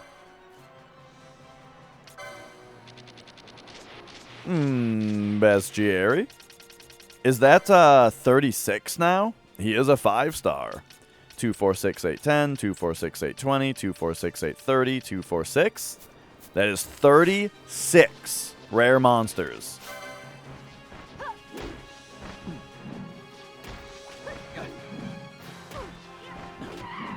Now that we found this one, hopefully that guy will start telling me about another one now.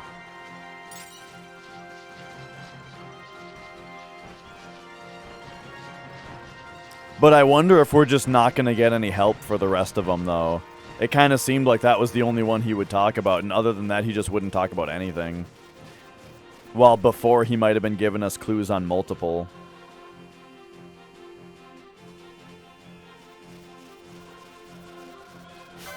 I would be interested in Kodelka also. I think that one was not a cheap game, though.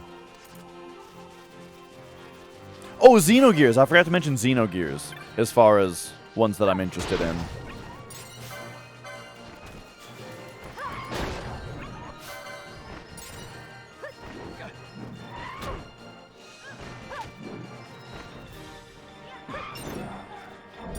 Or Final Fantasy 13, right? We might just move on to 13. Yo, Mark. Yes. But before... Yes. we do any of that, though, right? I think I am going to focus on Tomb Raider 2. I'm going to finish this game. I'm going to finish Tomb Raider 2.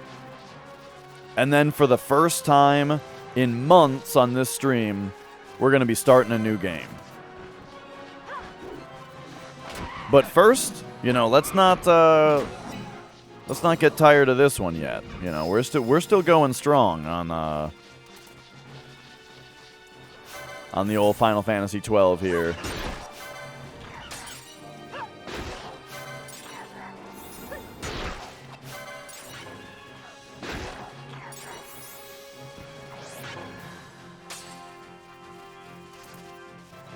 You know, I would be interested in playing Morrowind in general.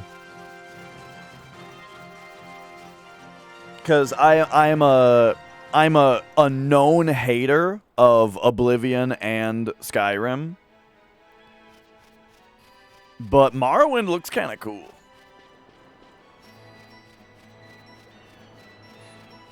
Even though it's still a setting that I find extremely boring. You know, maybe the gameplay will make up for it.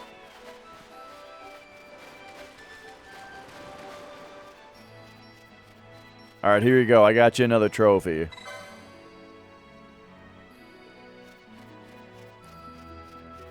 Did that get us anything here?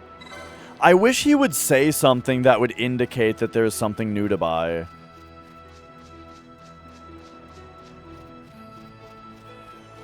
Alright, you got something new to say? Yeah. So he's just saying the headhunters thing. Oh, right, though. But that does mean, though...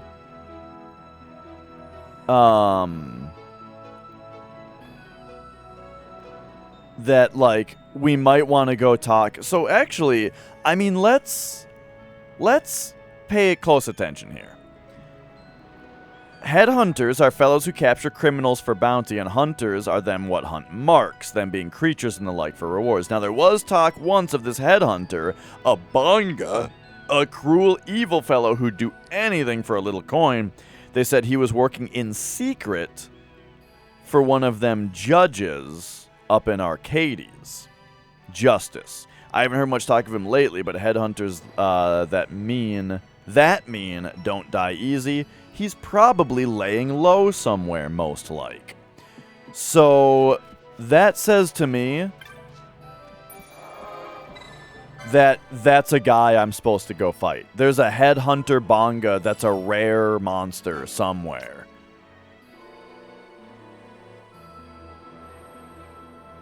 And if he works for a judge in Arcades but is now laying low, I wonder if that means that he's in Sochin Cave Palace.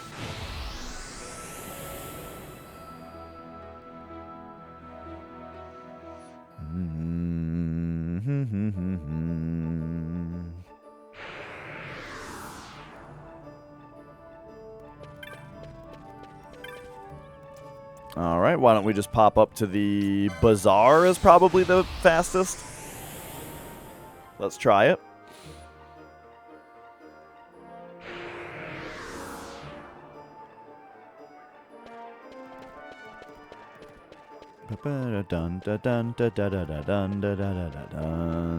Oh yeah, that's very close to the clan hall.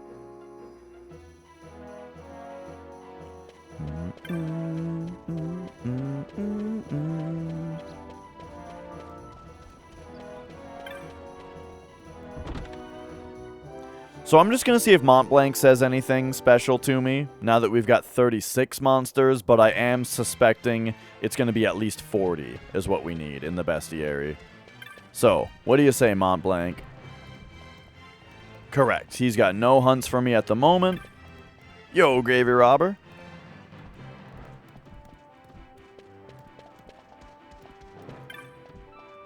And you still say...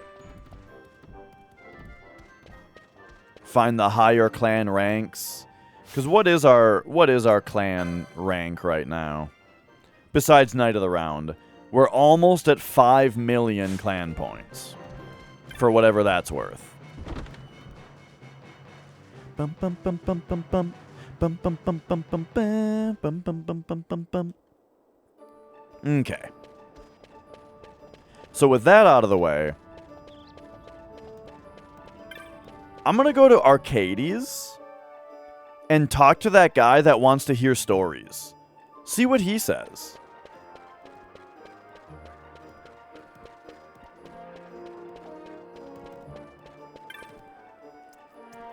So, let's bring me to the south gate. You're also wearing your second sun hat. Yeah, not weird. It's a great hat.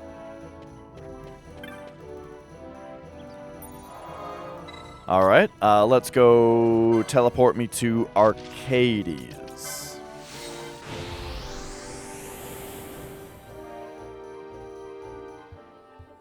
Yeah, if you have recommendations of other hats that fit the same way that this hat does, I would love to hear it.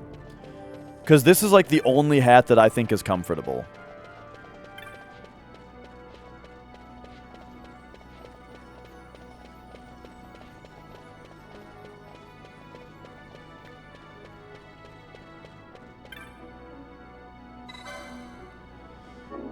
Ooh, all right.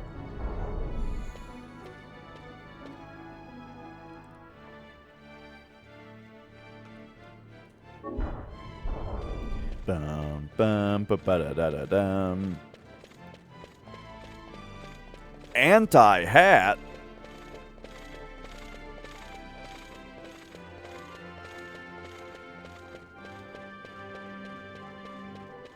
Right, exactly. This one is just right in the fit and the size and the warmth. Like, is real good.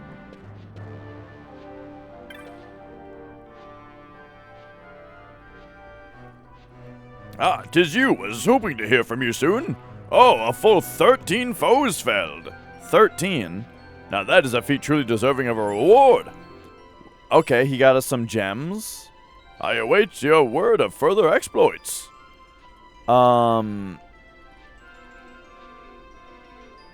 Impressive, yes, but an odd number at which to stop, no? Have at it some more and come back. 13. So what's the 13 that he's talking about? Because I believe we've only fought 10 that gave me trophies. Unless we've actually got 13 that gave trophies. Maybe I've done 13 trophy hunts.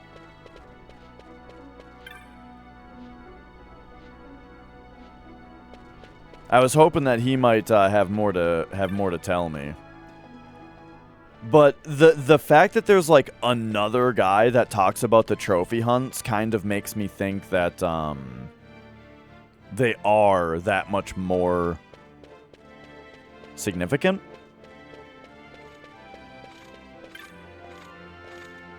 Cheeky child.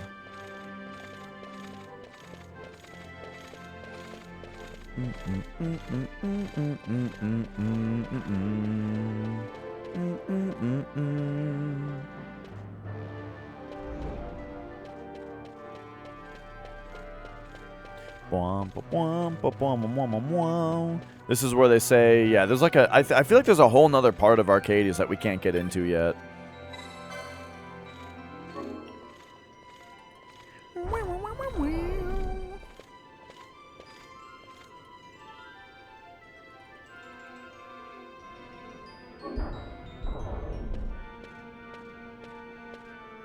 Yeah, I do remember the Bonga that we fought as a boss that one time.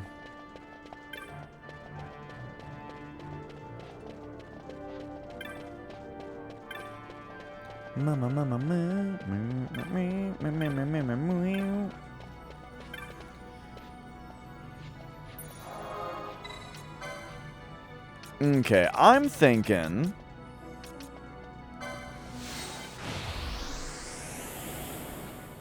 I feel like if there is a guy laying low that takes orders from a guy in Arcades, well, I think the last time that we found the guy was in Barheim Passage, if I'm not mistaken.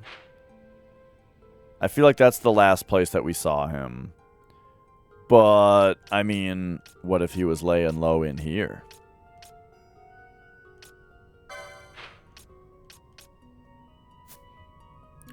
Nah, I want to go to Barheim Passage, I think. Like, can we even get there nowadays? Is that even what it's called? I thought it was connected to Nalbina Fortress. Oh, I'm thinking of the Nalbina Dungeons. I'm not thinking of Barheim Passage. I'm thinking of the Nalbina Dungeons. Which I don't think we can get to anymore.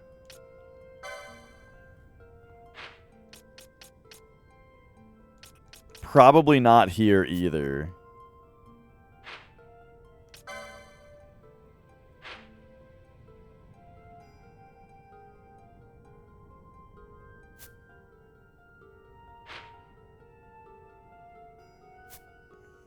Okay. Oh, wait, here's Barheim Passage. It is connected to Nalbina Fortress. Oh, gotcha. Well, probably better safe than sorry. But yeah, what if we just ran through, like, these areas again? See if he shows up again, you know?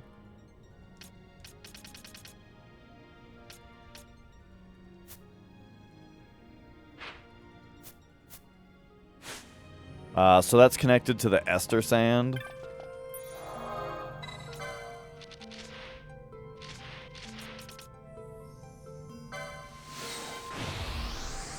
Because even though there's an orange crystal in Barheim Passage, I don't think we can teleport to it. Maybe we can, though. Maybe it re-entered the teleportation cycle last time I went to it. Let's just look. Nope, okay.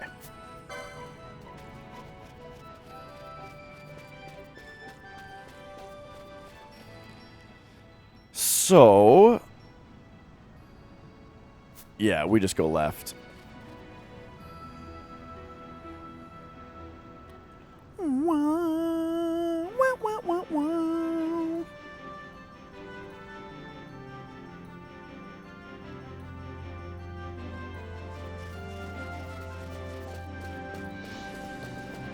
All right, here we go.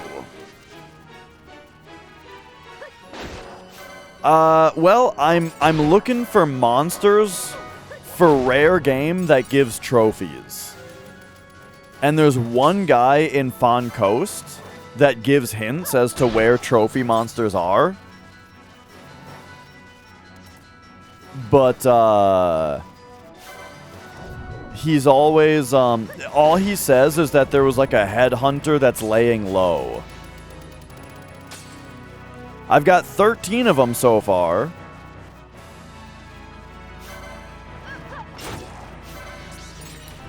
And I wonder if there are 14 exactly. And the reason I say this is because I think that they're also linked to that guy in Arcades that I just talked to. And he gave me a gem. If I go inventory here and go to loot, he gave me like one gem of each type. When I did them, you know what I mean? Like for each one. Which that is, you know, 1, 2, 3, 4, 5, 6, 7, 8, 9, 10. Oh, 10. But anyway.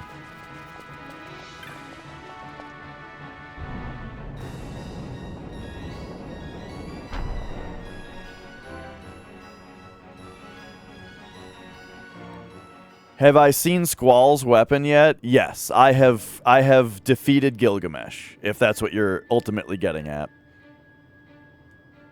Both times. I fought him both times. Actually, I don't know if he had Squall's weapon, but I do remember him having the Buster Sword.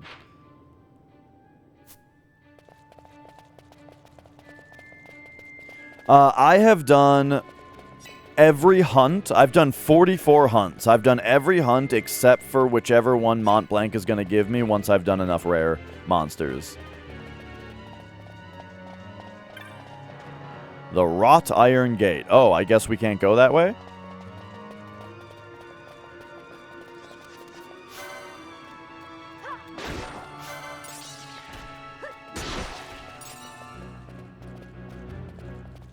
Bum bum ba-da-da-da-dum, bum bum bum. So we got the Mazamoon for doing for doing that quest. The weapon I'm using with Ash is the Mazamoon, which yeah we got for finishing that hunt.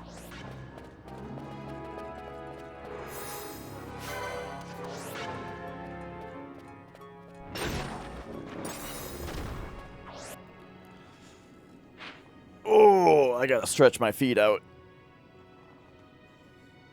Yep, I got the Genji armor, helm, shield, and gloves. I got all 4 of those steals from him.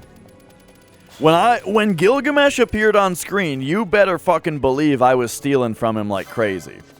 You know, it's a Final Fantasy game.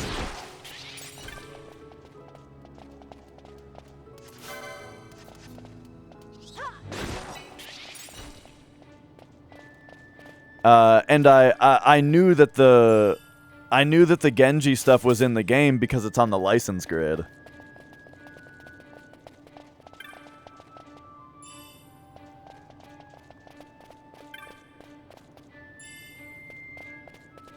This room is kind of weird with all these chests.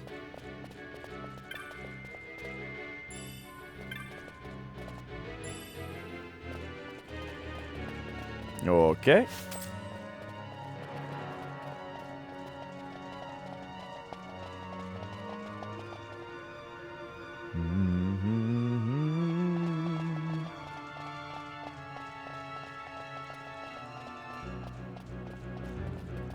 Oh, here's a mimic. I can't remember if we have to fight more of these for the bestiary. I don't think so. I think I already came through and fought enough of them to fill it out.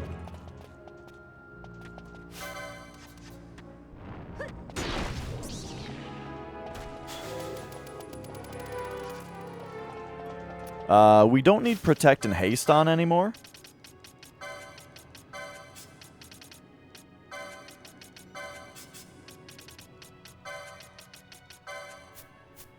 Yep, this is the PS2 version. Original.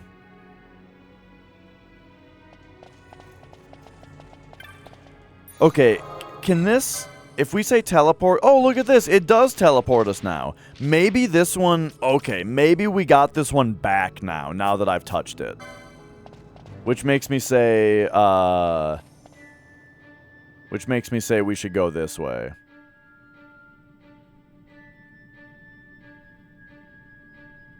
I'm very happy with the weapons that I have. I don't really care if there's like an ultimate thing that I didn't get. I mean, Ashe has the Masamune. Balthier has the Excalibur, which is fucking sick.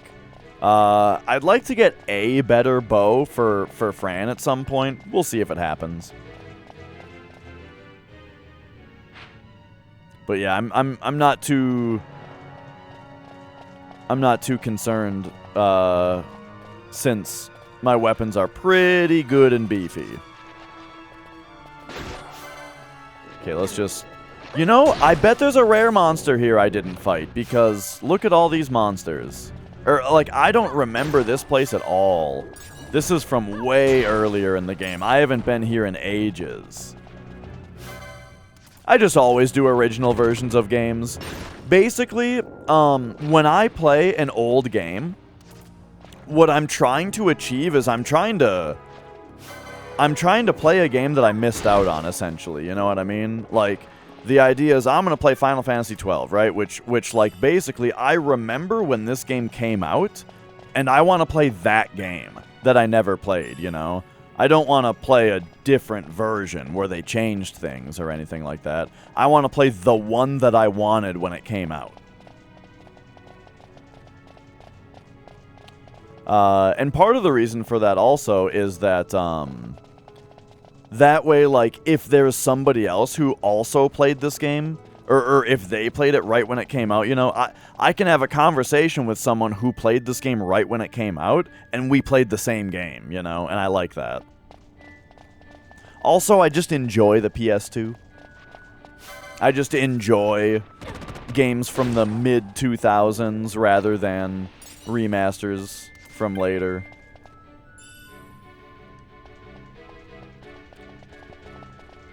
And also, I think that for you guys, the viewers, for a lot of you who have only recently seen the remaster, or maybe only seen the remaster, I think it's probably more novel and more interesting for you guys, probably, to see this is what the game was like in 2005 or whenever it came out. Like, this is how it originally was. Oh, neat.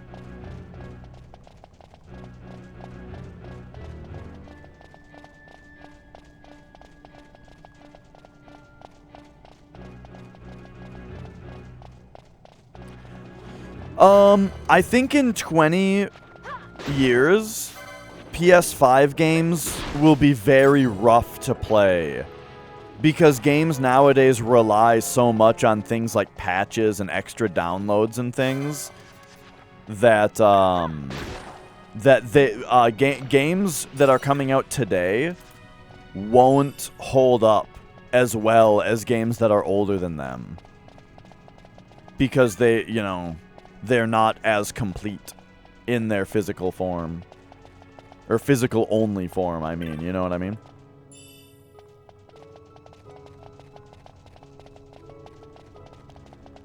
There was a switch up there. Let's just see what it does.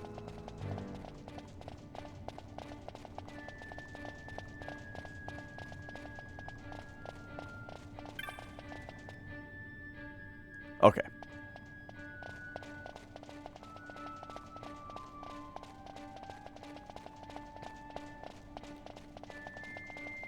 And yeah, also, I definitely agree that, I'm all about stylish graphics over high fidelity or photorealistic graphics. No question. Like, that's huge.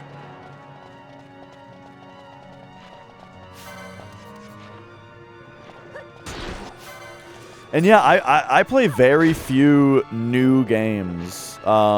This year, the only games I've played that came out this year were Elden Ring and Super Mega Zero. Super Mega Zero being an indie game that's made by one guy, so that one doesn't count as much as far as like the discussion about like buying like new games that, you know what I mean. It's an indie game, so it's a different part of the conversation about the state of games when they come out, you know. So yeah, I just played Elden Ring. I want to play that game Signalis though before the end of the year.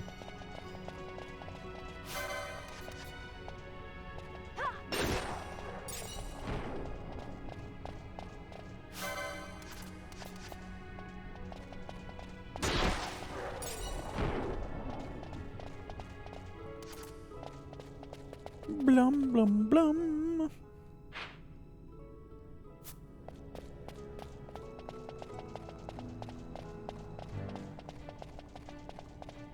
Bum, bum, bum, bum, bum, bum, bum, bum.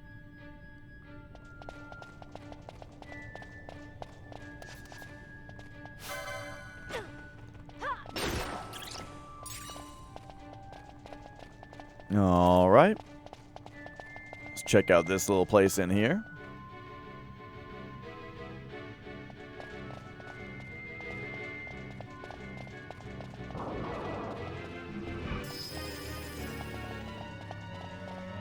Yeah, as far as like why AAA games have so many more bugs, I think that there's a lot of layers to it.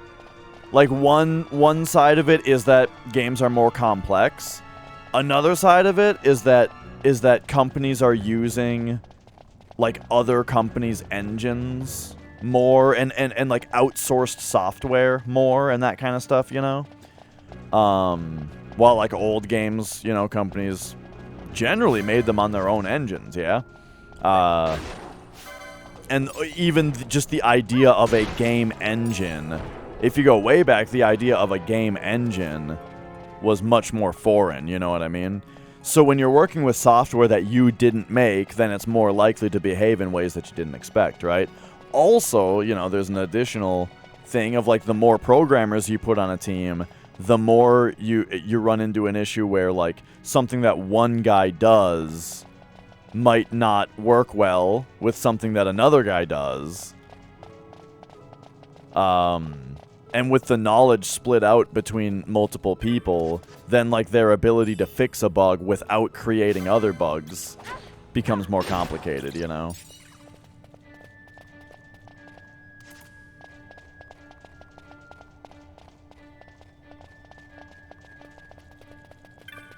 And then yeah, also there's also like as far as the complexity of games go, right. There's bugs that you in your testing office will never find, but once you release the game and there's a million times the people playing it, then yeah, it's going to show up. because it's a million times more likely to be seen now.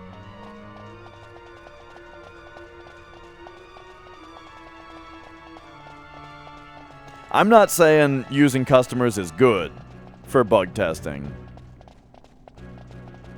On the contrary, I'm kind of saying that the scope of games needs to be dialed back a little bit, maybe.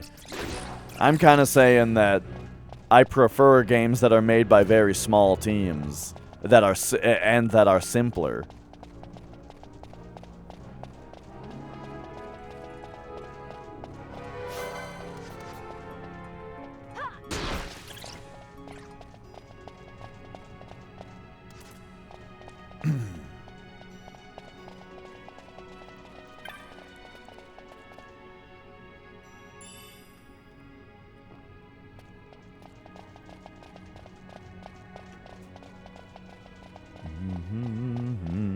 Make games again.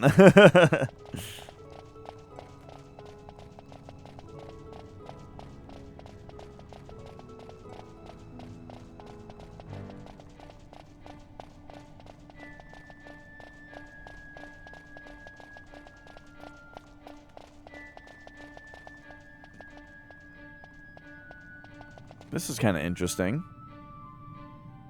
This spot right here.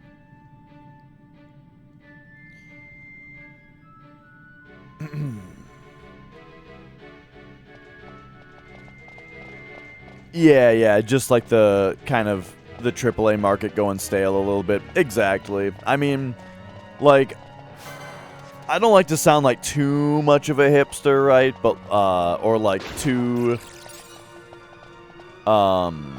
snooty, but I am very snobby with my game opinions, and generally that's why I play mostly retro games and indie games, is because that's just kind of where it's at. You know, I'm not super into the modern big budget scene.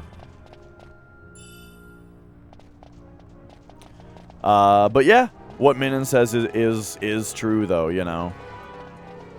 That like it's easy to say old games were better because we're mostly just looking at what rose to the top.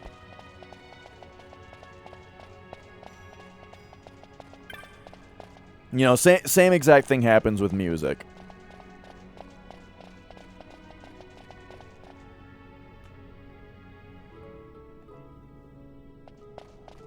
Oh, hello.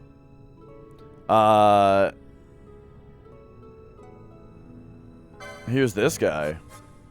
He sells a... Wait, he sells a black magic spell? And a accessory that just gives you haste? What the fuck?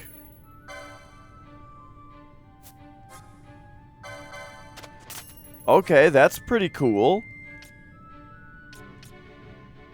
And we don't have this yet.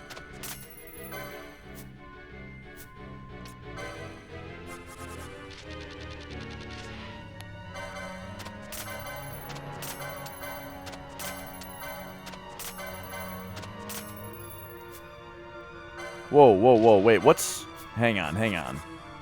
The hell is Stardust? Some natural philosophers believe the dust to have actually blown down to us from the stars themselves. I gotta find some of these natural philosophers. Demon drink. Oh shit, there's a bunch more stuff that I didn't sell because it's above the, Geisel greens.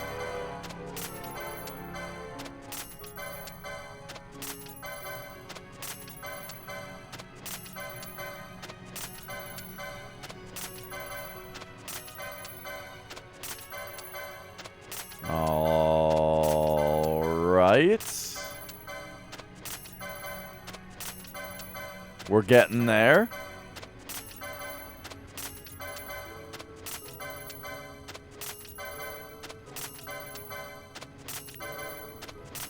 It turned out I had much more to sell.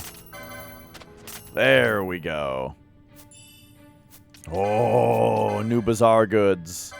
Arrows of the moon goddess. Artemis arrows. Oh. And some dark matter.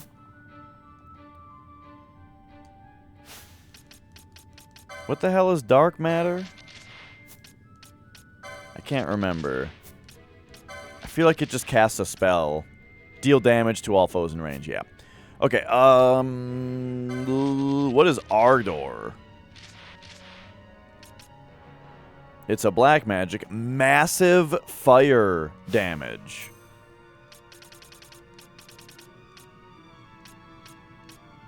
Whoa, wow. Even more expensive than Flare. Damn.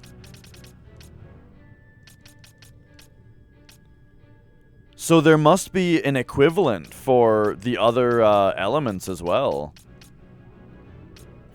You know, probably. Okay, what else am I looking at? We got these Artemis arrows. Whoa, 5? But they're earth elemental. I don't like using elemental stuff willy-nilly. But attack power 5 is very nice. I like the assassin's arrows still.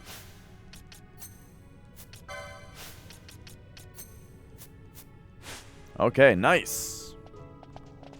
Well, we found a dude that sells some cool stuff. That's neat.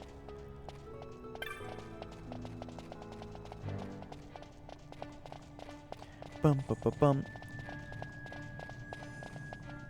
This game just keeps on giving, man. You just keep finding stuff.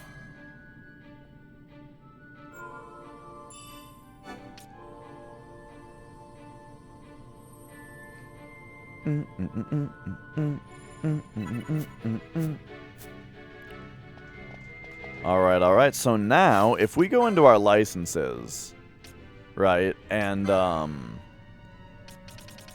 we go over to our black magic. Oh, I don't have Scathe. I don't actually have Scathe yet. So Flare, Ardor, and then okay. So there isn't another spell unless it was like hidden on here, like to make it real sneaky. Ardor maybe didn't even show up here before. But yeah, okay. Then there's Scathe. I still haven't actually obtained. Nor have I obtained Hastiga. I've got all the other time magic. We don't have Siphon or Darkra, but we do have Dark Ga.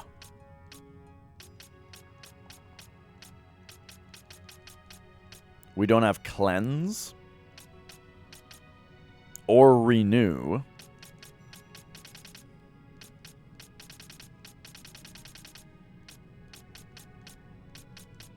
And Telekinesis is the only... Yeah, Telekinesis is the only technique I don't have. So yeah, Telekinesis, Cleanse, Renew, Darkra Siphon, Hastiga, Scathe. Yeah, I've been waiting for Telekinesis the whole game. Because right now, whenever I fight a flying monster, it's either just Fran has to kill it, or I have to do menuing just to fight it.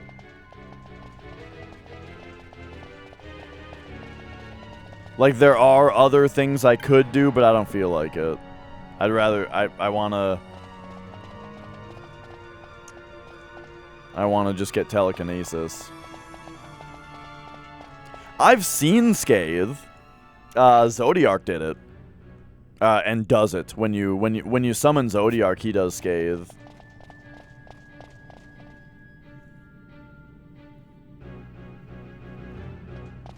Bum bum ba da da da dum bum bum bum.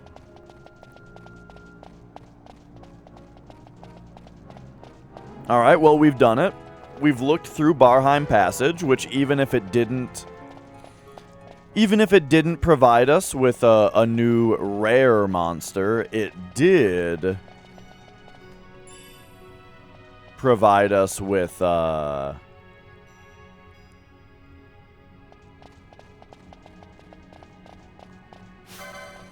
that new spell. I mean, I want to cast it. Let's see it.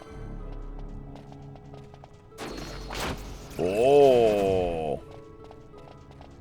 Fran shot it and killed it before it even went off.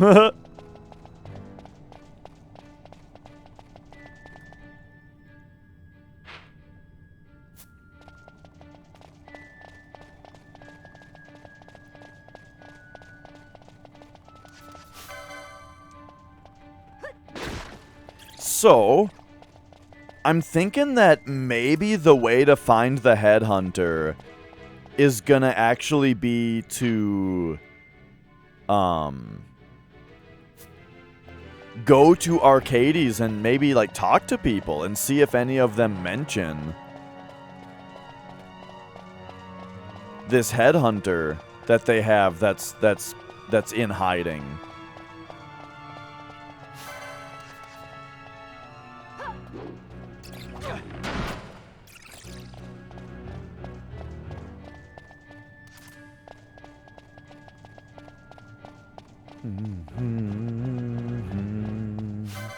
I like that we got the orange crystal back in this area as well, so that's nice. Oh, by the way, tomorrow, don't worry, the contents of the stream itself are not going to change, but tomorrow, for the first time ever, I'm doing a sponsored stream. Who is the sponsor? You'll find out tomorrow. But I mean, as far as the stream itself goes, it's just it's gonna be a Final Fantasy VII speedrun stream.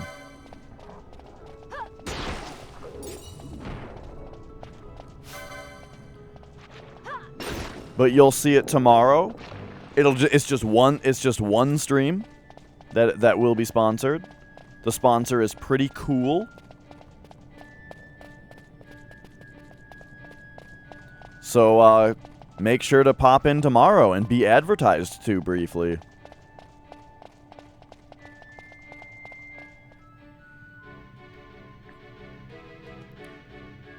Ba-da-bum bum bum ba-da-bum ba-da-dum ba-da-bum bum bum.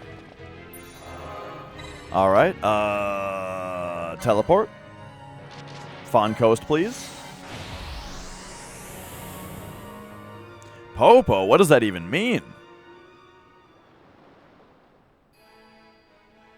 Bum bum bum bum bum bum bum bum bum bum bum bum bum bum bum bum bum bum.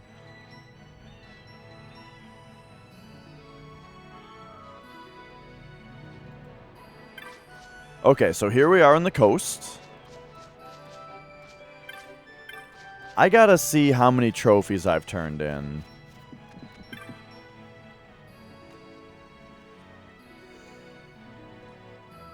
A Bonga, a cruel Bonga headhunter, an evil fellow who'd do anything for a little coin. They said he was working in secret for one of the judges in Arcades. I remember this. I haven't heard much talk of him lately, but headhunters that mean don't die easy. He's probably laying low somewhere, most like.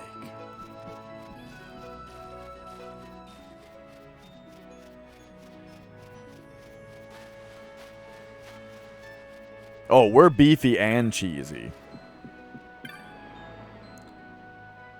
Yeah, okay, so I have gotten 13 trophies.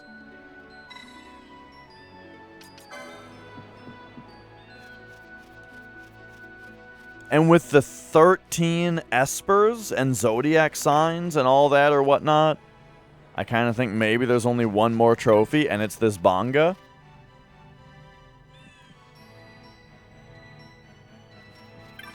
Where would he be? Where would he be? Nalbina Fortress? Maybe someone around here has seen him?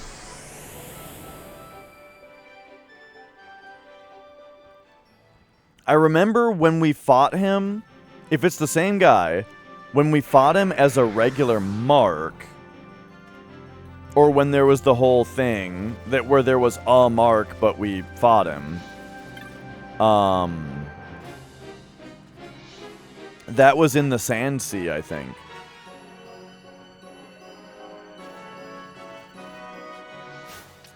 But here, let's take a look at that real quick. So, hunts. It was one of the elite hunts, which might be these ones on top.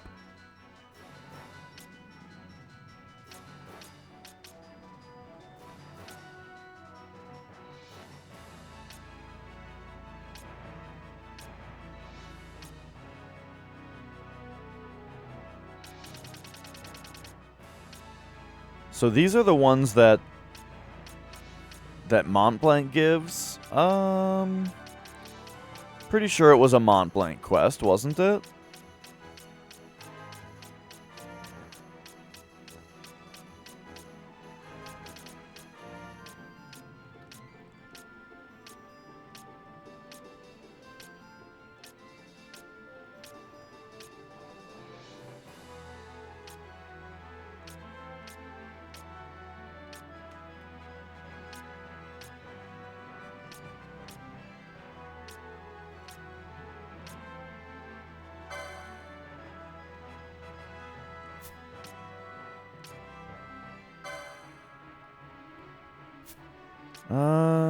Where is this thing?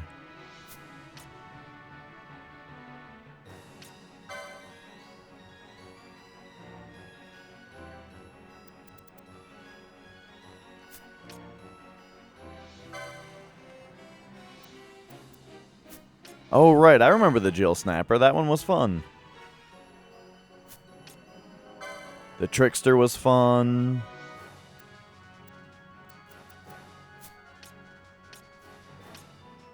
Dark Rumor?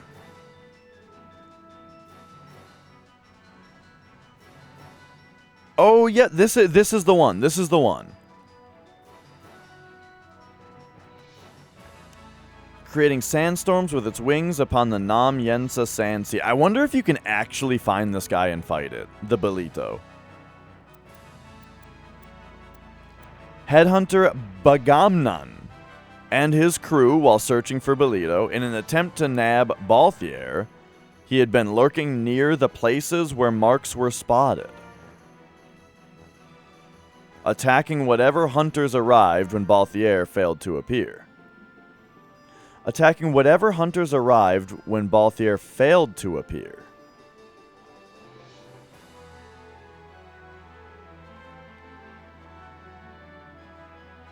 We defeated him. Who was searching... Monid was searching for the Hunter Stalker. Bagamnan sank beneath the sandy Yensa waves, never to return.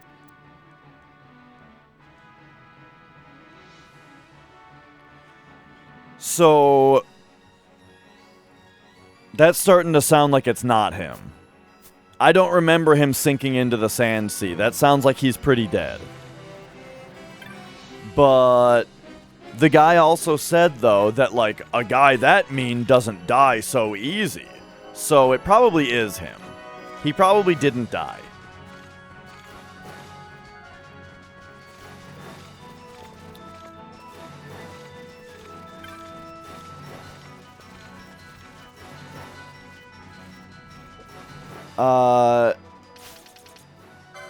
But, oh, I might just go back and find it, you know? This is kind of reminding me of the Site 11 key thing, where, like, they dropped a key, and I had to go find it, but, like, the scene where they said that they dropped it only happened once.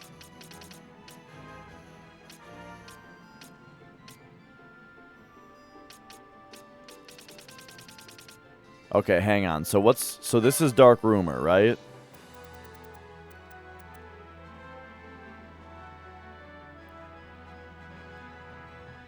The clan had been hoping to catch this guy all along.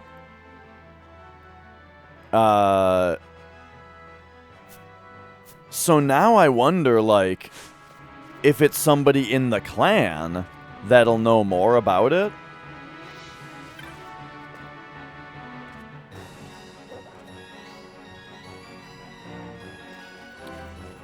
I think it's this guy. And so here's what I'm going to do.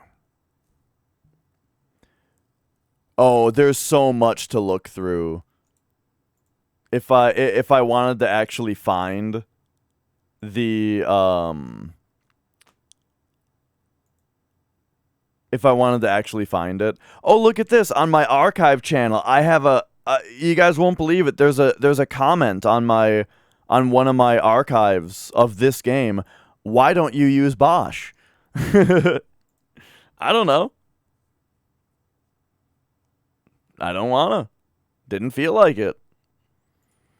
Okay, if I go here, let me switch to my premium account and then bring me my stream archive. Final Fantasy 12. We're going to go on a little adventure here. What day do you think that I did this fight on, this hunt?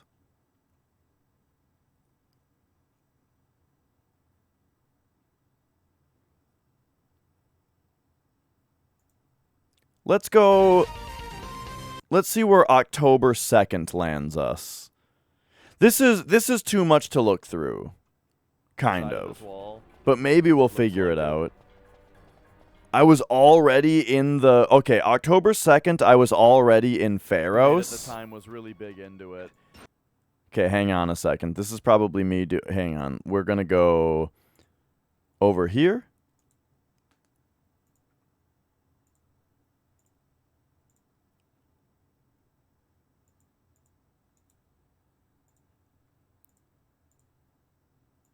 Pop this open.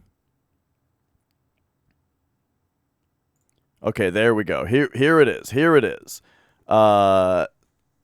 So it was one of those games. He was. So at this point in the game, it looks like we've already made it to the Pharos. Next time that we're in a town. And now here's me doing waterfall shit.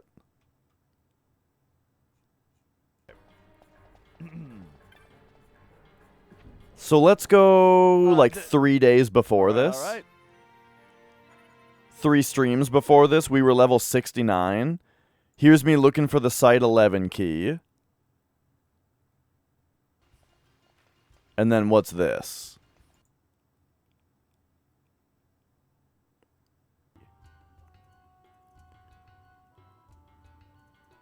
Wait, what are you talking about? He was letting it out to somebody, but it's empty now. He thinks that the letter on the table belonged to him. Didn't make much sense at first, but then Deke thought it might have something to do with water. This is me looking for the medallions. Yeah, okay. This is... So let's go earlier than this.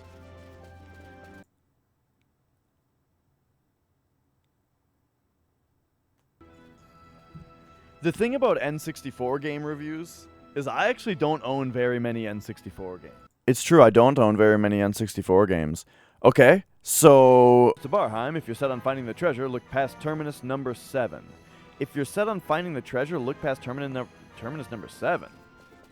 Treasure? Treasure? What treasure? I mean, we're just here to kick this thing's ass. Okay, hang on a second. Treasure? I gotta break this out. Oh, now it changed windows? Okay, hang on a second.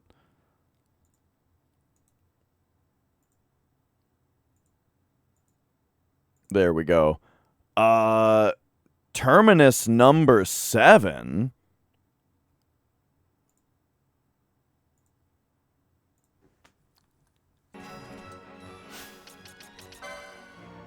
That was Barheim Passage, wasn't it?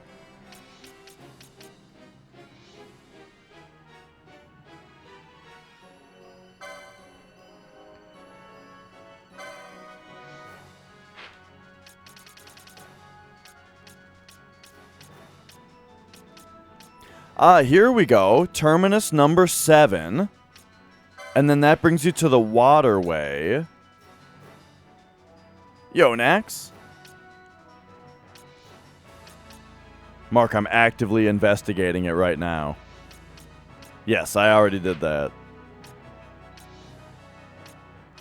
We're actively investigating right now.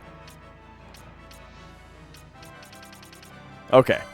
Just making sure I already did that.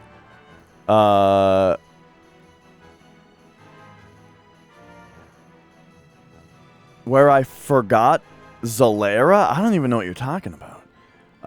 Okay. So, let's repause this real quick. Okay. And we're good here? Okay. But sure, I'll also take treasure. So anyway, what's going on here? The thing that draws me to single-player video games.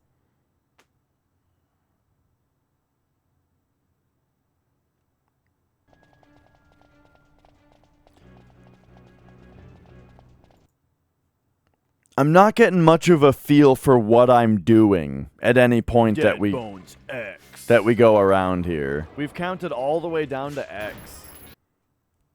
Get the fuck out of here. Oh, this is like... Is this Gilgamesh 1? Whoa!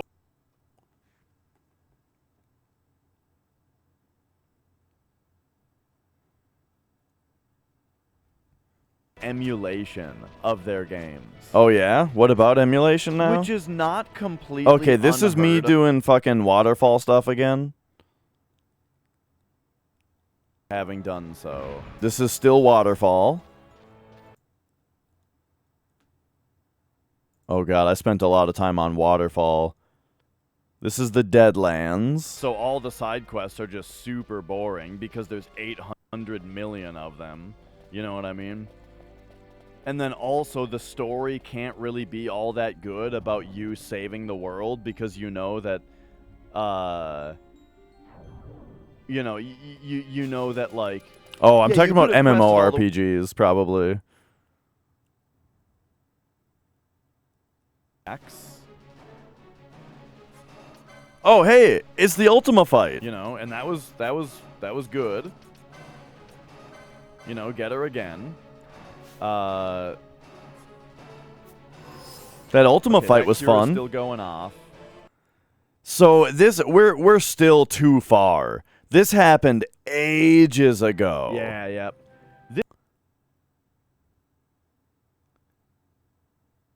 Okay, what if we kind of scrub through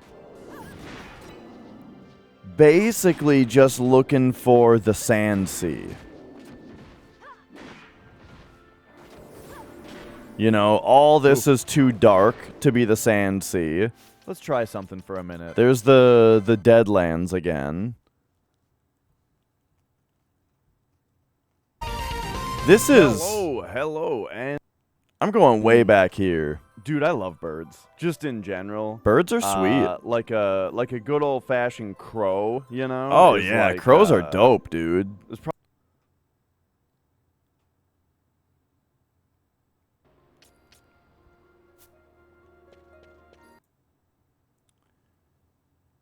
Is there some... I wonder if there was something I should have written down. When that's how it's spoken. Or like these wolves. Look at these fuckers. Yeah, fucking look at those things. Alright. I'm hearing double. Alright. It's time to... Is this me in the Sand Sea, or is this... Nope. Oh, wait, is this cockatrice? Is this me looking for the cockatrice? Because that would mean that I'm too far back now. Let's get some narration dash. What's going on? Is this cockatrice hunting? I don't think it's got anything to do with that guy. Yeah, that's what we're doing. Oh. That's what this is. I'm talking about. Get us out of here. No. Okay, so it might actually be this episode then, the following. Like you're gonna play a cartridge-based video game with your mates, you know? Yeah. Pop that fucker in. Pop that fucker in. For some reason, it really tickles me.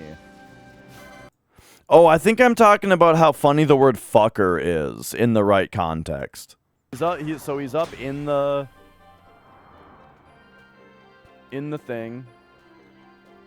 I've not played 13. I'll try out 13 after this one. I mean, I played 13 a little bit, but you know. I've What's up, certainly not beaten it. My hero, he's gone. HBO. I do have HBO Max. Well, Nicole but has it. Do I have to watch it on actual HBO? Because I only have HBO Max.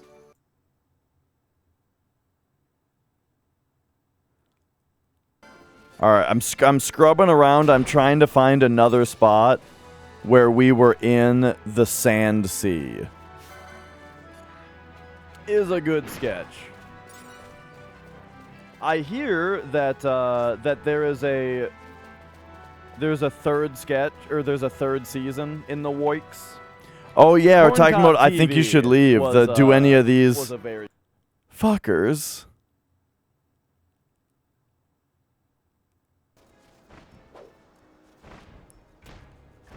All right, let's take this thing out, yeah? All right, this was 6 hours of bullshit apparently. Let's see the 17th. All right, it is time to dive into the well once again. Where the hell is this though? Well, we're working on the gate up ahead. Yeah, yada. Is this the Fawn Coast now? Turn-based RPG Indeed. on a TI-83 calculator. It was it had like a space theme to it. It was like, Oh yeah, I'm talking about that game that I was making for the calculator that my math teacher deleted when he found somebody who playing knows? games I on my mean- calculator. I am very interested to see what comes out of Sony Bungie.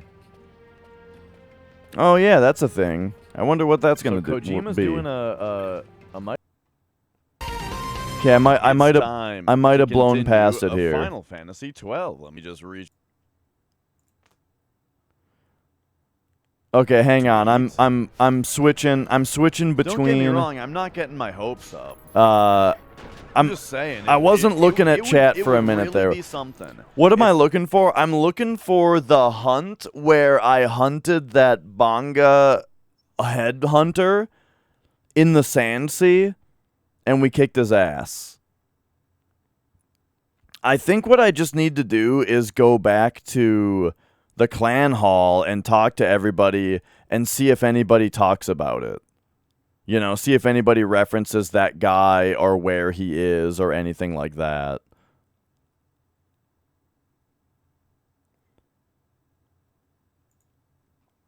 But then also, what's up, Dank Soul? What lake? Oh, are you talking about, oh, behind? That's, Lake Bemidji.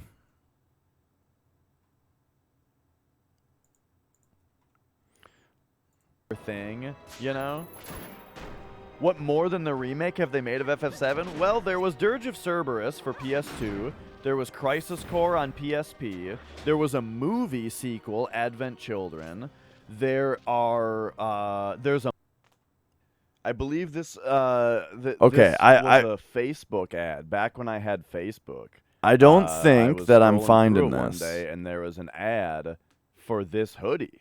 That was like a quick run that some company was doing or something, and I was like, "What? That's awesome!" You guys So I can got see it. me scrubbing, I think I right? got one other. I also got a Doom shirt.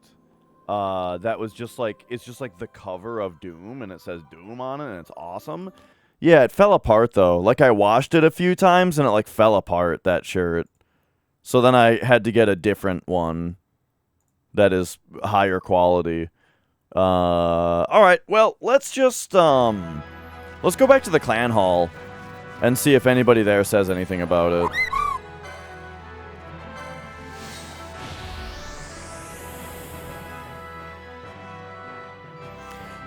Well, hey, you just got it for a minute there, Rixim. Bum ba bum.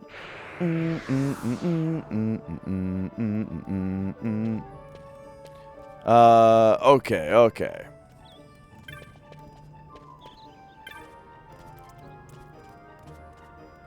The Sand Sea. Oh, the teacher was deleting the stuff? Yeah, I don't know.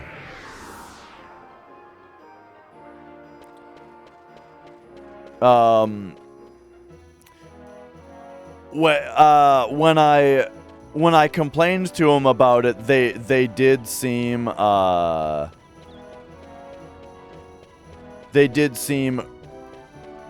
remorseful, or like, you know, they apologized.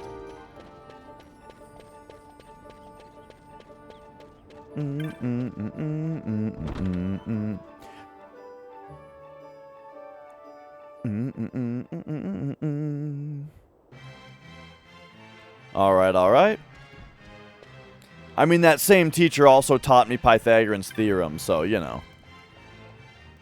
Did we get a bunch of snow? Yeah. Do you guys want to see some snow? Is this set up? Hang on a second.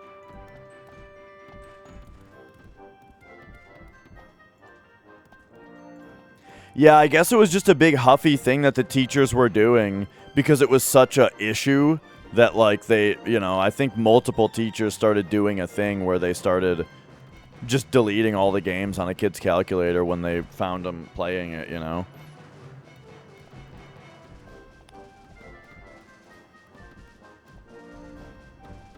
Alright, here, let me show you some snow.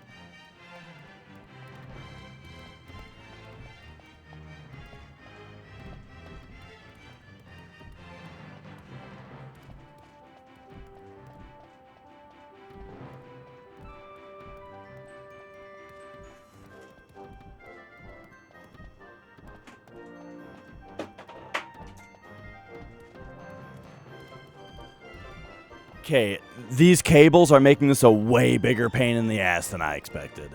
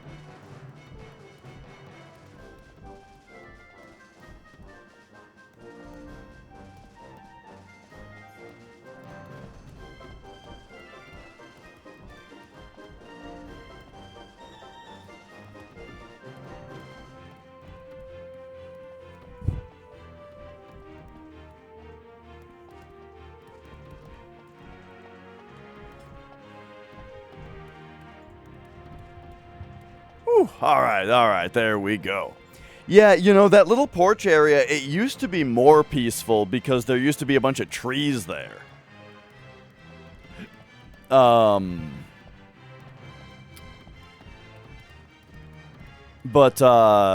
they've cut down most of the trees, so we don't have as much privacy as we used to have back there. All right, here we go. So let's wait. Monid, wasn't this the guy that did the fight with us? Hang on a second. If we go primer, hunts, Yes, I'm actively investigating it. We'll find the answer in 4 seconds, because I'm actively investigating it. What was it again, though? A dark rumor. There we go. Monid. Yeah. Okay, so here's that guy. He says, "You've no more to prove to me, boy. You can wear the title Hunter with pride." Okay, yeah. "Do you know the true purpose of this clan? Well, no matter. Montblanc will tell you when he deems you ready. But know this. What lies ahead will test even the finest of hunters, as they've never been tested before. There is no room for weakness. You must dive headlong into battle's swell. Learn the tides of life and death. Only then will you know what true strength is." Okay. So, right now I'm bouncing between we need to find this guy and kill him in order to get the final trophy, in order to get the final hunt. Or this guy is going to end up being the final hunt. But no. I bet it's the former. That's kind of what it's shaping up to be, you know what I mean? "I have a special tidbit of trivia for you today. Have you noticed the banner hanging at Montblanc's feet? That's the Clan Centurio banner, Kupo. When I'm feeling down on the pom-pom, looking at the banner perks me up. It won't help you win any battles, but it's interesting, don't you think?" The banner? Oh yeah, that? Yeah, I'm all perked up too now. It's been some time since we've had contact with him, but Tomaj is actually a member of the clan. He said he'll leave the fighting to those who it suits, and instead keep an eye out for people who look like they'd make promising hunters.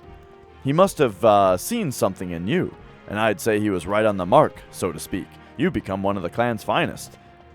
I've become the clan's finest. Let's get real.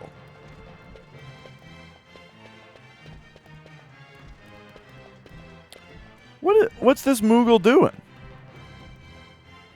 What's this Moogle doing? Eavesdropping on those two? Or just doing pull-ups? Or are you in trouble and you need help? "You've really grown into a great hunter, you know? Out of my league, and that's for certain. Don't get too comfortable, though. Keep aiming higher. Remember, there's always someone better out there." "We may someday together hunt a mark, who can say? Should that day come, may we be of aid to each other."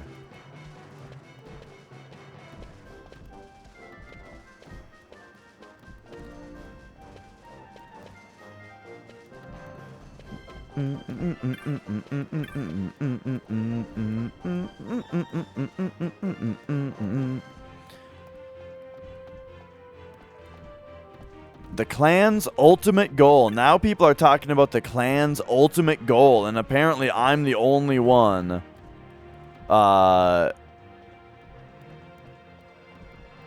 Apparently I'm the only one who's not in the know about this. Quit holding out on me, Montblanc. I'm ready. He's holding me back.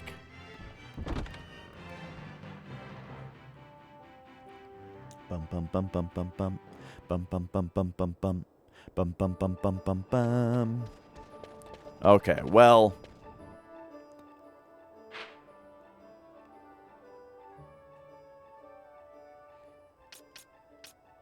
Bum ba bum ba ba da da dun da dun da da da da dun. Maybe we do have to find this hunt. Here, you just play so that I have something to talk to while I'm scrubbing here. The fuck was that? No entry to Central at this time, and refrain from suspicious behavior until things settle down. You know what I mean. Oh, okay, we've got like some cutscenes happening here.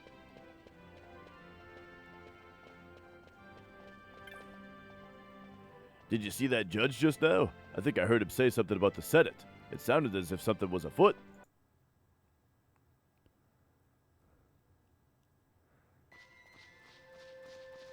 Here we're in like the uplands. Because now, like, I feel like I did this hunt before I did any of this stuff. Switch back to steel from black magic. You know what I mean? Okay, I think I got to go back to when I beat the cockatrice. I can just do that to steal, right? But if my last... Where's the one where I beat the cockatrice? Where were we there? Okay, here's where I was looking for the cockatrice. And then I feel like it was... clearly there's more to it. If there wasn't more to it, I'd be done by now, right? So let's find when I beat the Back cockatrice then, sends shivers down my spine in it. and see what they say, or see what they say right after that. You know what I mean? Our other hunt. Ah, yes. I think this thing kicked the shit out of me before. It's keeping Okay, so this is me moving on to different hunts.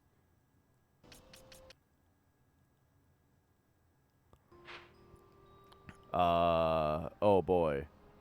Oh no. So now we gotta... The one that keeps doing that, you know? The easier thing to scrub It does a for 5-bar pattern instead of... is probably gonna be finding the cockatrice again. Now, Because I think I did it after the cockatrice. Pretty sure. keep an eye up high, you know. Well, wait a second. Here we are in the sand sea talking about looking up high. See. Unless this is just the regular weaver. Here we go. Try to get... But there was something about beating its wings Sure, this that is they what talked about, you know? There's got to be a reason for all this here, right? Oh, yeah. Remember when we were getting Gambit cards? Okay, this is still Sand Sea.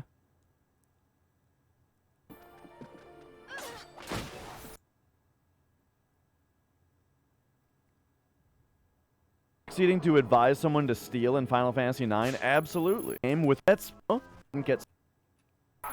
I think this is going to be just that regular wyvern hunt, you know?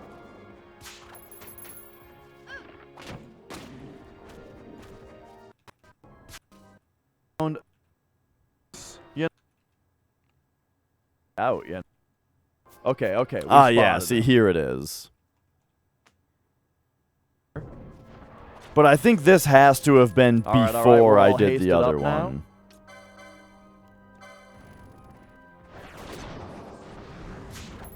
And here we go. We got a Yensa scale. Can I even attack this Because thing? what I remember is with the I'm not so sure cockatrice, that I can... I was barely doing other hunts before the cockatrice because I couldn't figure that one out. Yet, the Enceladus, it tramples my precious herbs to dust. Oh, as you can see, I'm quite agitated. So I feel like this is the start. Breaks on... I wonder if I can just find a spot where I scroll through my hunt list. You know? Appearances. I was posted truth. Here.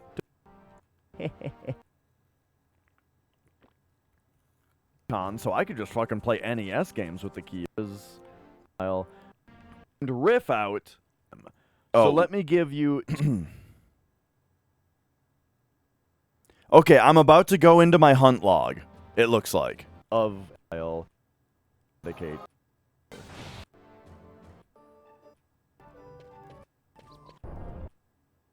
Oh shit, I did. Oh, but all right, here we go. So now it's called something about a rumor, right? we just need to go here. Oh, but it's the Giza Plains though. So no, this is right.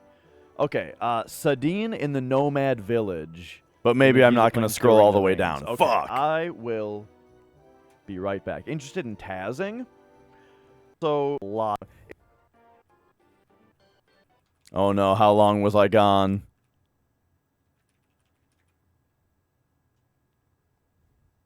So, they... The different version. I want to say one of the different... So one was clear there. There was the love on the Giza Plains one back there was covered. So if we go primer, on September 2nd, I had only up to 32 hunts accepted. Yeah, I think that's after.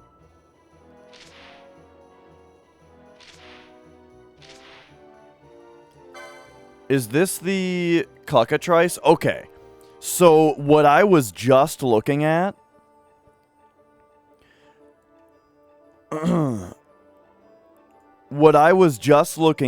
was different version. Oh, so the numbers change. So, like, on 15th of August here, I have this hunt completed, and it's numbered 10. But now it's numbered 33, now that I've gotten more. So I think it's actually before August 15th. Or it's on this day, because earlier on this day, I was looking for it. So how did I just scrub through this day and not find it? Because they say that the Cluckatrice is sensitive to Humes. So I'm trying to... Oh yeah, here's where I was running around as just Fran. But she's the only non-Hume in the party.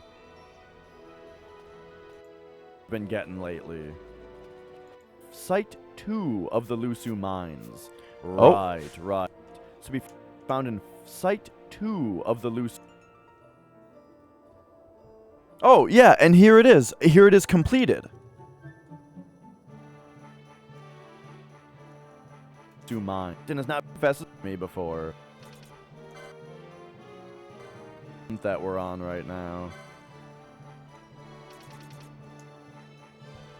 Okay, so here we go. At this point, this is August 15th. I have only accepted this many hunts. Yeah? Alright. Ah, yes. Okay, that's achieved. Quests have not really given me all that great of a reward yet. So now I gotta find the next spot that I go to the clan hall, I feel like. Album? Whoops. Or it might be, right, like, when did I next go to the... Oh, is this where I fought the big snake? I gotta find when I next went to the clan hall. Okay. So now, I'm thinking, yeah, Fran can get haste. And, and picked up new quests. I want...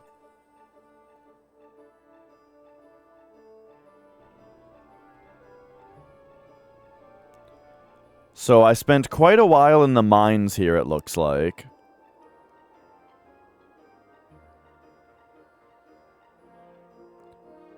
And then where are we here? This is Bujerba.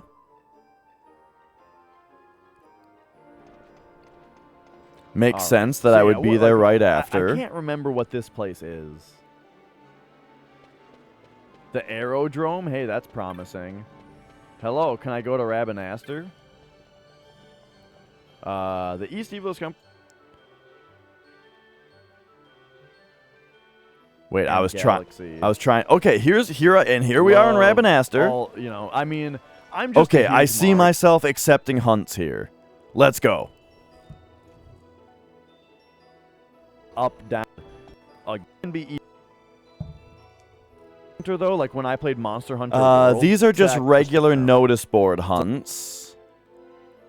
At this point, I don't even know the difference between accepting hunts from Montblanc and getting them from the notice board. I just know that they both give you them. But here we are, going to the clan hall. Okay, this is promising. Oh, we got... Or wait. Yeah, I need the Allier... No, this isn't the clan hall. Bum ba bum Okay, ba ba da now I'm dun good. dun It must dun have dun been. dun dun Hello. dun dun dun dun dun. So you saw my bill for the Wyvern Lord, did you? Most days I stay in Rabbinaster patrolling the shops in March. I'll tell you what, Sands, and certainly my informant would soon. Yeah, that's what I'm telling So you. September is too far ahead. That's like west. So there's me accepting the hunt for the so Wyvern same. Lord. Of not. Oh, but so now let's that's where it is, right? The western edge. It's sand. look back at this real quick. I don't think I have the hunt yet at this point because I just took the ones from the notice end over board. here for sure. Where go east. Like at this point, I have Alright, not alright. yet Have a physical gotten or hunts digital. from Mont Blanc. So like even if they wanted the digital manual, if you give manual, And I never did it. Manual to. Okay, so that's to our flip whole through. Rabbinaster visit.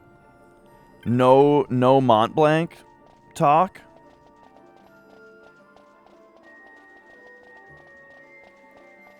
Yeah, and this is just me in the sand sea for ages, looking Enemy for ability. the flying guy.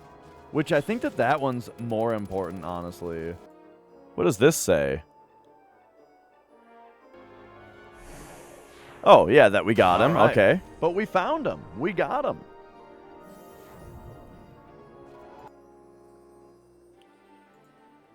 Here's another Rabbinaster visit. Is when the source of the random stuff is not finite, you know? Because then, yeah, absolutely. It's like, well, you get a finite number of chances, and you or the other guy might end. Trust, but yeah, careful. Here we, I think. Now, All right, so I'm looking for a clan hall visit. quest is considered to Oh, be oh. later Yeah, so here we go. Here's than these other ones. No wonder it took me so long to be able to beat that one. Hey, Yuna. All right. All right, back so out. This guy is Back out, on dumbass. The Elder Knoll in Jahar. Oh my god. One. Hey. Then these other ones. Okay, so here's August 15th. I still don't have the one, you know?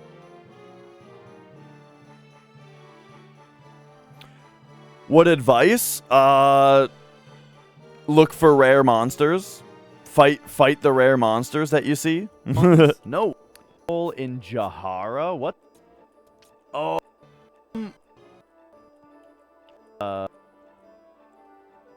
Okay, and that's that That I visit. did it on my own. Because, Okay, I'm starting to think. Oh, here's me finishing another there hunt. was a nudge, yeah. To tell the truth, I was a little disappointed. But this is past, and now is now. Oh, wait a second. Why did I come here? Oh, shit. I didn't need to come here.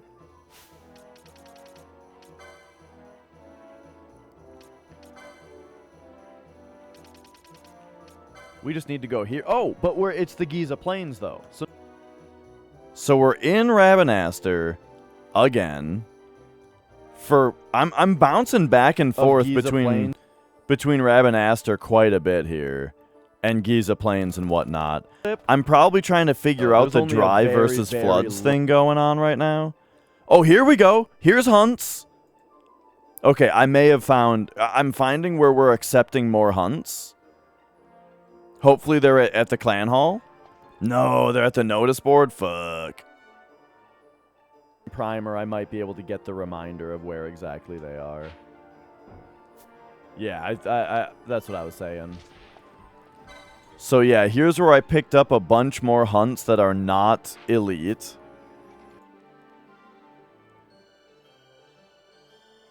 I'm doing hunts right now. You sure are, All right. Dash. Okay, here's me looking through my hunt log again, so we can take another spot. Oh, that's rank 5. Wait, the numbers of the hunts change? Okay. Like, Okay, I still don't have it at this point. this one is 16 now? I see.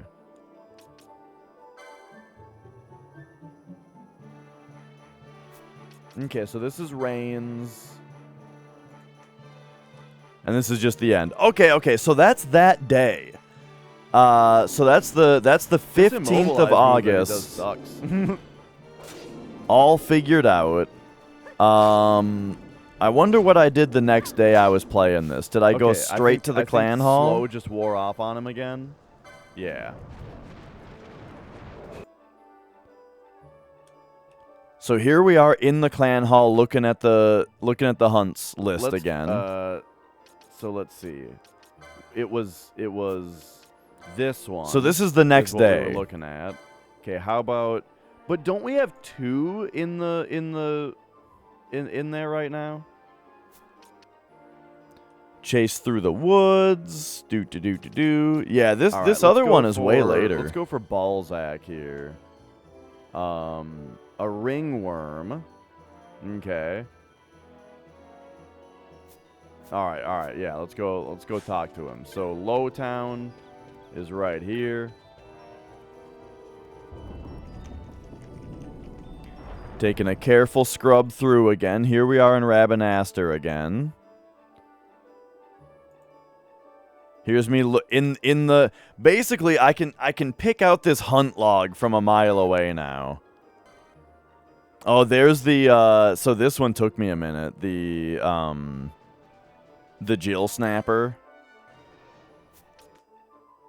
But let's just keep reading these here.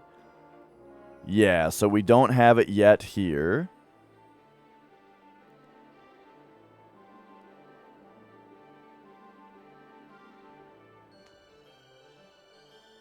So at this point, I can probably just look for when I was in the Sand Sea again. Which will be easier than checking the hunt log.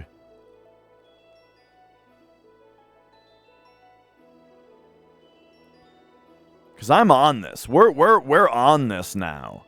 This is the guy that we need to find.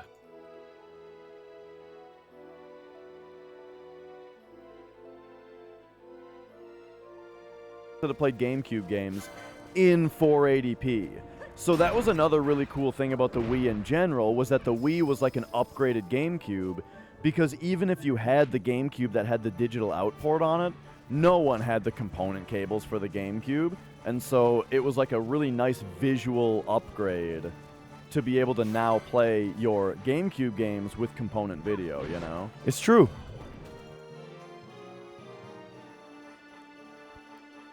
They really went all out with that. Like, the Wii was an all-wireless system. I started using some gel, though. You know, like wireless controllers. And yet, they put 4 GameCube controller being a ports reasonable and 2 notion. memory card ports. But who knows? I mean, Physically on the Wii. That's crazy.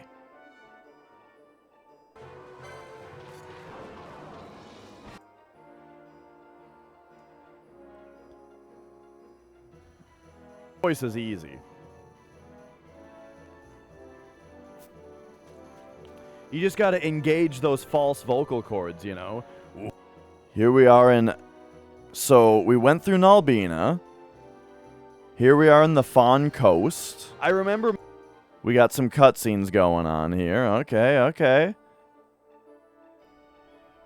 Right, he looks like a kid. Like, this whole time I've been thinking that, what is... Here's a Rabanastre visit. It would be a lot better. Sony is generally not bad with microtransactions and stuff. So that could be cool.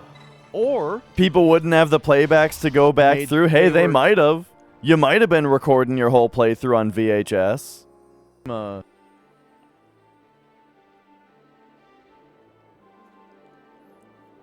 Waste of money. I mean, You just wouldn't have... You just wouldn't hear yourself.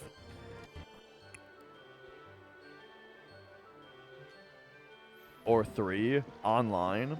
Because I'm not much of an online multiplayer gamer, you know? But hey, I was in college once, right? And, dude, Killzone 2 and 3 it We would be a we were lot just better. talking Sony, about Killzone do earlier I today, tunnel weren't we? If like they were getting Bungie to make a new Killzone.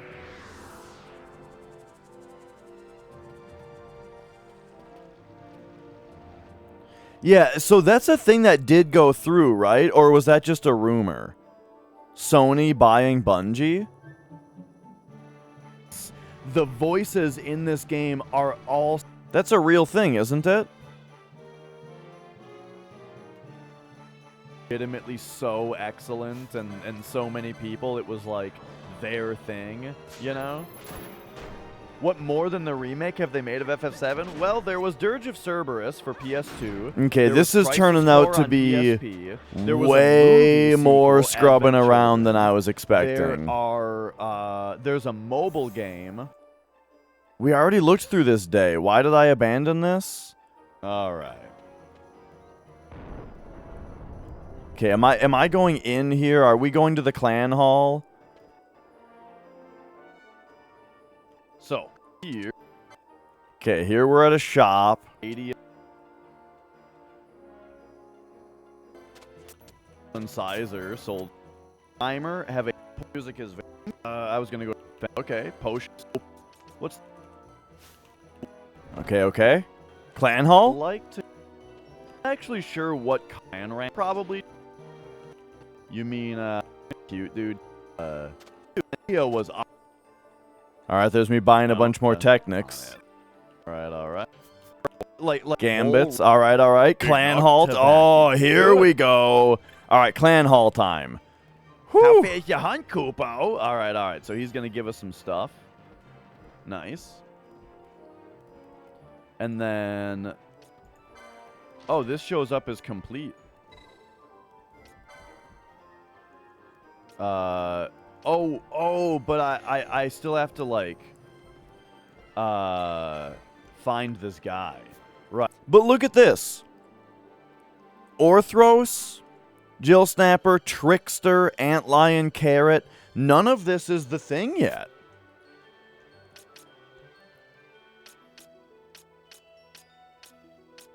The Dark Rumor is actually a... Whoa, it's actually a lower... Wait a second.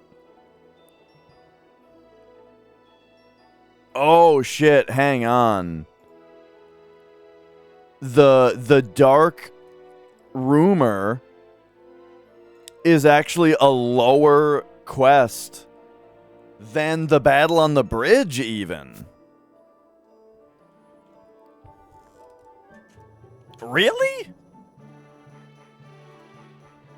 Okay.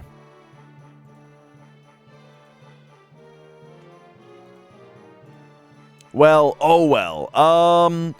We just gotta find this guy. He's laying low somewhere, huh? Yeah, what do they call that, Sozy? The sunk cost fallacy?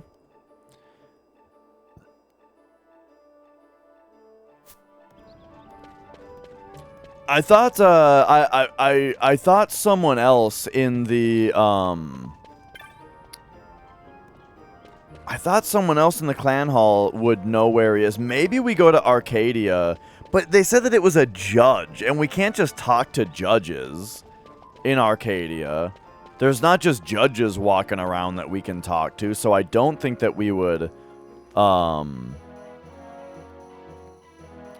I don't think that it's going to be a matter of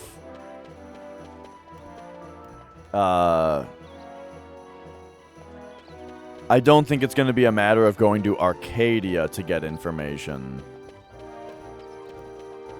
Oh, I'm doing that thing again where I'm running back the long way instead of, yeah, that's what I said, the sunk cost fallacy.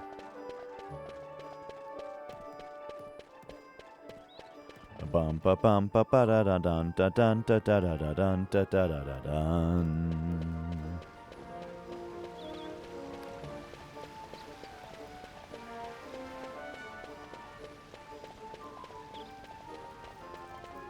So I'm not exactly sure where to start as far as looking. I mean, I checked Barheim Passage. That was one thing. Hi, Mia. You having a good butt sniff there? Magic's on my lap. Oh, I think I have to find that headhunter again. You know, the guy that we killed that fell into the sand sea.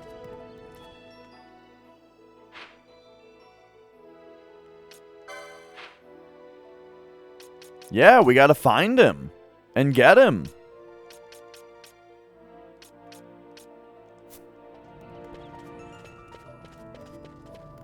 Mia,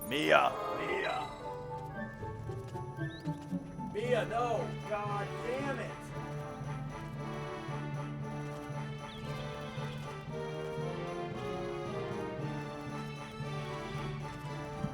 Don't come in here with your this isn't the right thing. You're on the wrong track. You're not, the thing that you're having fun with right now is dumb.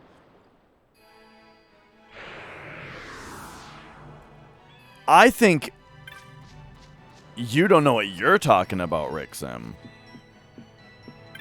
Check it out. This guy here, he says, listen to this guy. Listen to this guy here. Headhunters are this thing, okay? But now listen to the rest.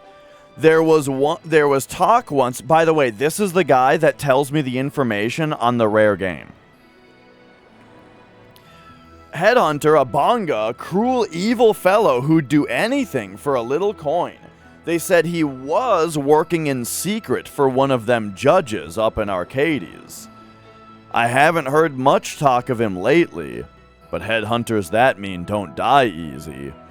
So he's probably laying low somewhere, most like.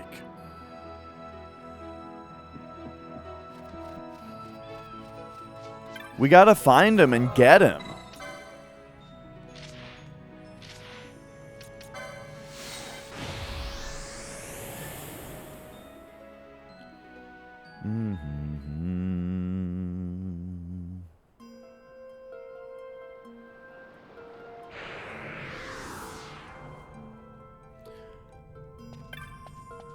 Okay, I'm gonna snoop around old Arcades for a minute.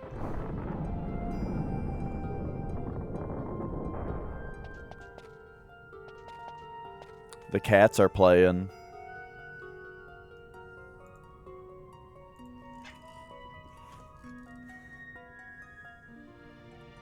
Oh wait. Never mind. They just stopped. They were only playing for a second.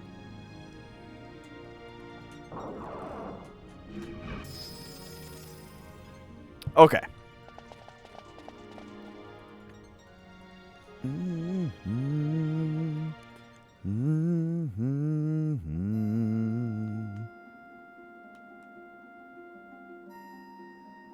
He's laying low somewhere. A judge in Arcades? He worked for a judge in Arcades? Let's see if anyone in old Arcades has the dirt on him. Hey, buddy, I'm right here. Hey, buddy. Magic buddy. I'm right behind the vacuum. I've heard of you. You're the lad of the 7 and 10 that's come from Rabbit Aster. Talk is you've retreated a bonanza in your party. Magic buddy. Hi, I'm right here.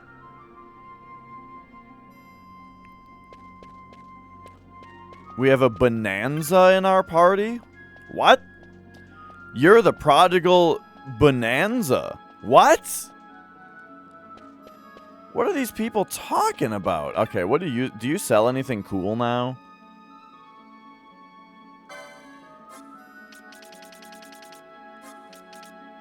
Oh, he does have a bunch of stuff. Okay, but yeah, a bunch of stuff that I already have. I'm just gonna go ahead and have 3 of these. Okay. Balthier Bonanza? That can't be right. That name is way too silly. I don't believe you. Welcome to Arcades. If you want to see your dreams come true, be a soldier. The people down here, they're the ones that refused. They wouldn't take up the sword, and look what happened. Spent and shriveled, the lot of them. You want something? You pay the price. And there I was, Thinking you'd come here without a scrap of information to your name. Imagine my surprise when I found out you'd got a lot more than a scrap. That you were very well informed indeed. Now that's a face I dislike. It's the nose, pointy, probing. A nose that smells but never tells. You know the sort. Whom of do I speak? His name was Daguza, and he was the stinkingest, foulest cretin I ever knew. Tell me more. Tell me more, tell me more.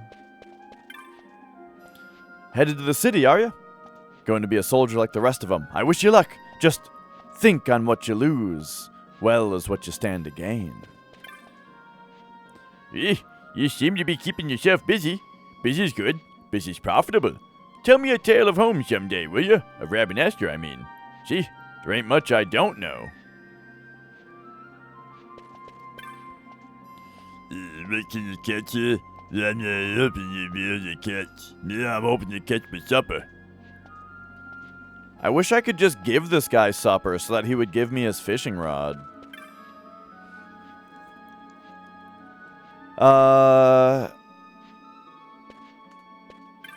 Okay. What about all these other people?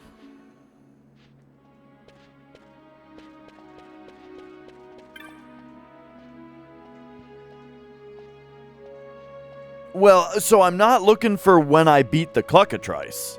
I'm looking for when I beat the Bonga Hunter. I found when I beat the Cluckatrice.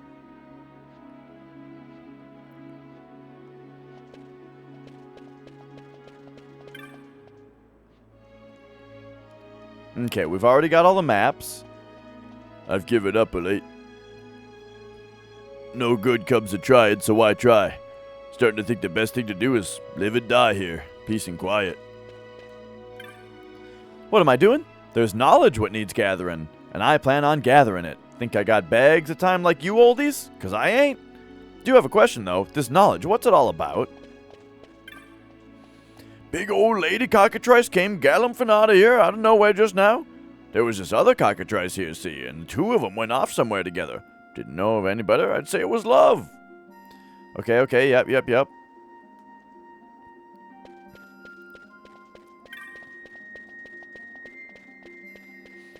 I just realized something. I wonder if now that I've got all the Cluckatrices back, if I can give the feather away.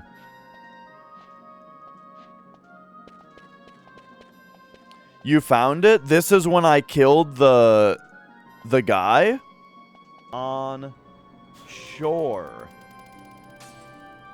Key on shore somewhere. So it's right after this is when I go to the Sand Sea? Alright. And fight the other dude? Get the fuck out of here.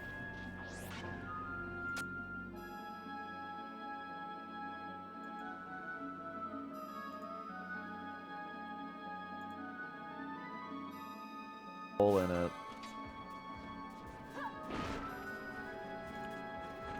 Sounds good, Lo-Fi. Have a good one. And around 5 hours? On the way to see Meshuggah with Cynic. Cynic is sweet. But what can I say? I'm sustained by video games. Okay. Rixim Speaking was of on the sustained by video case. games, Popo. We seen any Bloodborne tonight?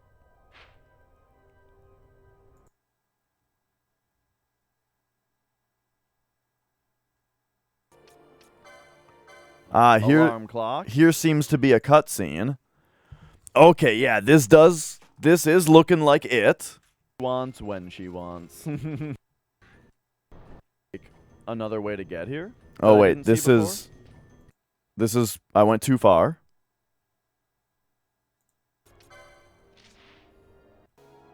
There.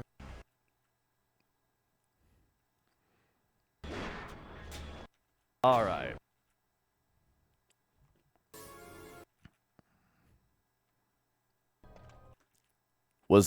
I wonder if I fought that Entite after. To Is this the way out? I know, kind of.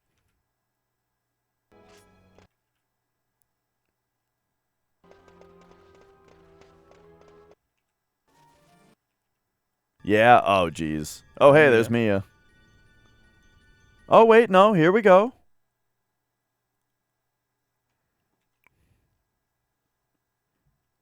We can get the camera in a little bit Okay. more here now. Yeah. Here's where we fought him. Oh, perfect. Thank you, Rixim. All right, let's go.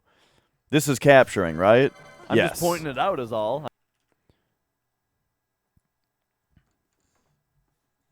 Guy anyway. So let's just enjoy this fight with the preceding cutscene. This guy next. Oh my god, YouTube, please. Double everybody's HP. Just explain. Bubble. All right, here we go. Okay. Oh, whoops. I forgot to let those go off. So we've drawn you out at last. The moth cannot resist the flame. Now you will burn. Long time no see, Baltier. Oh, hey, it's these guys. Trolling for hunters. So long you've kept me waiting. Well, I guess this explains why there was so little information. You are looking rather careworn. It was Are a the trap. lizards in the sandpits not company enough for you? My blade requires a sharper tongue to keep its edge. Oh, okay, hang on a second. All right, you guys are a bunch of idiots. Hang on a second. So All here right, was the hang ass on, kicking hang on. time. Let's just buff up. We're just buffing up. Let us buff up real quick. All right, we're Remember almost done buffing. the guy that we found All right, hang on. Let me just double everybody's HP real quick. in the Estersand village? All right, now we're gonna cure back to full health.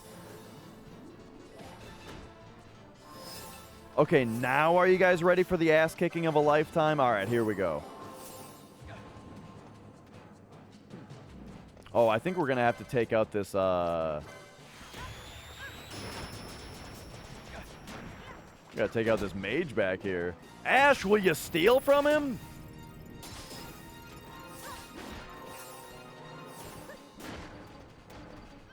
Oh, also, Fran, how about a Dispelga on all these idiots?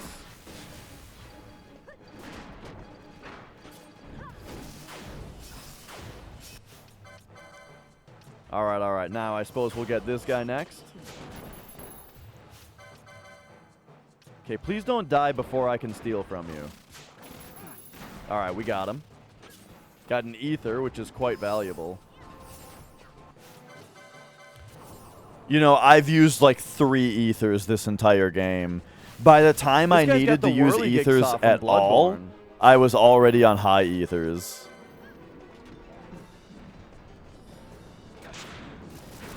It's funny that my steal effect is like having trouble going off, you know? Like, look at this. It takes so long to do a steal attempt. Why am I even hasted?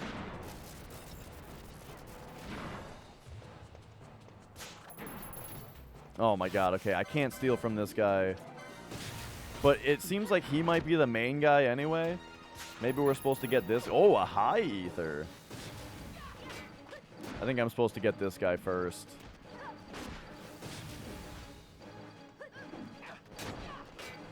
Oh, like I you know, I understand Balthier there's an already has explanation. Excalibur at this point. Man, I've had that I'm for a just pointing long it out is all. time. I'm just saying, hey, look what's happening. All right, there we go. We got an elixir from him. Nice. Oh, here's Rixim explaining why the steals are getting queued. We can get the camera in a little bit more here now. Yeah. Actually, we could use a rebuff. Hang on, buddy. We're gonna rebuff real quick. Okay, we're all hasted now.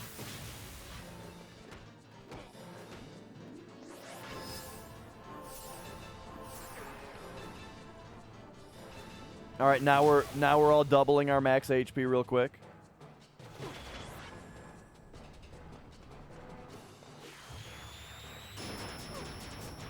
I'm waiting for Balthier to actually start this move. There we go.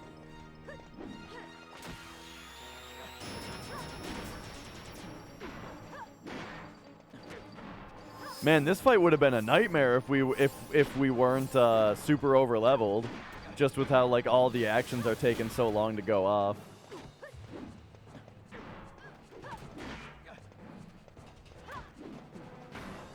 Oh yeah, he's doing that thing where our moves don't do any damage to him now that he has low health.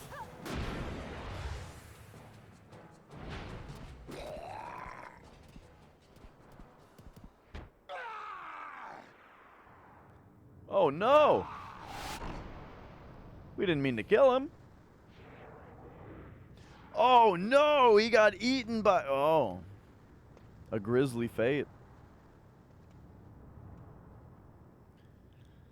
Okay, so we did Well, I sort guess of... we're all gonna get tried for murder now.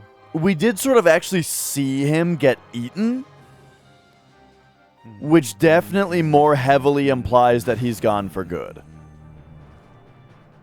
I guess that's one way for the story to end. Well, we're all in jail. But let's see like what Montblanc says about it.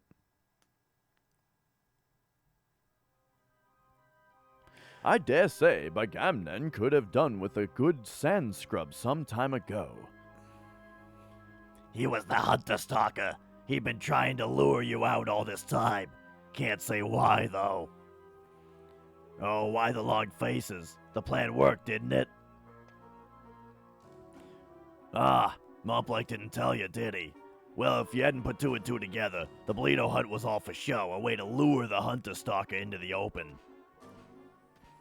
Montblanc knew we couldn't let him go unchecked.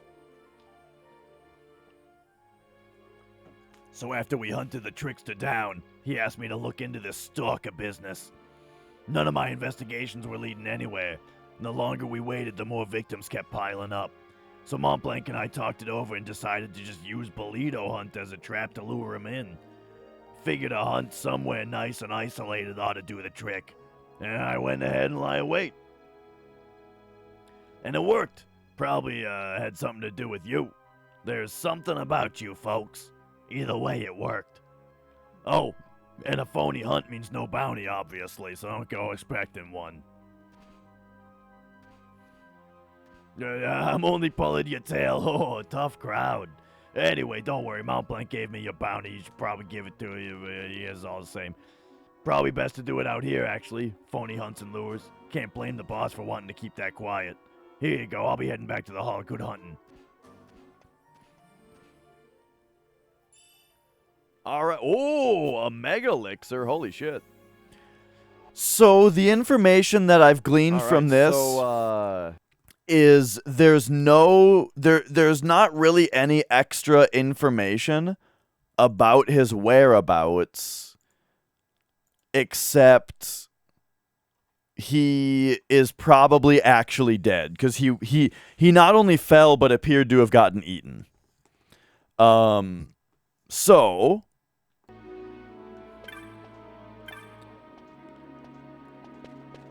maybe that does mean that whoever we're looking for, some kind of hunter that we're looking for, that's being where there's like a judge in Arcades that's giving him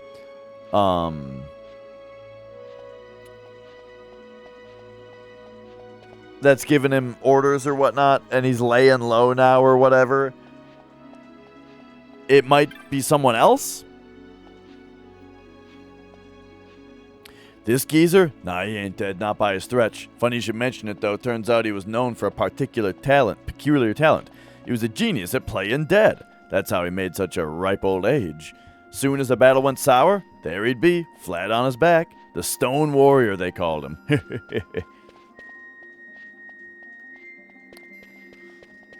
Alright, well, I still am trying to gain a little bit of information.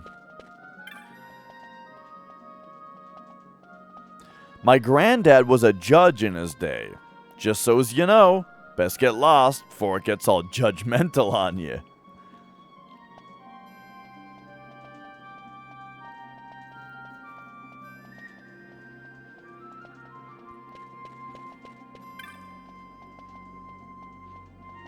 Okay, yeah, that's their whole thing. Well,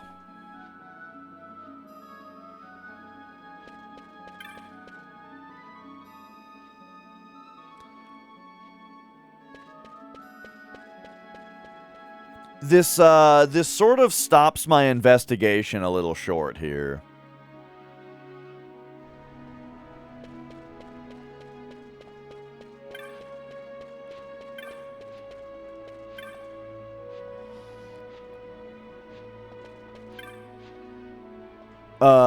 Yeah, I'm not sure what I'm supposed to be looking for now.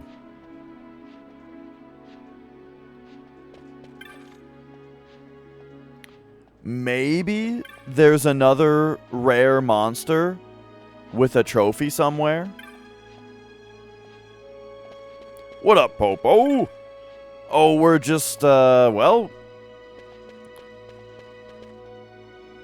I'm looking for a little bit more information about one lead that I've gotten, but like I feel like it's too loose, you know? Oh, there was very strong support today. We're looking good. We are looking very good on the upcoming hundo. Now, I don't. There's so. Hey, oh. Whoa! Now, hang on a second. Now that's big time. Hello!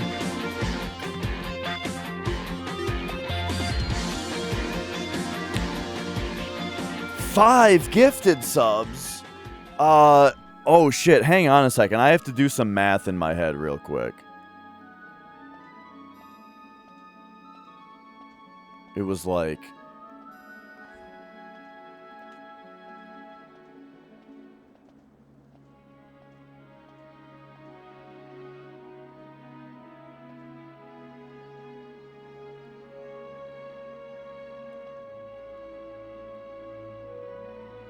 Yeah, I think this all works out. I was just trying to make sure that I have the point system correct here. Rixim with 5 gifted subs. Why, thank you so much. That's big time. That's real big. Thank you very much for the support.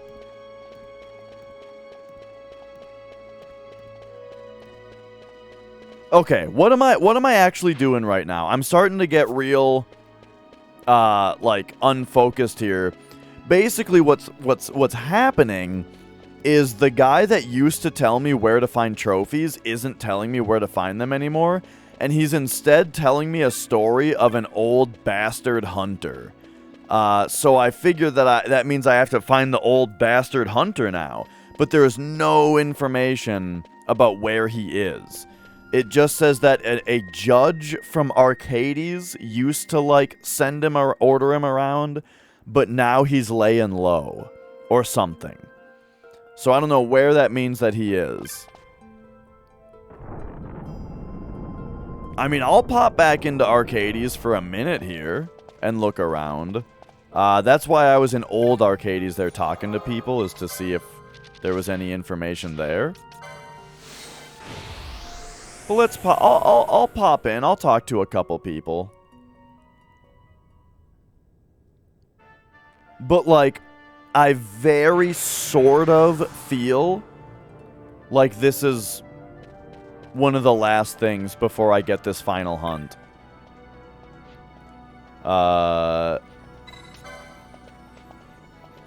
So, someone... Is there like a judge just walking around? I don't think that that's a thing. That's what prevented me from going straight here, is that I don't think that there's judges just walking around. But maybe they are in the upper place, you know what I mean? In this place up here? Maybe someone up here has something good to say?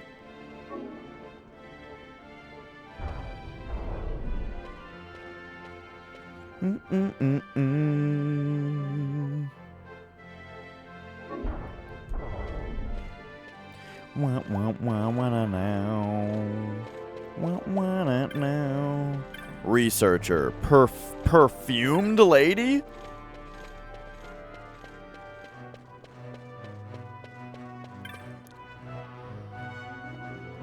Hey, don't scratch.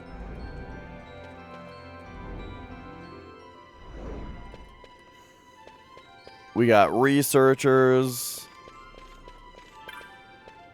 lady of memes, gentry.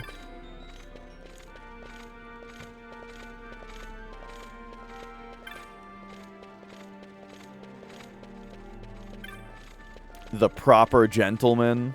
A few of these people, I mean, the guys just walking around in armor kind of look like judges. Yes, Mia? But they're Imperials? Ooh.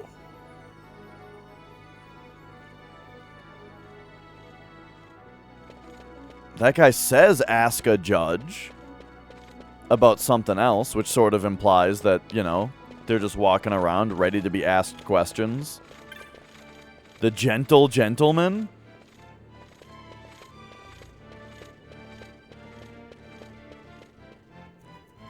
I tell you, someone here has something good to tell us.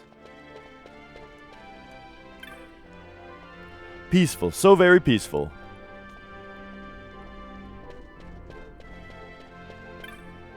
He's gonna be in this place, isn't he?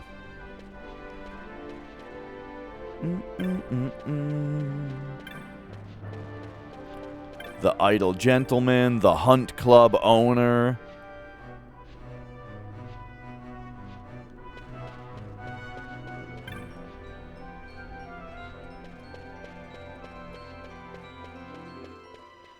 Yeah, I don't know. So at this point, I'm a little locked as to like what I'm supposed to do next. I guess the smartest thing might just be to look around for another rare monster and see if we can find another trophy besides this other Bonga hunter guy. You know what I mean? I have 13.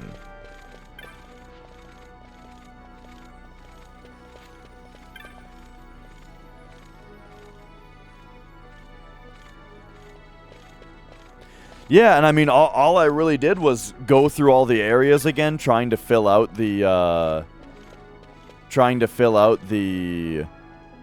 bestiary, you know, and just running into rare monsters while I did that. So come to think of it, I don't think I ever went back to like the Cheetah Uplands.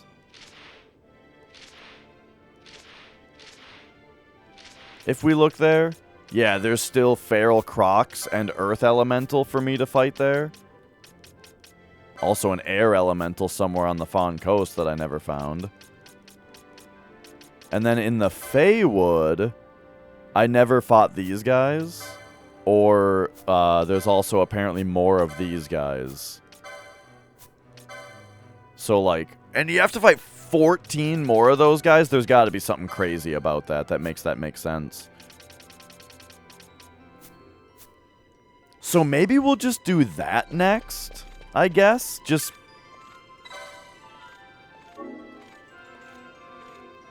go to those places briefly.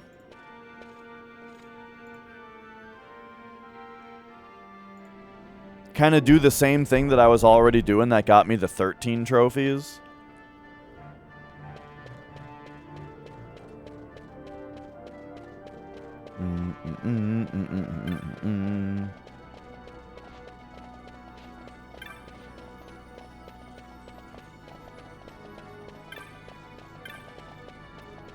So, that said, I think that means take this. Uplands. And what were they? Feral Crocs and Earth Elementals? Alright, let's kind of go back to how we started the show today. Just running around, hunting monsters, looking for rare ones. And the thing is,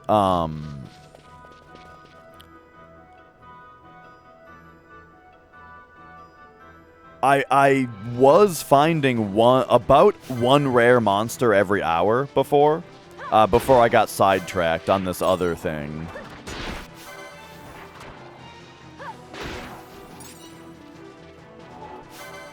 So we were doing pretty well.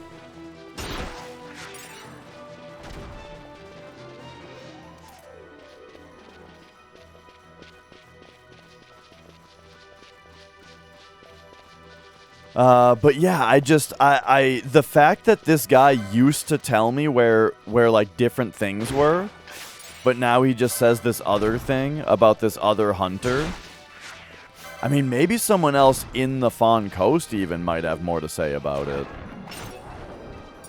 But yeah, all they really tell me is he's laying low. So does that mean that he's in a town? Or is he going to be somewhere else? There's some kind of Bonga hunter that I need to find and probably fight. I imagine, like, I feel like the thing that would make the most sense is that he's going to show up just like a rare monster shows up.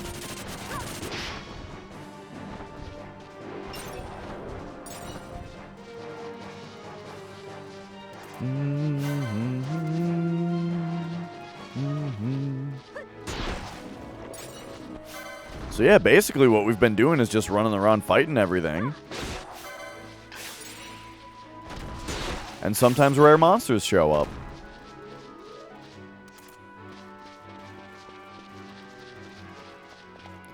Ba-da-dum. Yes, hi Mia.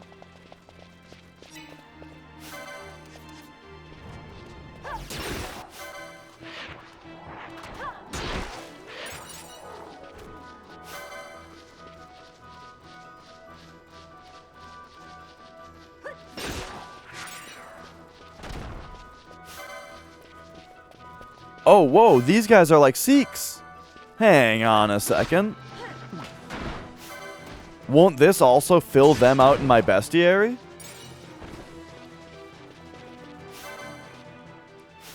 Let me take a look at that. Clan Primer. Yeah! Look at that. Wait, so now we still need 2 more? Oh, to get even more riddles? The Riddle of Myth. Riddle, huh?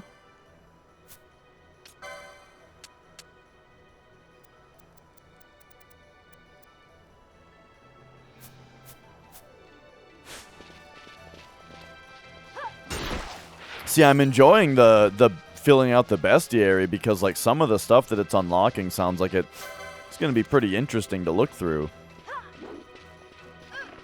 Yes, hi, Mia.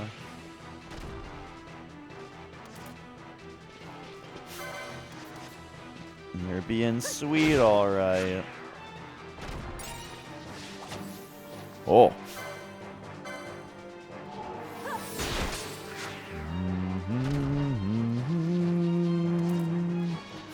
Gosh, your claws are sharp.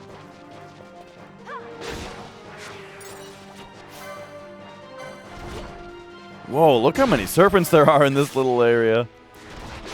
If only the wild snakes in Giza Plains showed up like this, we'd have that done forever ago. Pebble!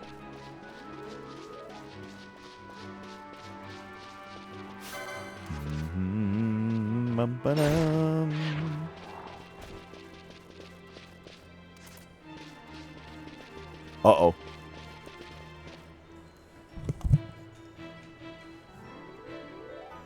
Hi. I had to quickly remove Mia from my lap because she was. I heard the door start to unlock, but I noticed it before Mia did, so I had a chance to get her off my lap before she launched.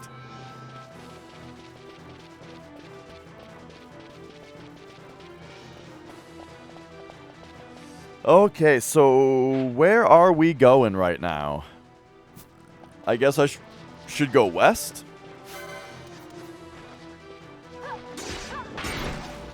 Yeah, Nicole getting home. That's right. There's only a couple days left of Nicole November. We'll see if she makes an appearance.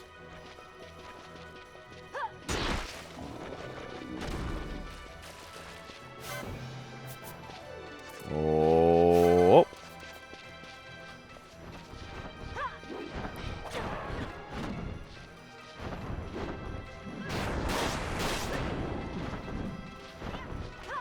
One more Fran. Oh, Fran missed. Oh my god, when we're fighting enemies like this, it's super... It's already kind of annoying that only Fran can hurt them with her bow, but then also the fact that she misses half of her shots is kind of annoying. It's Nicole. Nicole's here for Nicole November. Oh my god, come here. There's Nicole. For Nicole November. That's right. Nicole's appearing on stream every day in November. Is tomorrow? So tomorrow's the last day then, huh? Yeah. How is? Well, I mean, I appear on stream every day, every month. But maybe if Nicole streamed, then it would be Dash December on her stream. You know. Not that I'm pushing it. I'm just saying that I could see that being a thing. Why don't you take your coat off and stay a while? How cold are you? You were just outside? Yeah. I want to feel your hand. I want to feel your hand. I can't feel your hand? Oh, look at that. Your hands are pretty warm. I expected them to be cold. But, okay, your feet are cold? Oh. I see, I see. In your boots you got snow? What happened? I looked outside, it's snowy, but how did you get snow in your boots? I looked outside and it looked not too much. Oh, except that there was a Minneapolis snow emergency I got on my phone. So it's a lot? Oh, we got a lot of snow apparently. So much that were you having to do like big steps? Oh, wow. Okay. So you had to do, is that why you were ornery when you came through the door? Yeah. Oh, okay. I see, I see. People are driving like jerks. Earth Elemental.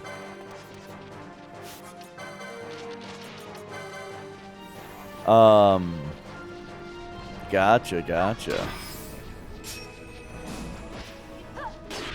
No. But, you know, I think I'm getting there, kinda.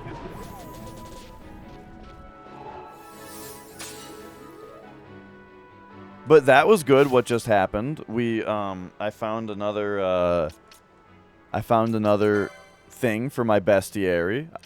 I'm filling out the bestiary right now. Because, like, every monster, you have to fight, like, a certain number of them. Which, if you do, it unlocks, like, this extra page of stuff, you know?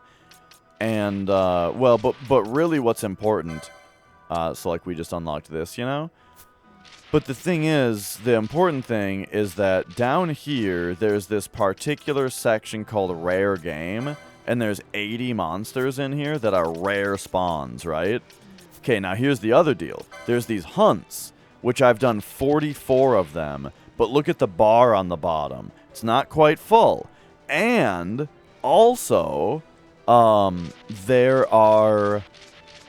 what they told me is that, like, I can have the last hunt once I've fought enough monsters that are not marks, is what they say, right? Like, these are the marks from hunts earlier already that we fought. So I take that to mean I gotta fight rare monsters, you know what I mean? So basically, I'm just filling out the bestiary as an excuse to run around these areas again. and maybe find some more rare monsters, which has been going pretty well.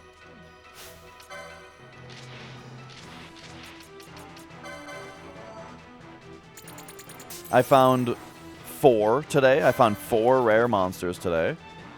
And then also, what was the other thing about that? Wait, what was misspelled? But yeah. So I found 4 rare monsters, and then I got sidetracked for a while, looking for something else. Because there's this guy that for a while was telling me where to find secret or rare monsters, but now he won't tell me about any rare monsters anymore. He's just telling me about this old hunter that was mean and sucks and is lying low. I think it's a guy that I fought earlier, even though the cutscene really made it look like he died.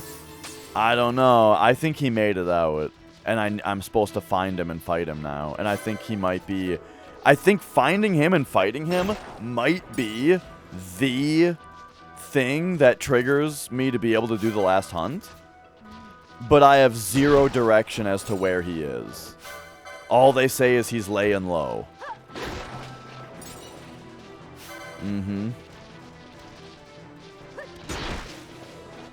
So that's where we're at. Just running through low-level areas, killing all the monsters, hoping for something rare to spawn. And thinking about this guy. No, I think I'll probably hit 200 hours. We'll see, though. Because how close are we to the last hunt? I don't know. I think I either have to fight this Bonga, or maybe it's also like maybe a thing that since there's 80 rare monsters, I need to get 40 of them, maybe? Right? Get half of them? And I'm at 36 right now. So, you know.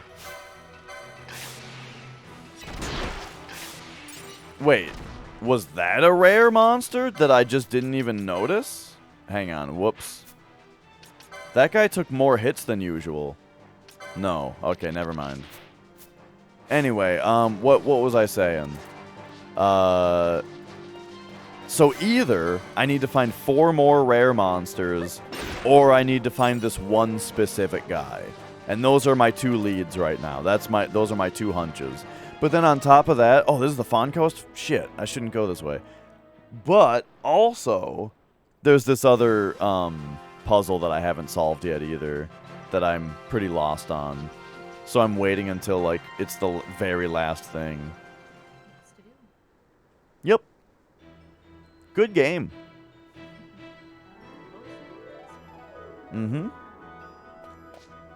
Okay, so where am I actually going here? We want to go south.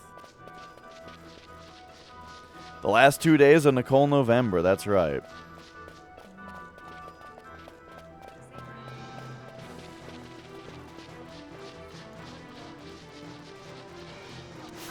Okay. I'll be up pretty soon.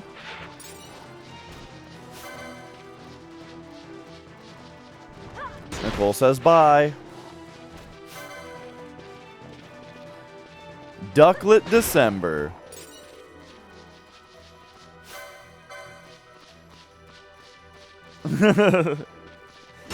Both the cats were waiting for her at the top of the stairs. And when they spotted her, they both meowed.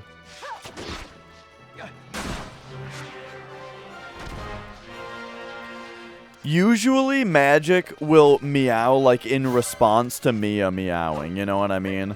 Like, a lot of the time, they'll both be following you around if they want something, right?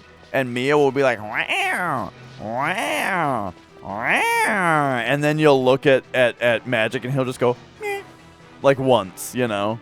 As like a, yep, me too. I agree. Yo, pixelated squall face. Oh, things are going well, you know?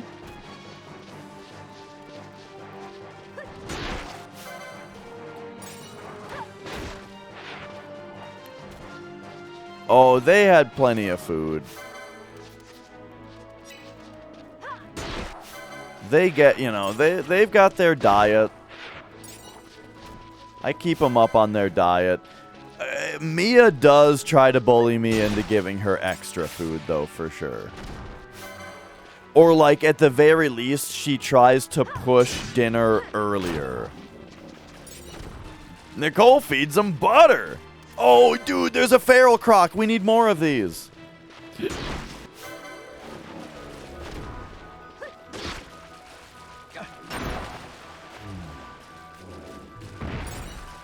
Yeah, there we go.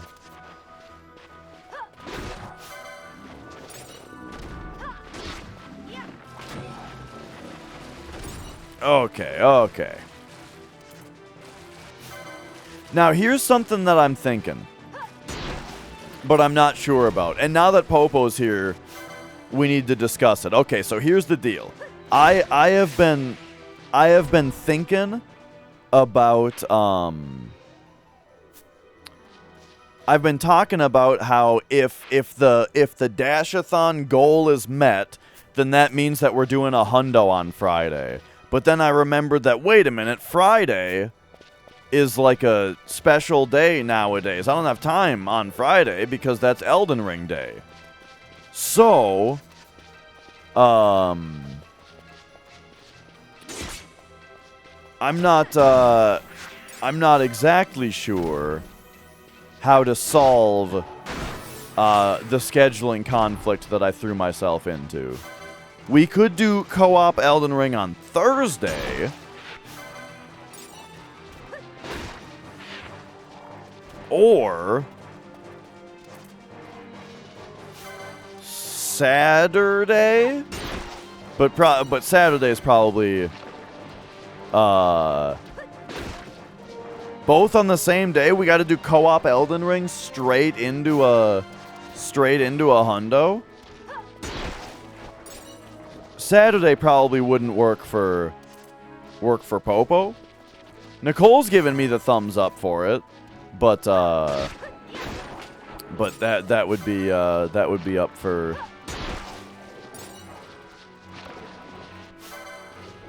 Popo to decide. Or it would be the hundo on Saturday.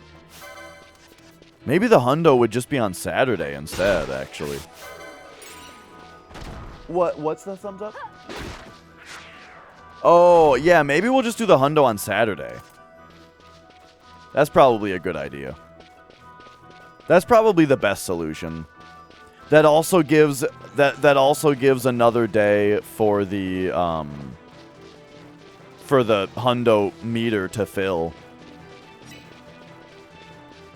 That way, if it's not filled by... That way, if the hundo meter isn't already full by Friday, oh, you guys can hear it from Popo while we're...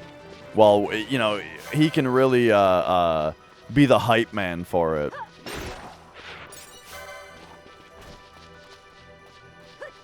Why no co-op hundo? Because frankly, that idea is just ridiculous.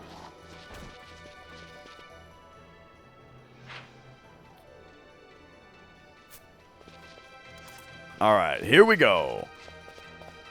I'm gonna run into this trap. Because I feel like it. Another feral croc!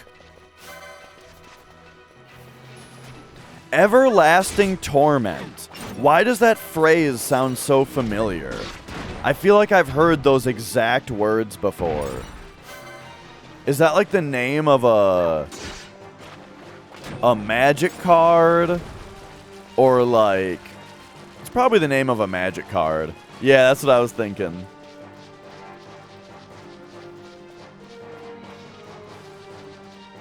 Oh, it's in our vows. Oh, wow, that killed everybody. You know, like, I'm at the point in this game where I'm running into traps just for fun. And that one really punished me.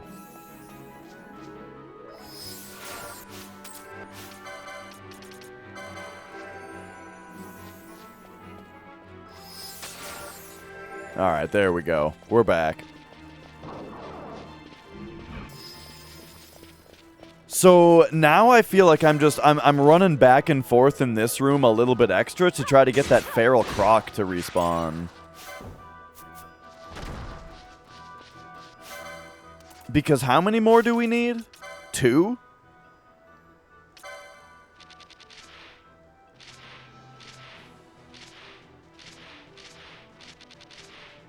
Where is it? There it is. Yeah, 2 more feral crocs.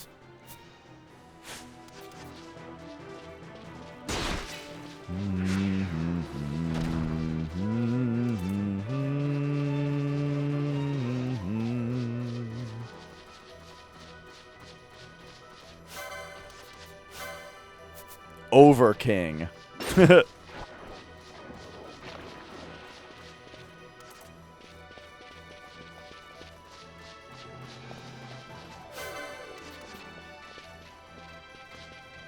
Yeah. All right, all right.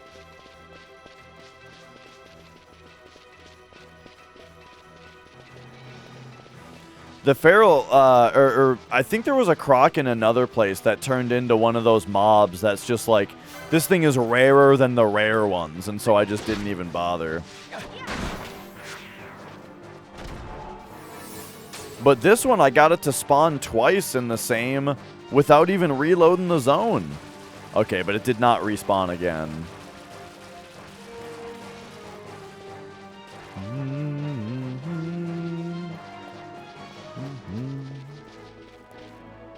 What's all this now? Oh, just that little bit down there. Okay, okay. Let's go this way. Is this the place that has the rivers that we already found the guy in? No, that was Sarobi Steppe. Yeah, that was here. So yeah, I kind of feel like the uplands here is the place that like I've spent the least amount of time. You know? You just ran over the cat's tail with your chair? Oh, dude, I'm afraid of that every time. Every time I back up in my computer chair, I'm afraid that I'm going to run over a cattail. Especially because my cat, when she's fucking with me, and she wants me to give her treats or something, she starts fucking with my feet and lays down behind my computer chair.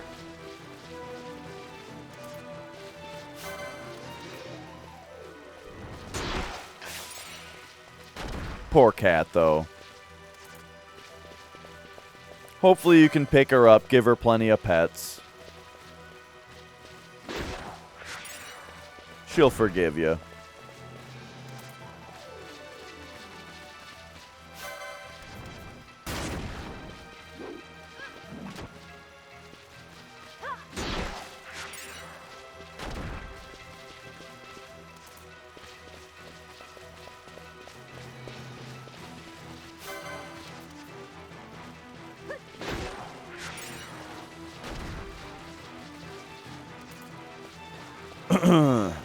Oh. Well, it's raining. We'll see if that helps any.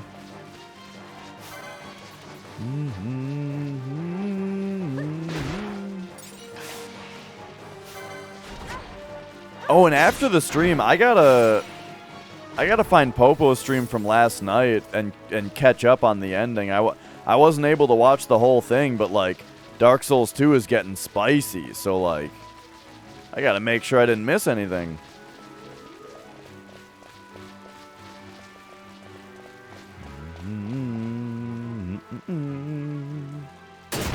Whoa!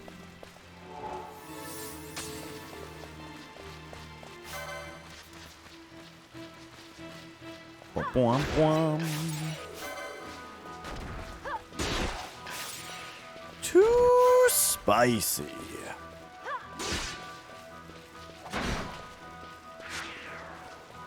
Alright. We have not found a rare monster yet. Wait a second. I think I did find a rare monster in this place already.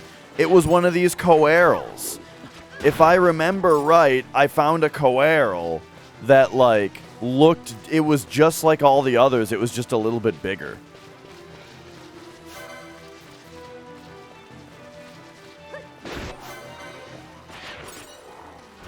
See, that's the thing is, I feel like it's funny that I've apparently got less than half of them, you know? Coolers. Cool. I feel like it's funny that I've got less than half of the rare monsters, because I feel like I've got a ton of them, you know?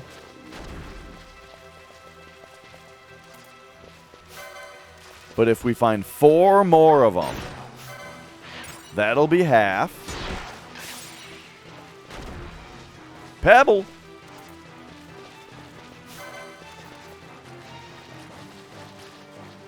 Whew.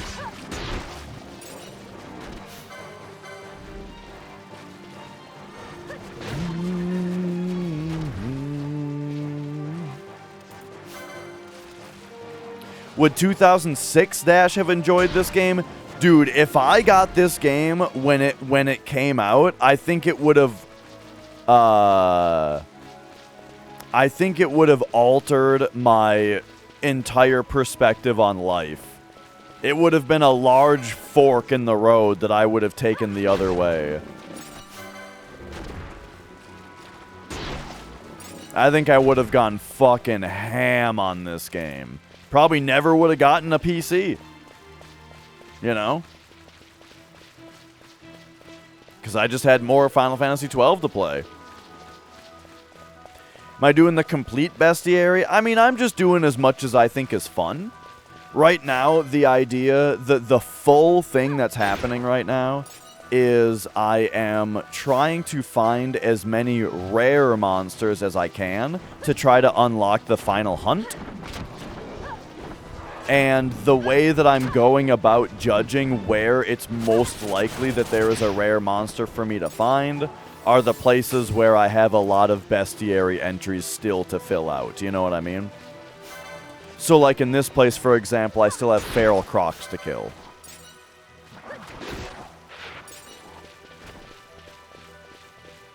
Speaking of which, I should probably go back to... Where was the place where...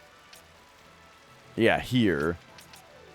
To where that one had spawned. Yeah, we'll make the rounds.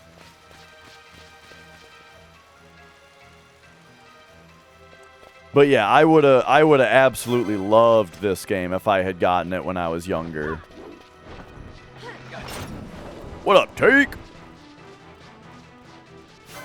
Oh.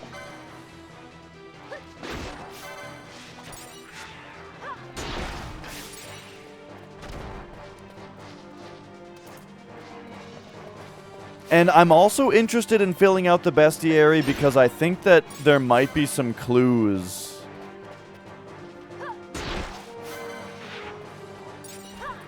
about some of the things I haven't seen yet in there. And yeah, for sure, when I first started this game, I wasn't so sure about it because it wasn't turn-based, you know? I wasn't so sure about the battle system. But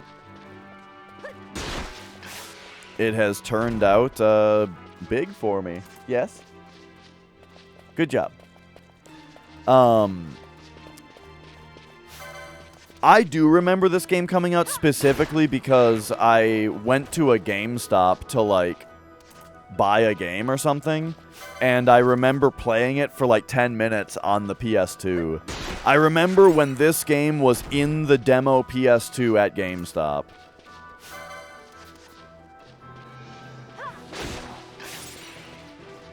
I don't necessarily remember TV ads. In fact, I don't remember seeing TV ads for video games very much at all. The only, like, when I was younger, the only video game that I can specifically remember there being ads for on TV was Mario Sunshine.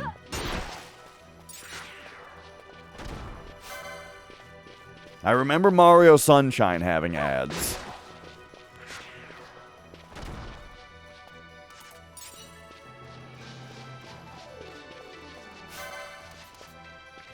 All right. Boom. Blammo. And this leaves, right? Kind of. Mostly, yeah.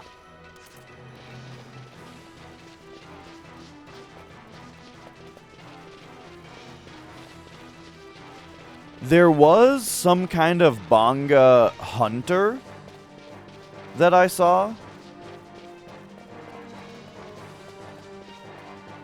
Got this about a month after it came out with a launch PS3. Very nice.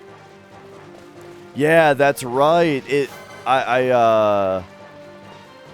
This game did come out pretty close to the PS3. Well, the PS3 came out in 2007, didn't it?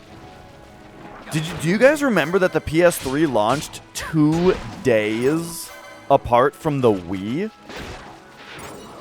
The Wii and the PS3, at least in the US, came out 2 days apart from each other.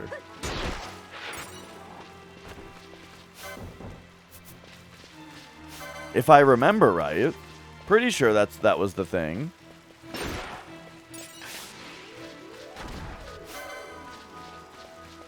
An ad with Zidane swinging into the play with a can of Coke? Weird.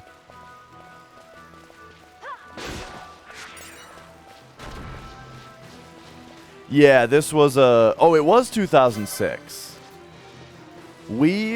Yeah. No, you're right. Wii and PS3 were 2006.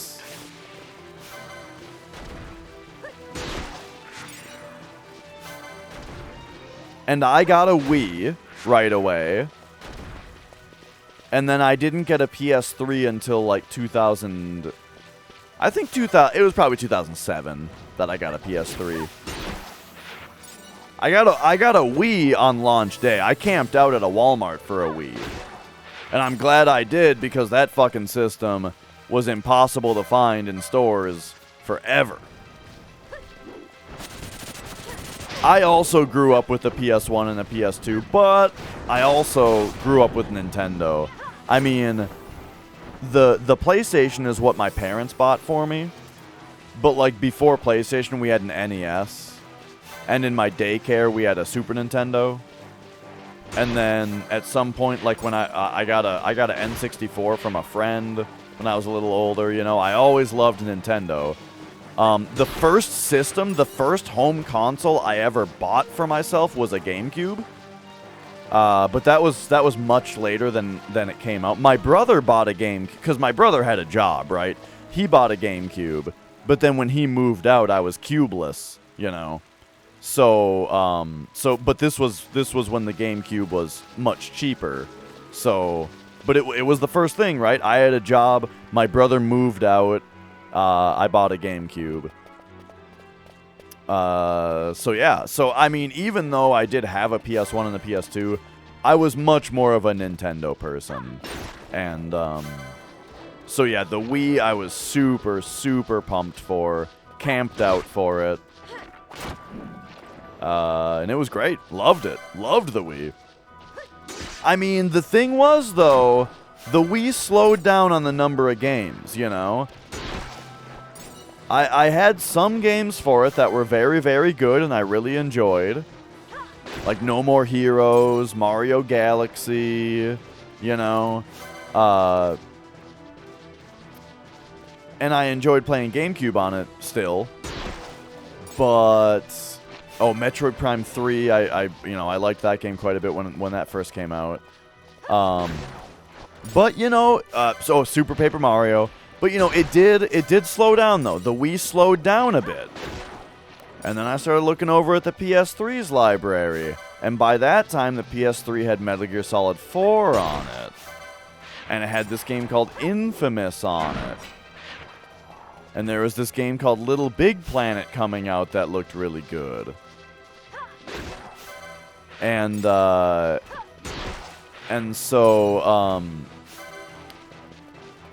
so I actually got rid of my Wii and a bunch of other stuff to get the PS3. And ultimately, I'm not happy that I got rid of a bunch of stuff. I should have just saved up more money before getting the PS3. But I was impatient, and I traded in a bunch of stuff for it. A bunch of stuff that I've since had to reacquire. But yeah, but I got a PS3. And then PS3 dominated the rest of that generation for me. You know, it had the games I mentioned, right? Because Metal Gear Solid 4 was really good, except I hadn't played Metal Gear 2 and 3 yet. Solid 2 and 3. So I played like an hour of Metal Gear Solid 4, and then was like, wait a second. I think I need to play this whole series. So I picked up the Metal Gear Solid Essential Collection, which was Metal Gear Solid 1, 2, and 3 packaged as PS2 games, except that the Metal Gear Solid 1 in there was actually reprinted PS1 discs, which was pretty sweet. I still have it. I'm going to show it to you. I'm showing it to you. Fuck it.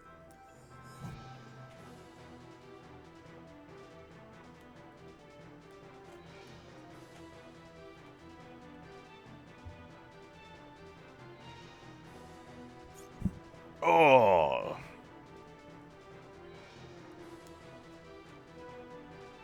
There we go. I picked this up. Metal Gear Solid The Essential Collection. And it's a 3-pack. It's got Metal Gear Solid 2 Substance, and Metal Gear Solid 3 Subsistence. And fucking the Metal Gear Solid 1 are actual black back reprinted PS1 discs. Because back then, you know, the PS2 was backward compatible, so they could actually do that. And so anyway, so when I first got a PS3, my first experience... Yeah, exactly. So my first experience with my PS3, which was a 60 gig, so it was fully backward compatible even with PS2, and my first experience with that system was playing through Metal Gear Solid 1, 2, 3, 4, all in a row. And boy, oh boy, was that a pretty life-changing experience, you know. Damn, those games are good. And then, you know, after that, though, right? After that, you know, Infamous was on the PS3. I loved that. I played a bunch of Little Big Planets. I wonder what else I had on PS3. We're getting to around the time, though, where I moved out.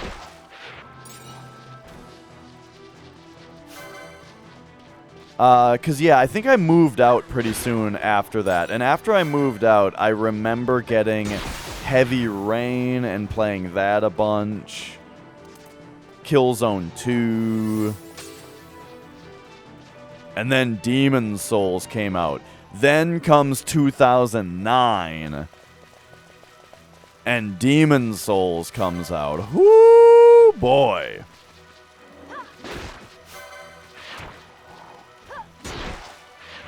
And at that point, the rest really is history.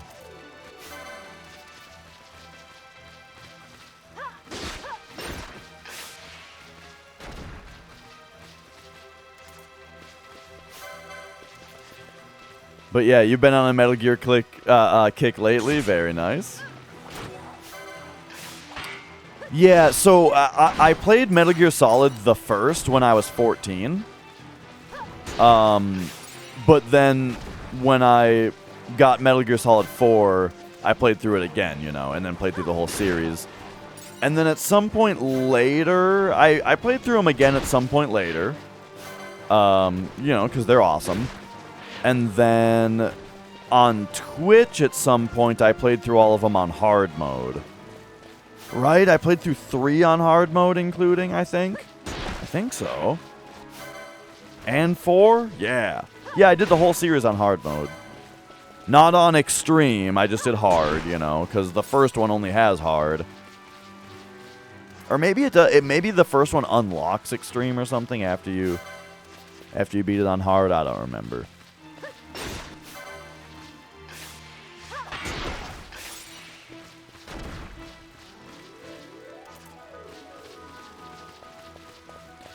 You remember completing Dark Souls 1, ordering Demon Souls, playing demons for 25 hours straight.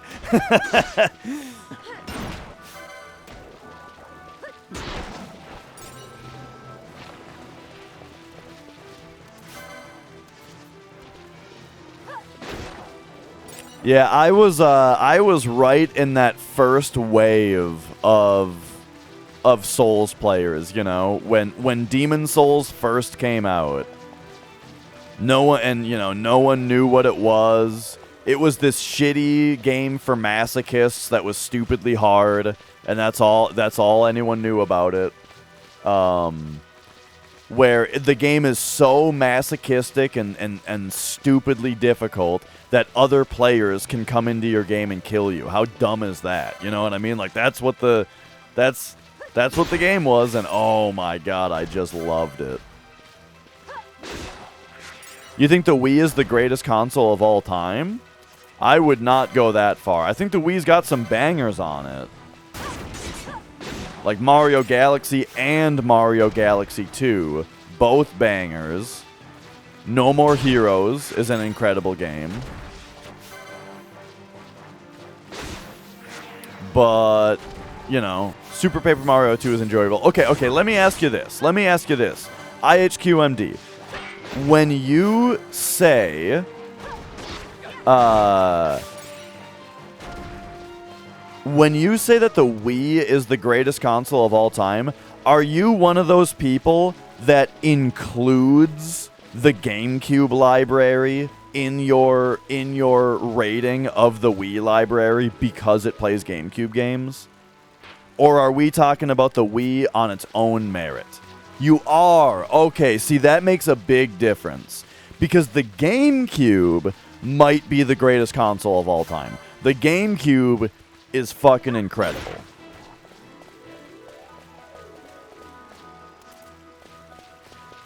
See, now Rick Sim is doing the same thing.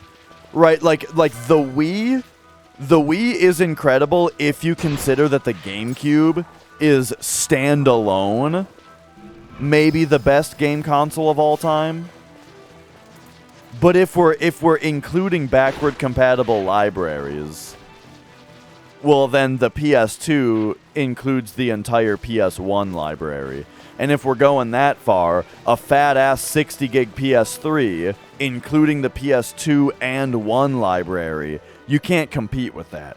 You can't compete with PS1, 2, and 3 all on the same console. It's not fair.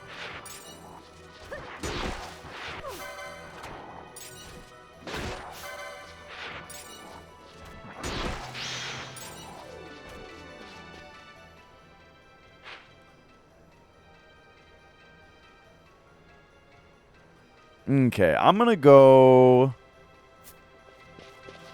across the top here.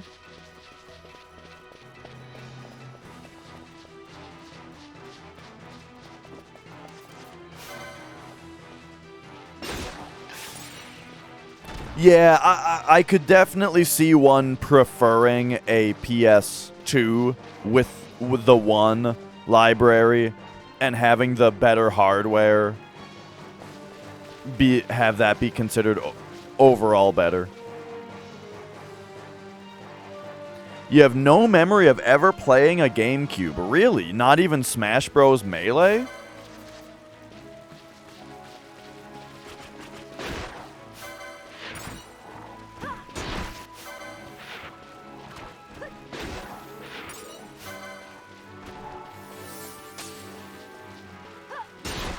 But anyway, I'm talking about I'm talking if we consider each system as a standalone system, and we're not cheating, right? We're not cheating by including multiple libraries in one. then the best console probably is the PS2. It probably still is the PS2. But I'd love to say that it's the GameCube. You have to include everything? No, you don't. You just don't have to do that. And you know what? Also, you shouldn't.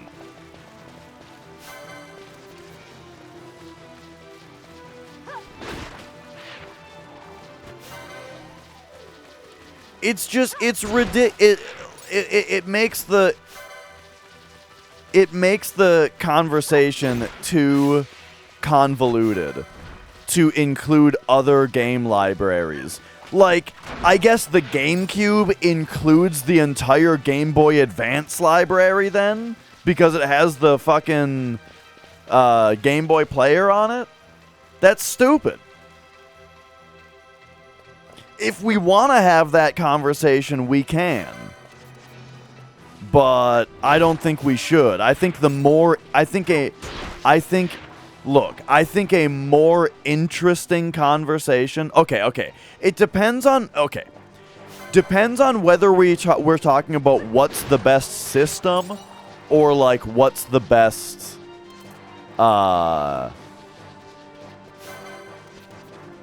best game library. You know what I mean?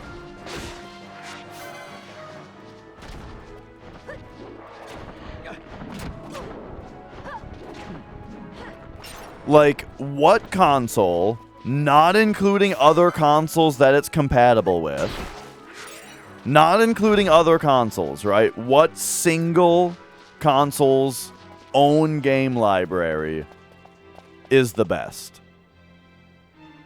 I don't know. I feel like it's got to be PS2, but it's really hard not to say PS1. It's either PS1 or PS2.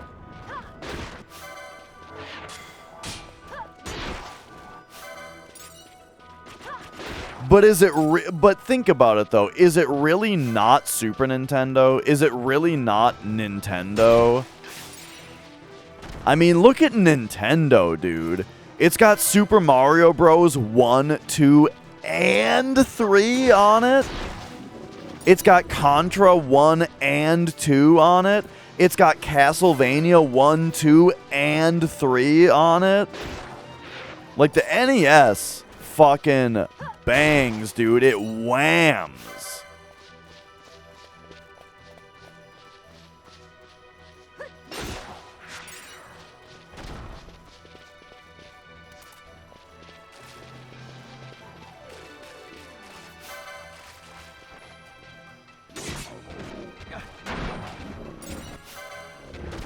All right. Here's another feral croc that we need to take out. Some of what is on PS2 now? Oh, you're talking about Super Nintendo games are on PS1? Yeah, but any Super Nintendo game that's also on PS1 is much better on Super Nintendo because of loading times. Like, have you tried to play Chrono Trigger on PS1? It's horrible. Oh yeah, NES has all the Mega Mans on it. Ooh. It's got Final Fantasy 1, 2, and 3 on it. Oh, man. You know what? Yeah, I'm changing my vote. It's the NES. The NES has the greatest game library of all time.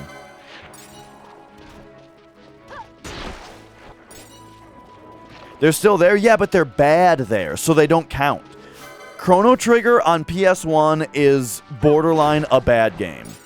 So it shouldn't... you wouldn't even really count it as being part of the PS1's library, because you wouldn't care about it because it's kind of bad.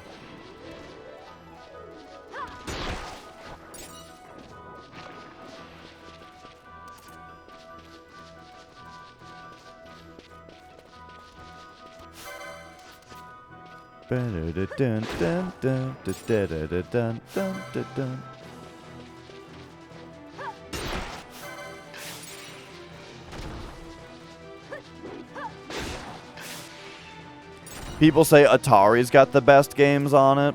You know, that's kind of the thing is, as much as I love NES and retro games in general, I'm not a big Atari fan.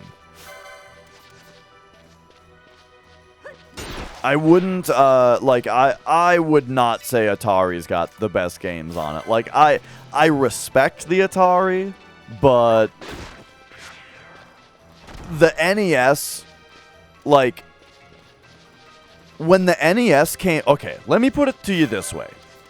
When the NES came out, it was so good, and it kicked so much ass, that it legitimately took everything that was, it took the entire video game industry that came before it and made it obsolete. And that never happened again. You know what I mean? Because the NES is still fun to this day. The NES is still awesome and is a system that people should still play regularly today, you know? Nothing made the NES obsolete. But when the NES came out, it made the Atari obsolete. You know? And I feel like that goes to show how good it was.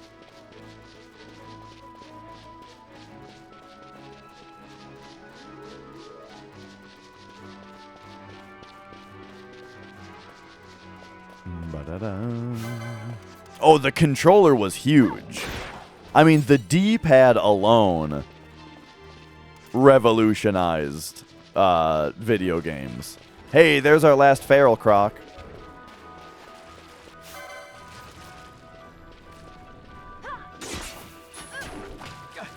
Who invented the D-pad? Gunpei Yokoi?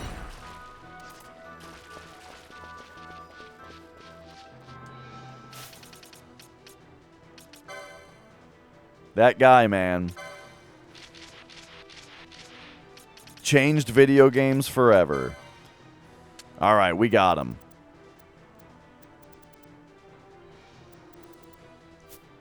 So, I guess we go to the Feywood for a minute.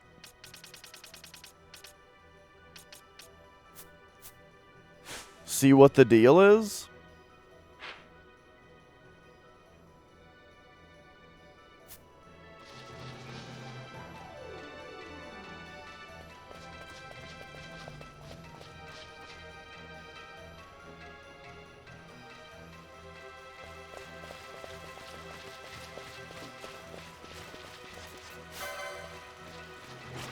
I mean, look, yeah, like, when I say that the NES is the best, right, I'm not saying that the PS1 isn't a contender. You know what I mean? Like, one thing that I always gotta fall back on, as far as this kind of thing goes, as far as any conversation where you're ever talking about what's the best, is that what's best is kind of irrelevant. What matters is that there's the pool, right? There's the pool of the best, you know, of all the godlike systems that you don't need to choose which one is best, because PS1, PS2, NES, SNES, they're all swimming in the same pool, you know? They're all swimming around in the pool of any one of them might as well be the best.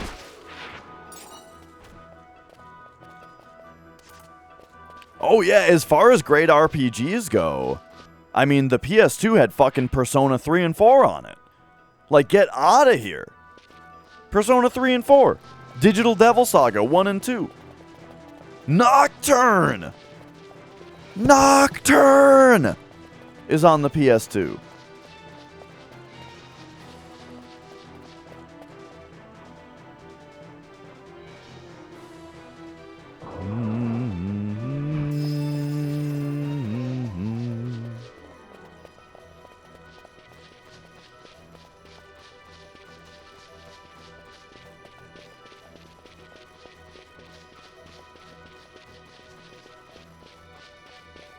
All right. I got to get back to the orange crystal here. Rixim, what the fuck are you trying to say over there?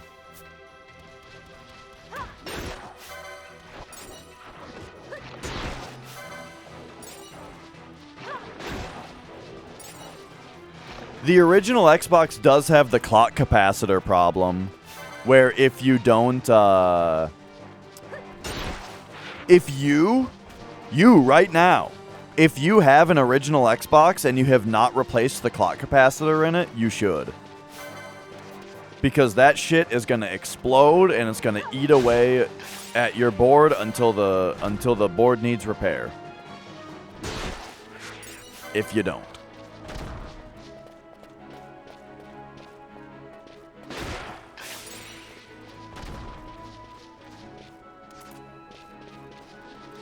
But yeah, I would agree. I mean, I would even say NES. I feel like NES all the way to PS2 is the golden era of video games. The 360 PS3 generation fucked it all up, and you know what fucked it all up? The internet. It's like I've said, like this brings us all the way back around to a conversation I was having earlier in this stream, which is that the internet, on one hand, is the greatest thing ever invented, and revolutionized the entire world, and it's crazy, you know? However, the internet also ruined everything. At the same time, the internet ruined everything. Video games suck now.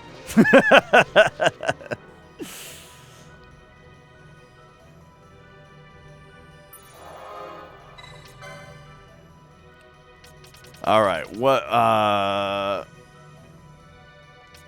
are we doing? We're going, I said we're going to the Feywood, which is just past the Golmore Jungle. I do agree with that wind-up bird. However, I think that the NES's game library itself goes to show that, like, it was ready, you know? Like, it's like the quality of gameplay on the NES and the quality of games that were on the system is like that's the beginning of the greatest in history, you know?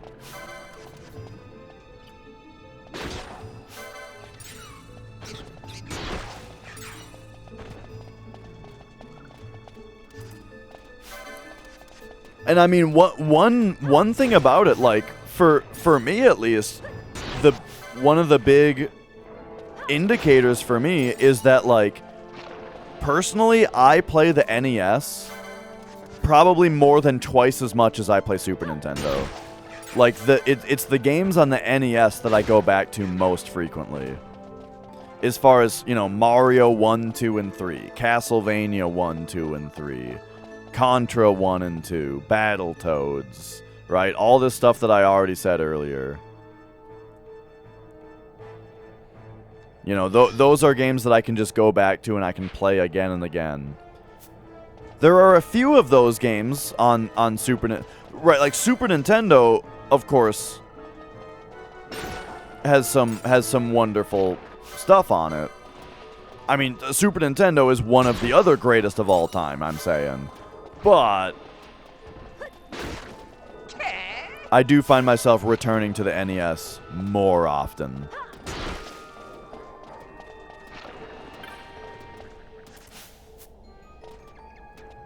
That said, you know what game I've been thinking about a little bit lately is Contra 3. I haven't played Contra 3 in a while.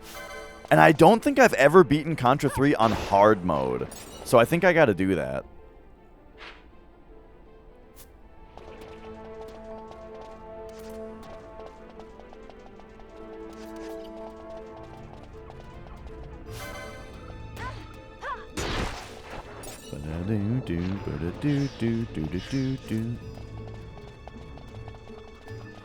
Going to avoid the news about the next PlayStation console for the next 5 to 10 years. PlayStation 6 sounds like it will be cringe. Well, so I don't care about when Sony... Oh, look at this! The biting mantis! Folks, We have found ourselves another rare monster.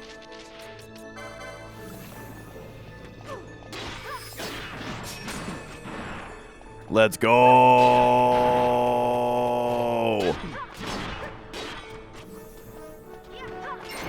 Got him. Oh, and that dropped a trophy. Okay, so there are more trophies still. But anyway, what I was saying is, before I want to hear a peep about a PlayStation 6, the PlayStation 5 needs to have some more games come out for it. You know?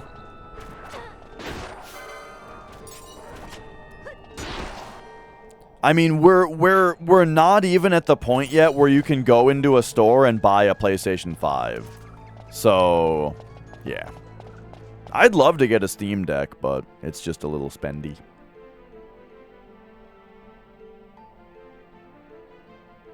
You're excited for Crisis Core, Taser?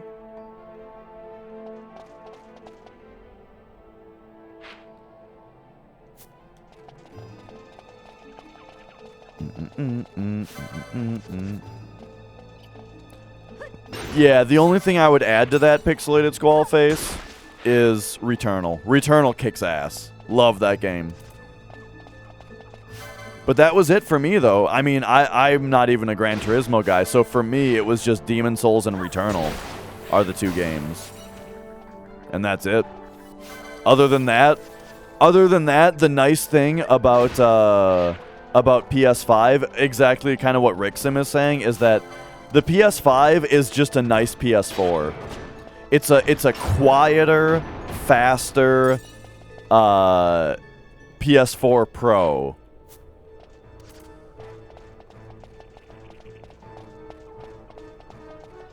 Except for the fact that I don't like the controller as much, but I think you can use a PS4 controller on it probably. Do you guys remember that when the PS4 came out, do you guys remember that you can actually plug a PS3 controller or a PS4 controller into a PS3 and use it? Isn't that nuts?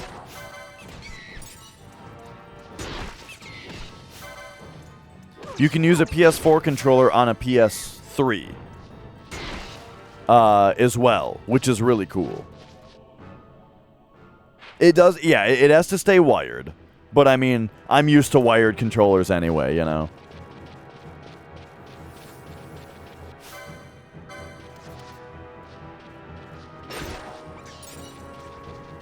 You can use a PS5 controller on a PS3? That's really cool. I like that they do that.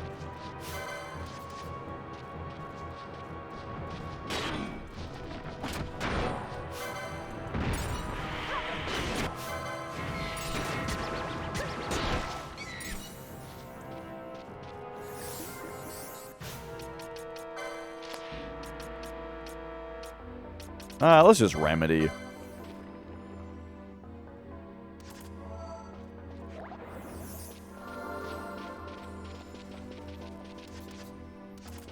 All right.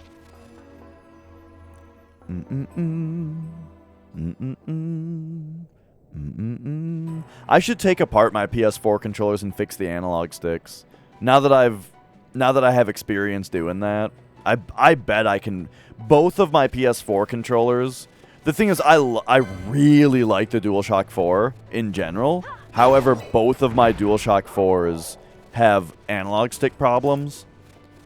Not drift, just other things, you know? But I bet I could fix both of them now. I like the DualShock 4 a little bit more than the DualSense. I've already talked about why, though. It's because I do have a Retro Spy. It's not too bad. You know, once you have it set up, it's very easy to use. I could be using it right now, actually. But I don't really bother. I've got my PS1 controller plugged into it.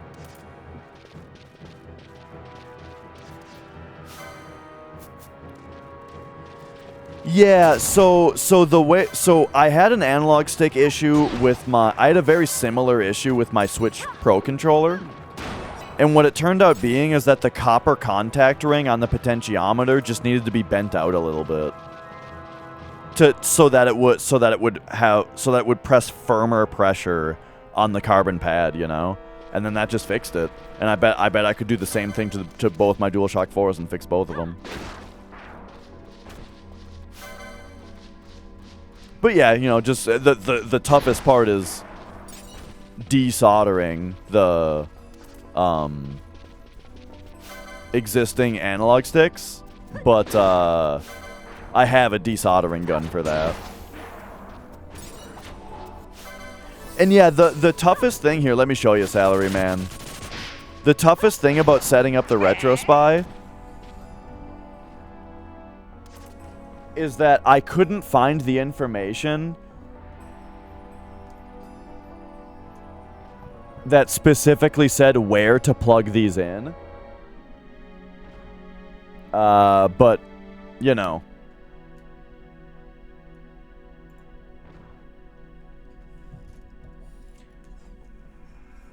Or it was just difficult to find that info.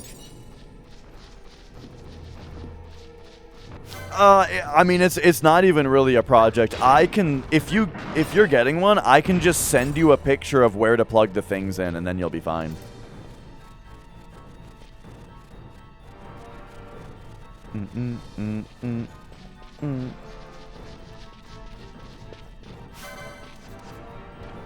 But yeah, that's assuming that you get the one that comes with the. You get the one that comes with the controller. The cable. Because yeah, all it is you get it with it's essentially well, it is exactly a PS1 or a PlayStation extension cable where several of the wires are split off into DuPont connectors, and then you just connect those into this Arduino, which plugs into your PC.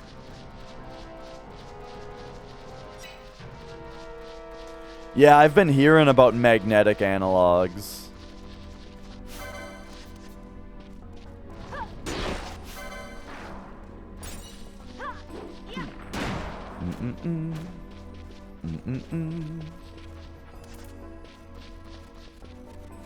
The hell is this?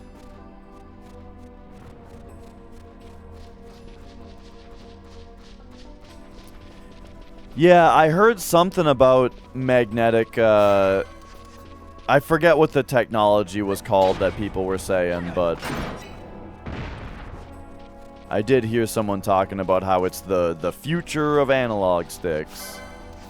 I mean, it sounds pretty great, right? Magnets are nice. They never go bad, right? You know what? I've never thought about this. Do magnets go bad? Like, does a magnet ever, like, deteriorate in strength?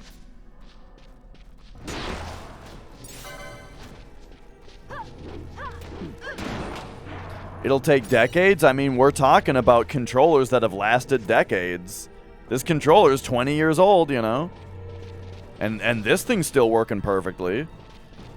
That's what I don't really get, is why do PS2 and 3 analog sticks still work perfectly?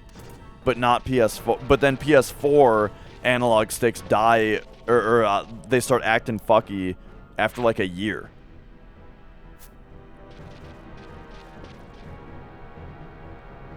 Oh, I think I heard that the Dreamcast controller uses it. Yeah. That sounds familiar.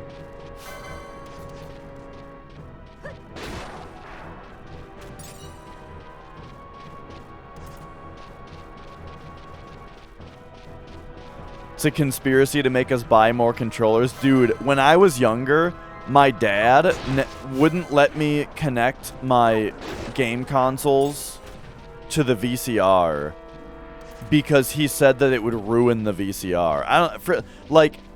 Maybe he just didn't. Maybe he just wanted me to keep it downstairs or whatever. But like I was able to. We had our video games set up in the basement, downstairs.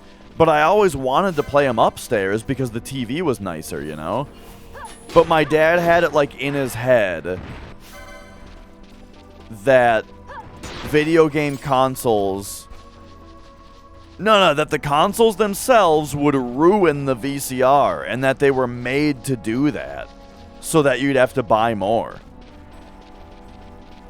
But I think that the thing is, Salaryman, like, for a while I started to think that oh, he just didn't want me to use the upstairs TV so that he could use it. However, my dad thinks a lot of weird conspiracy stuff. My dad is, like, into conspiracy stuff, you know? In some ways. And so I'm starting to think, no, he did think that, like...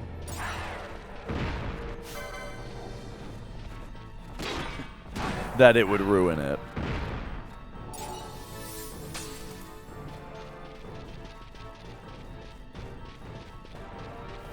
Has he heard the one about birds not being real? I don't think so. I've never heard him say something like that.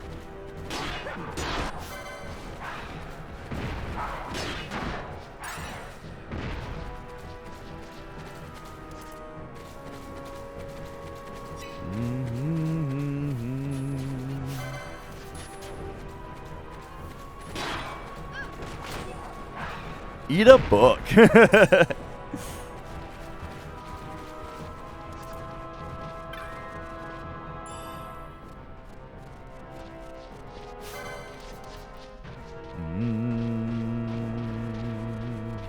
So what am I doing here? I'm trying to figure out where the hell we fight these little munchkins again.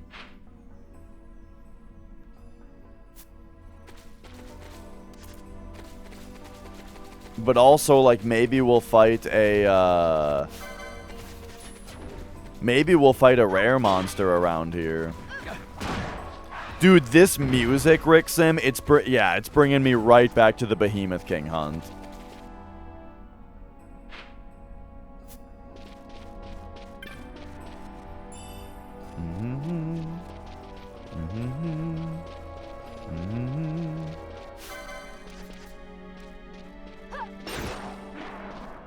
But hey, once we got back to looking for rare monsters, we did find another one in the Golmore jungle.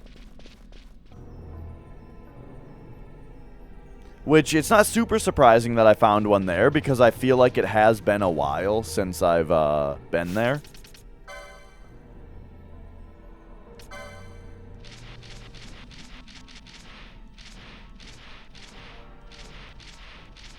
There it is, the biting mantis. Bum bum bum bum bum.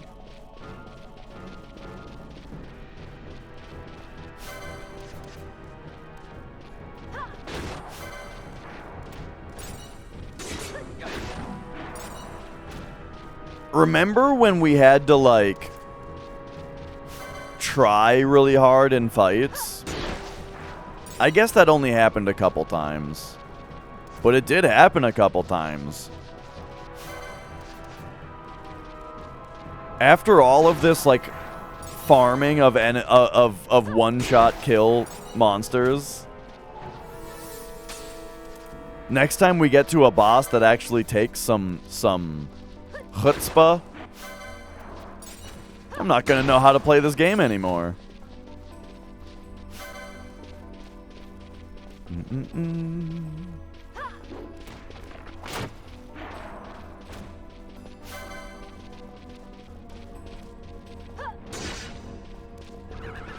Did I tell my mom and dad that I liked I Killed the Devil?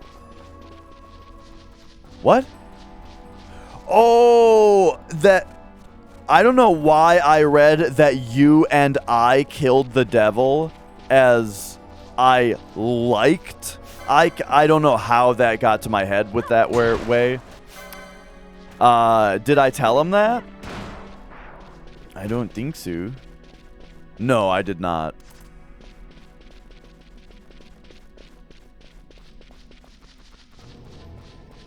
I do remember, though, something about Diablo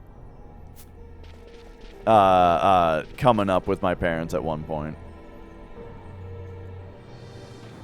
Well, just that I wasn't allowed to have it because it was called Diablo.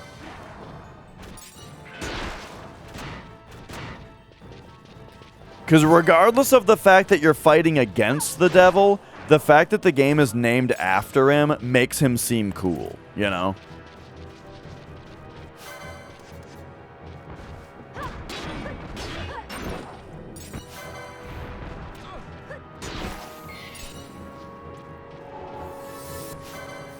Alright, here's a couple more of these.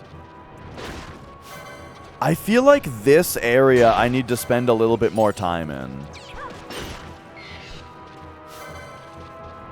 Yo, Wildwood. The thing about doing a hundo on Friday, I was kind of excited about that because Nicole said that she's going to my parents' house to, they're gonna write out the invitations and I'm not invited with my bad handwriting. So I was like, oh, you could put the hundo on the TV while you guys are working on it. And I thought that that would have been cute.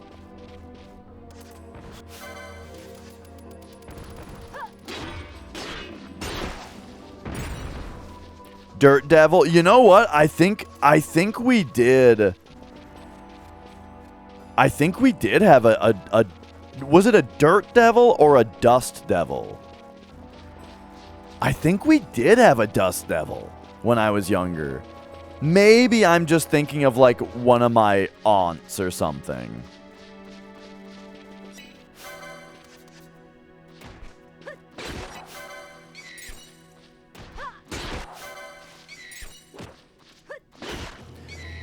Nah, I think if my parents heard me having this conversation, I think that they would be at least glad that I am representing their argument. I'm not just saying, yeah, they're stupid, I don't know. No, I'm saying, you know, they think that if the game is named after the devil, that makes the devil seem cool, even if you are fighting against him, right? And that's their argument.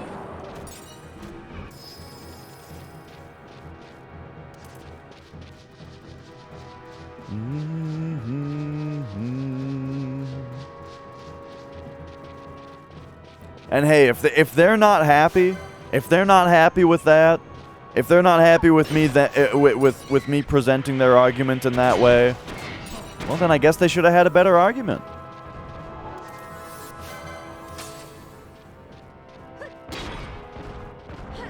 That's the thing, right? I mean, that was kind of one of the great paradoxes growing up. Or I don't know if paradox is the right word, but that was sort of one of the great mysteries to me growing up is, why is the devil so cool? Okay, remember me talking about how my dad does believe in, like, a lot of conspiracy stuff? Here's an example. Have you ever heard a musician say that they sold their soul to the devil? Right, talking about, like, making a bad record deal or that kind of thing. My dad takes that 100% literally. He thinks if Billy Corgan talking about record companies says that he sold his soul to the devil, my dad takes that 100% literally, that they sold their soul to the devil, and that's why he's good at music. But what I don't understand is, why is the devil so cool then? Like, let's say that you wanted to sell your soul to the devil for music powers. What I don't understand is, why does the devil write such cool music? Why is the devil so good at music? Why is the devil able to make you good at music?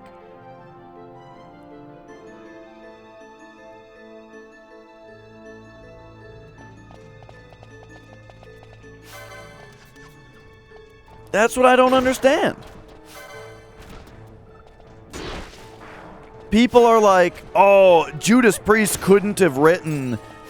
Judas Priest's smash hit fucking magnum opus Painkiller is way too awesome. The Devil wrote that album. They commissioned the Devil to write that album. Why can the Devil write such great music? I don't understand.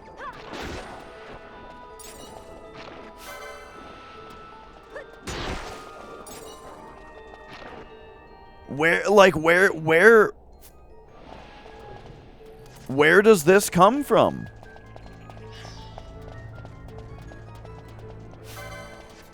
Maybe it's in the Bible somewhere, you know. I guess it's just have they ever claimed that they sold their soul to God? I mean, that would really throw people off, wouldn't it?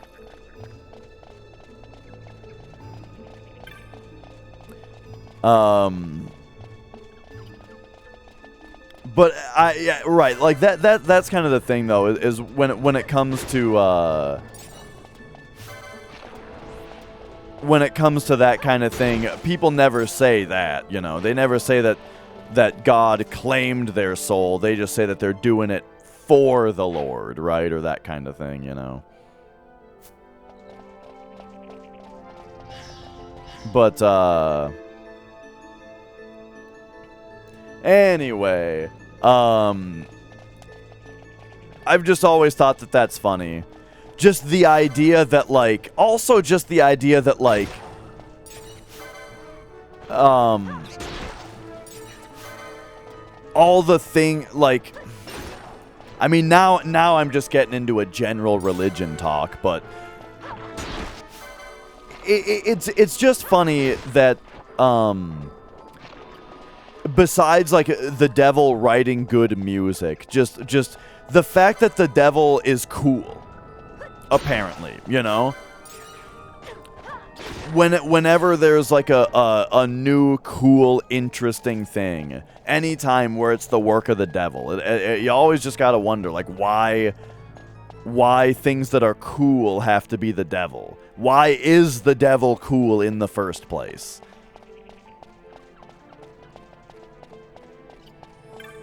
Anyway, that's the show for today.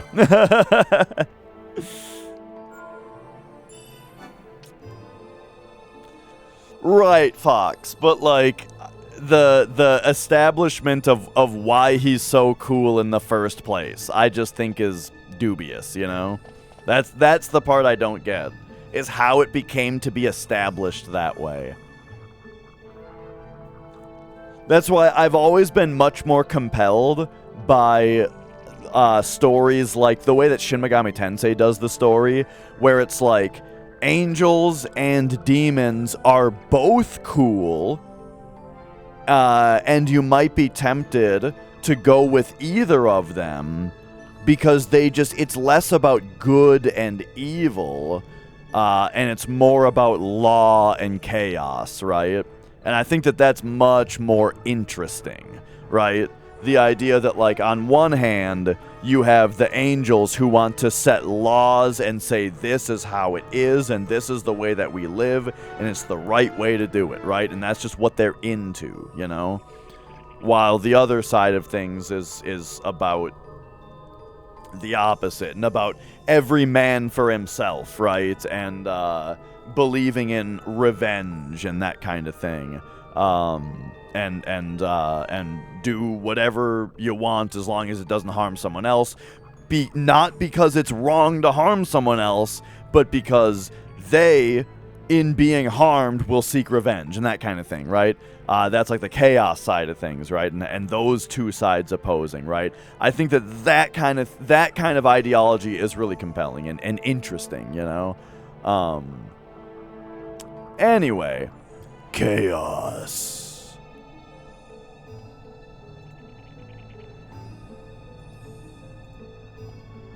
Anyway, that's the show for today.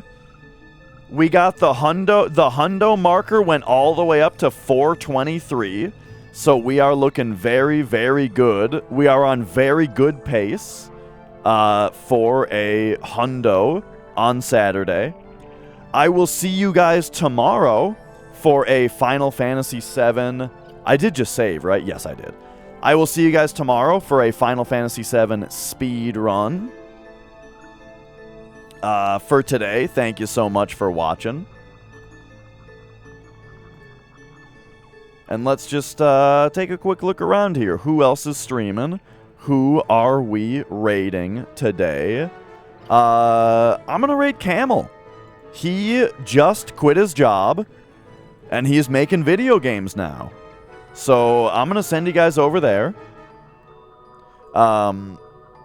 This guy was one of the most important people in originally, like getting me an audience on Twitch, you know? I met many people through this guy. He's a cool dude, and he just quit his job, and he's making video games full-time now on Twitch. So go check him out and say hi to him. Have yourselves a great night. I will see you guys later. Bye!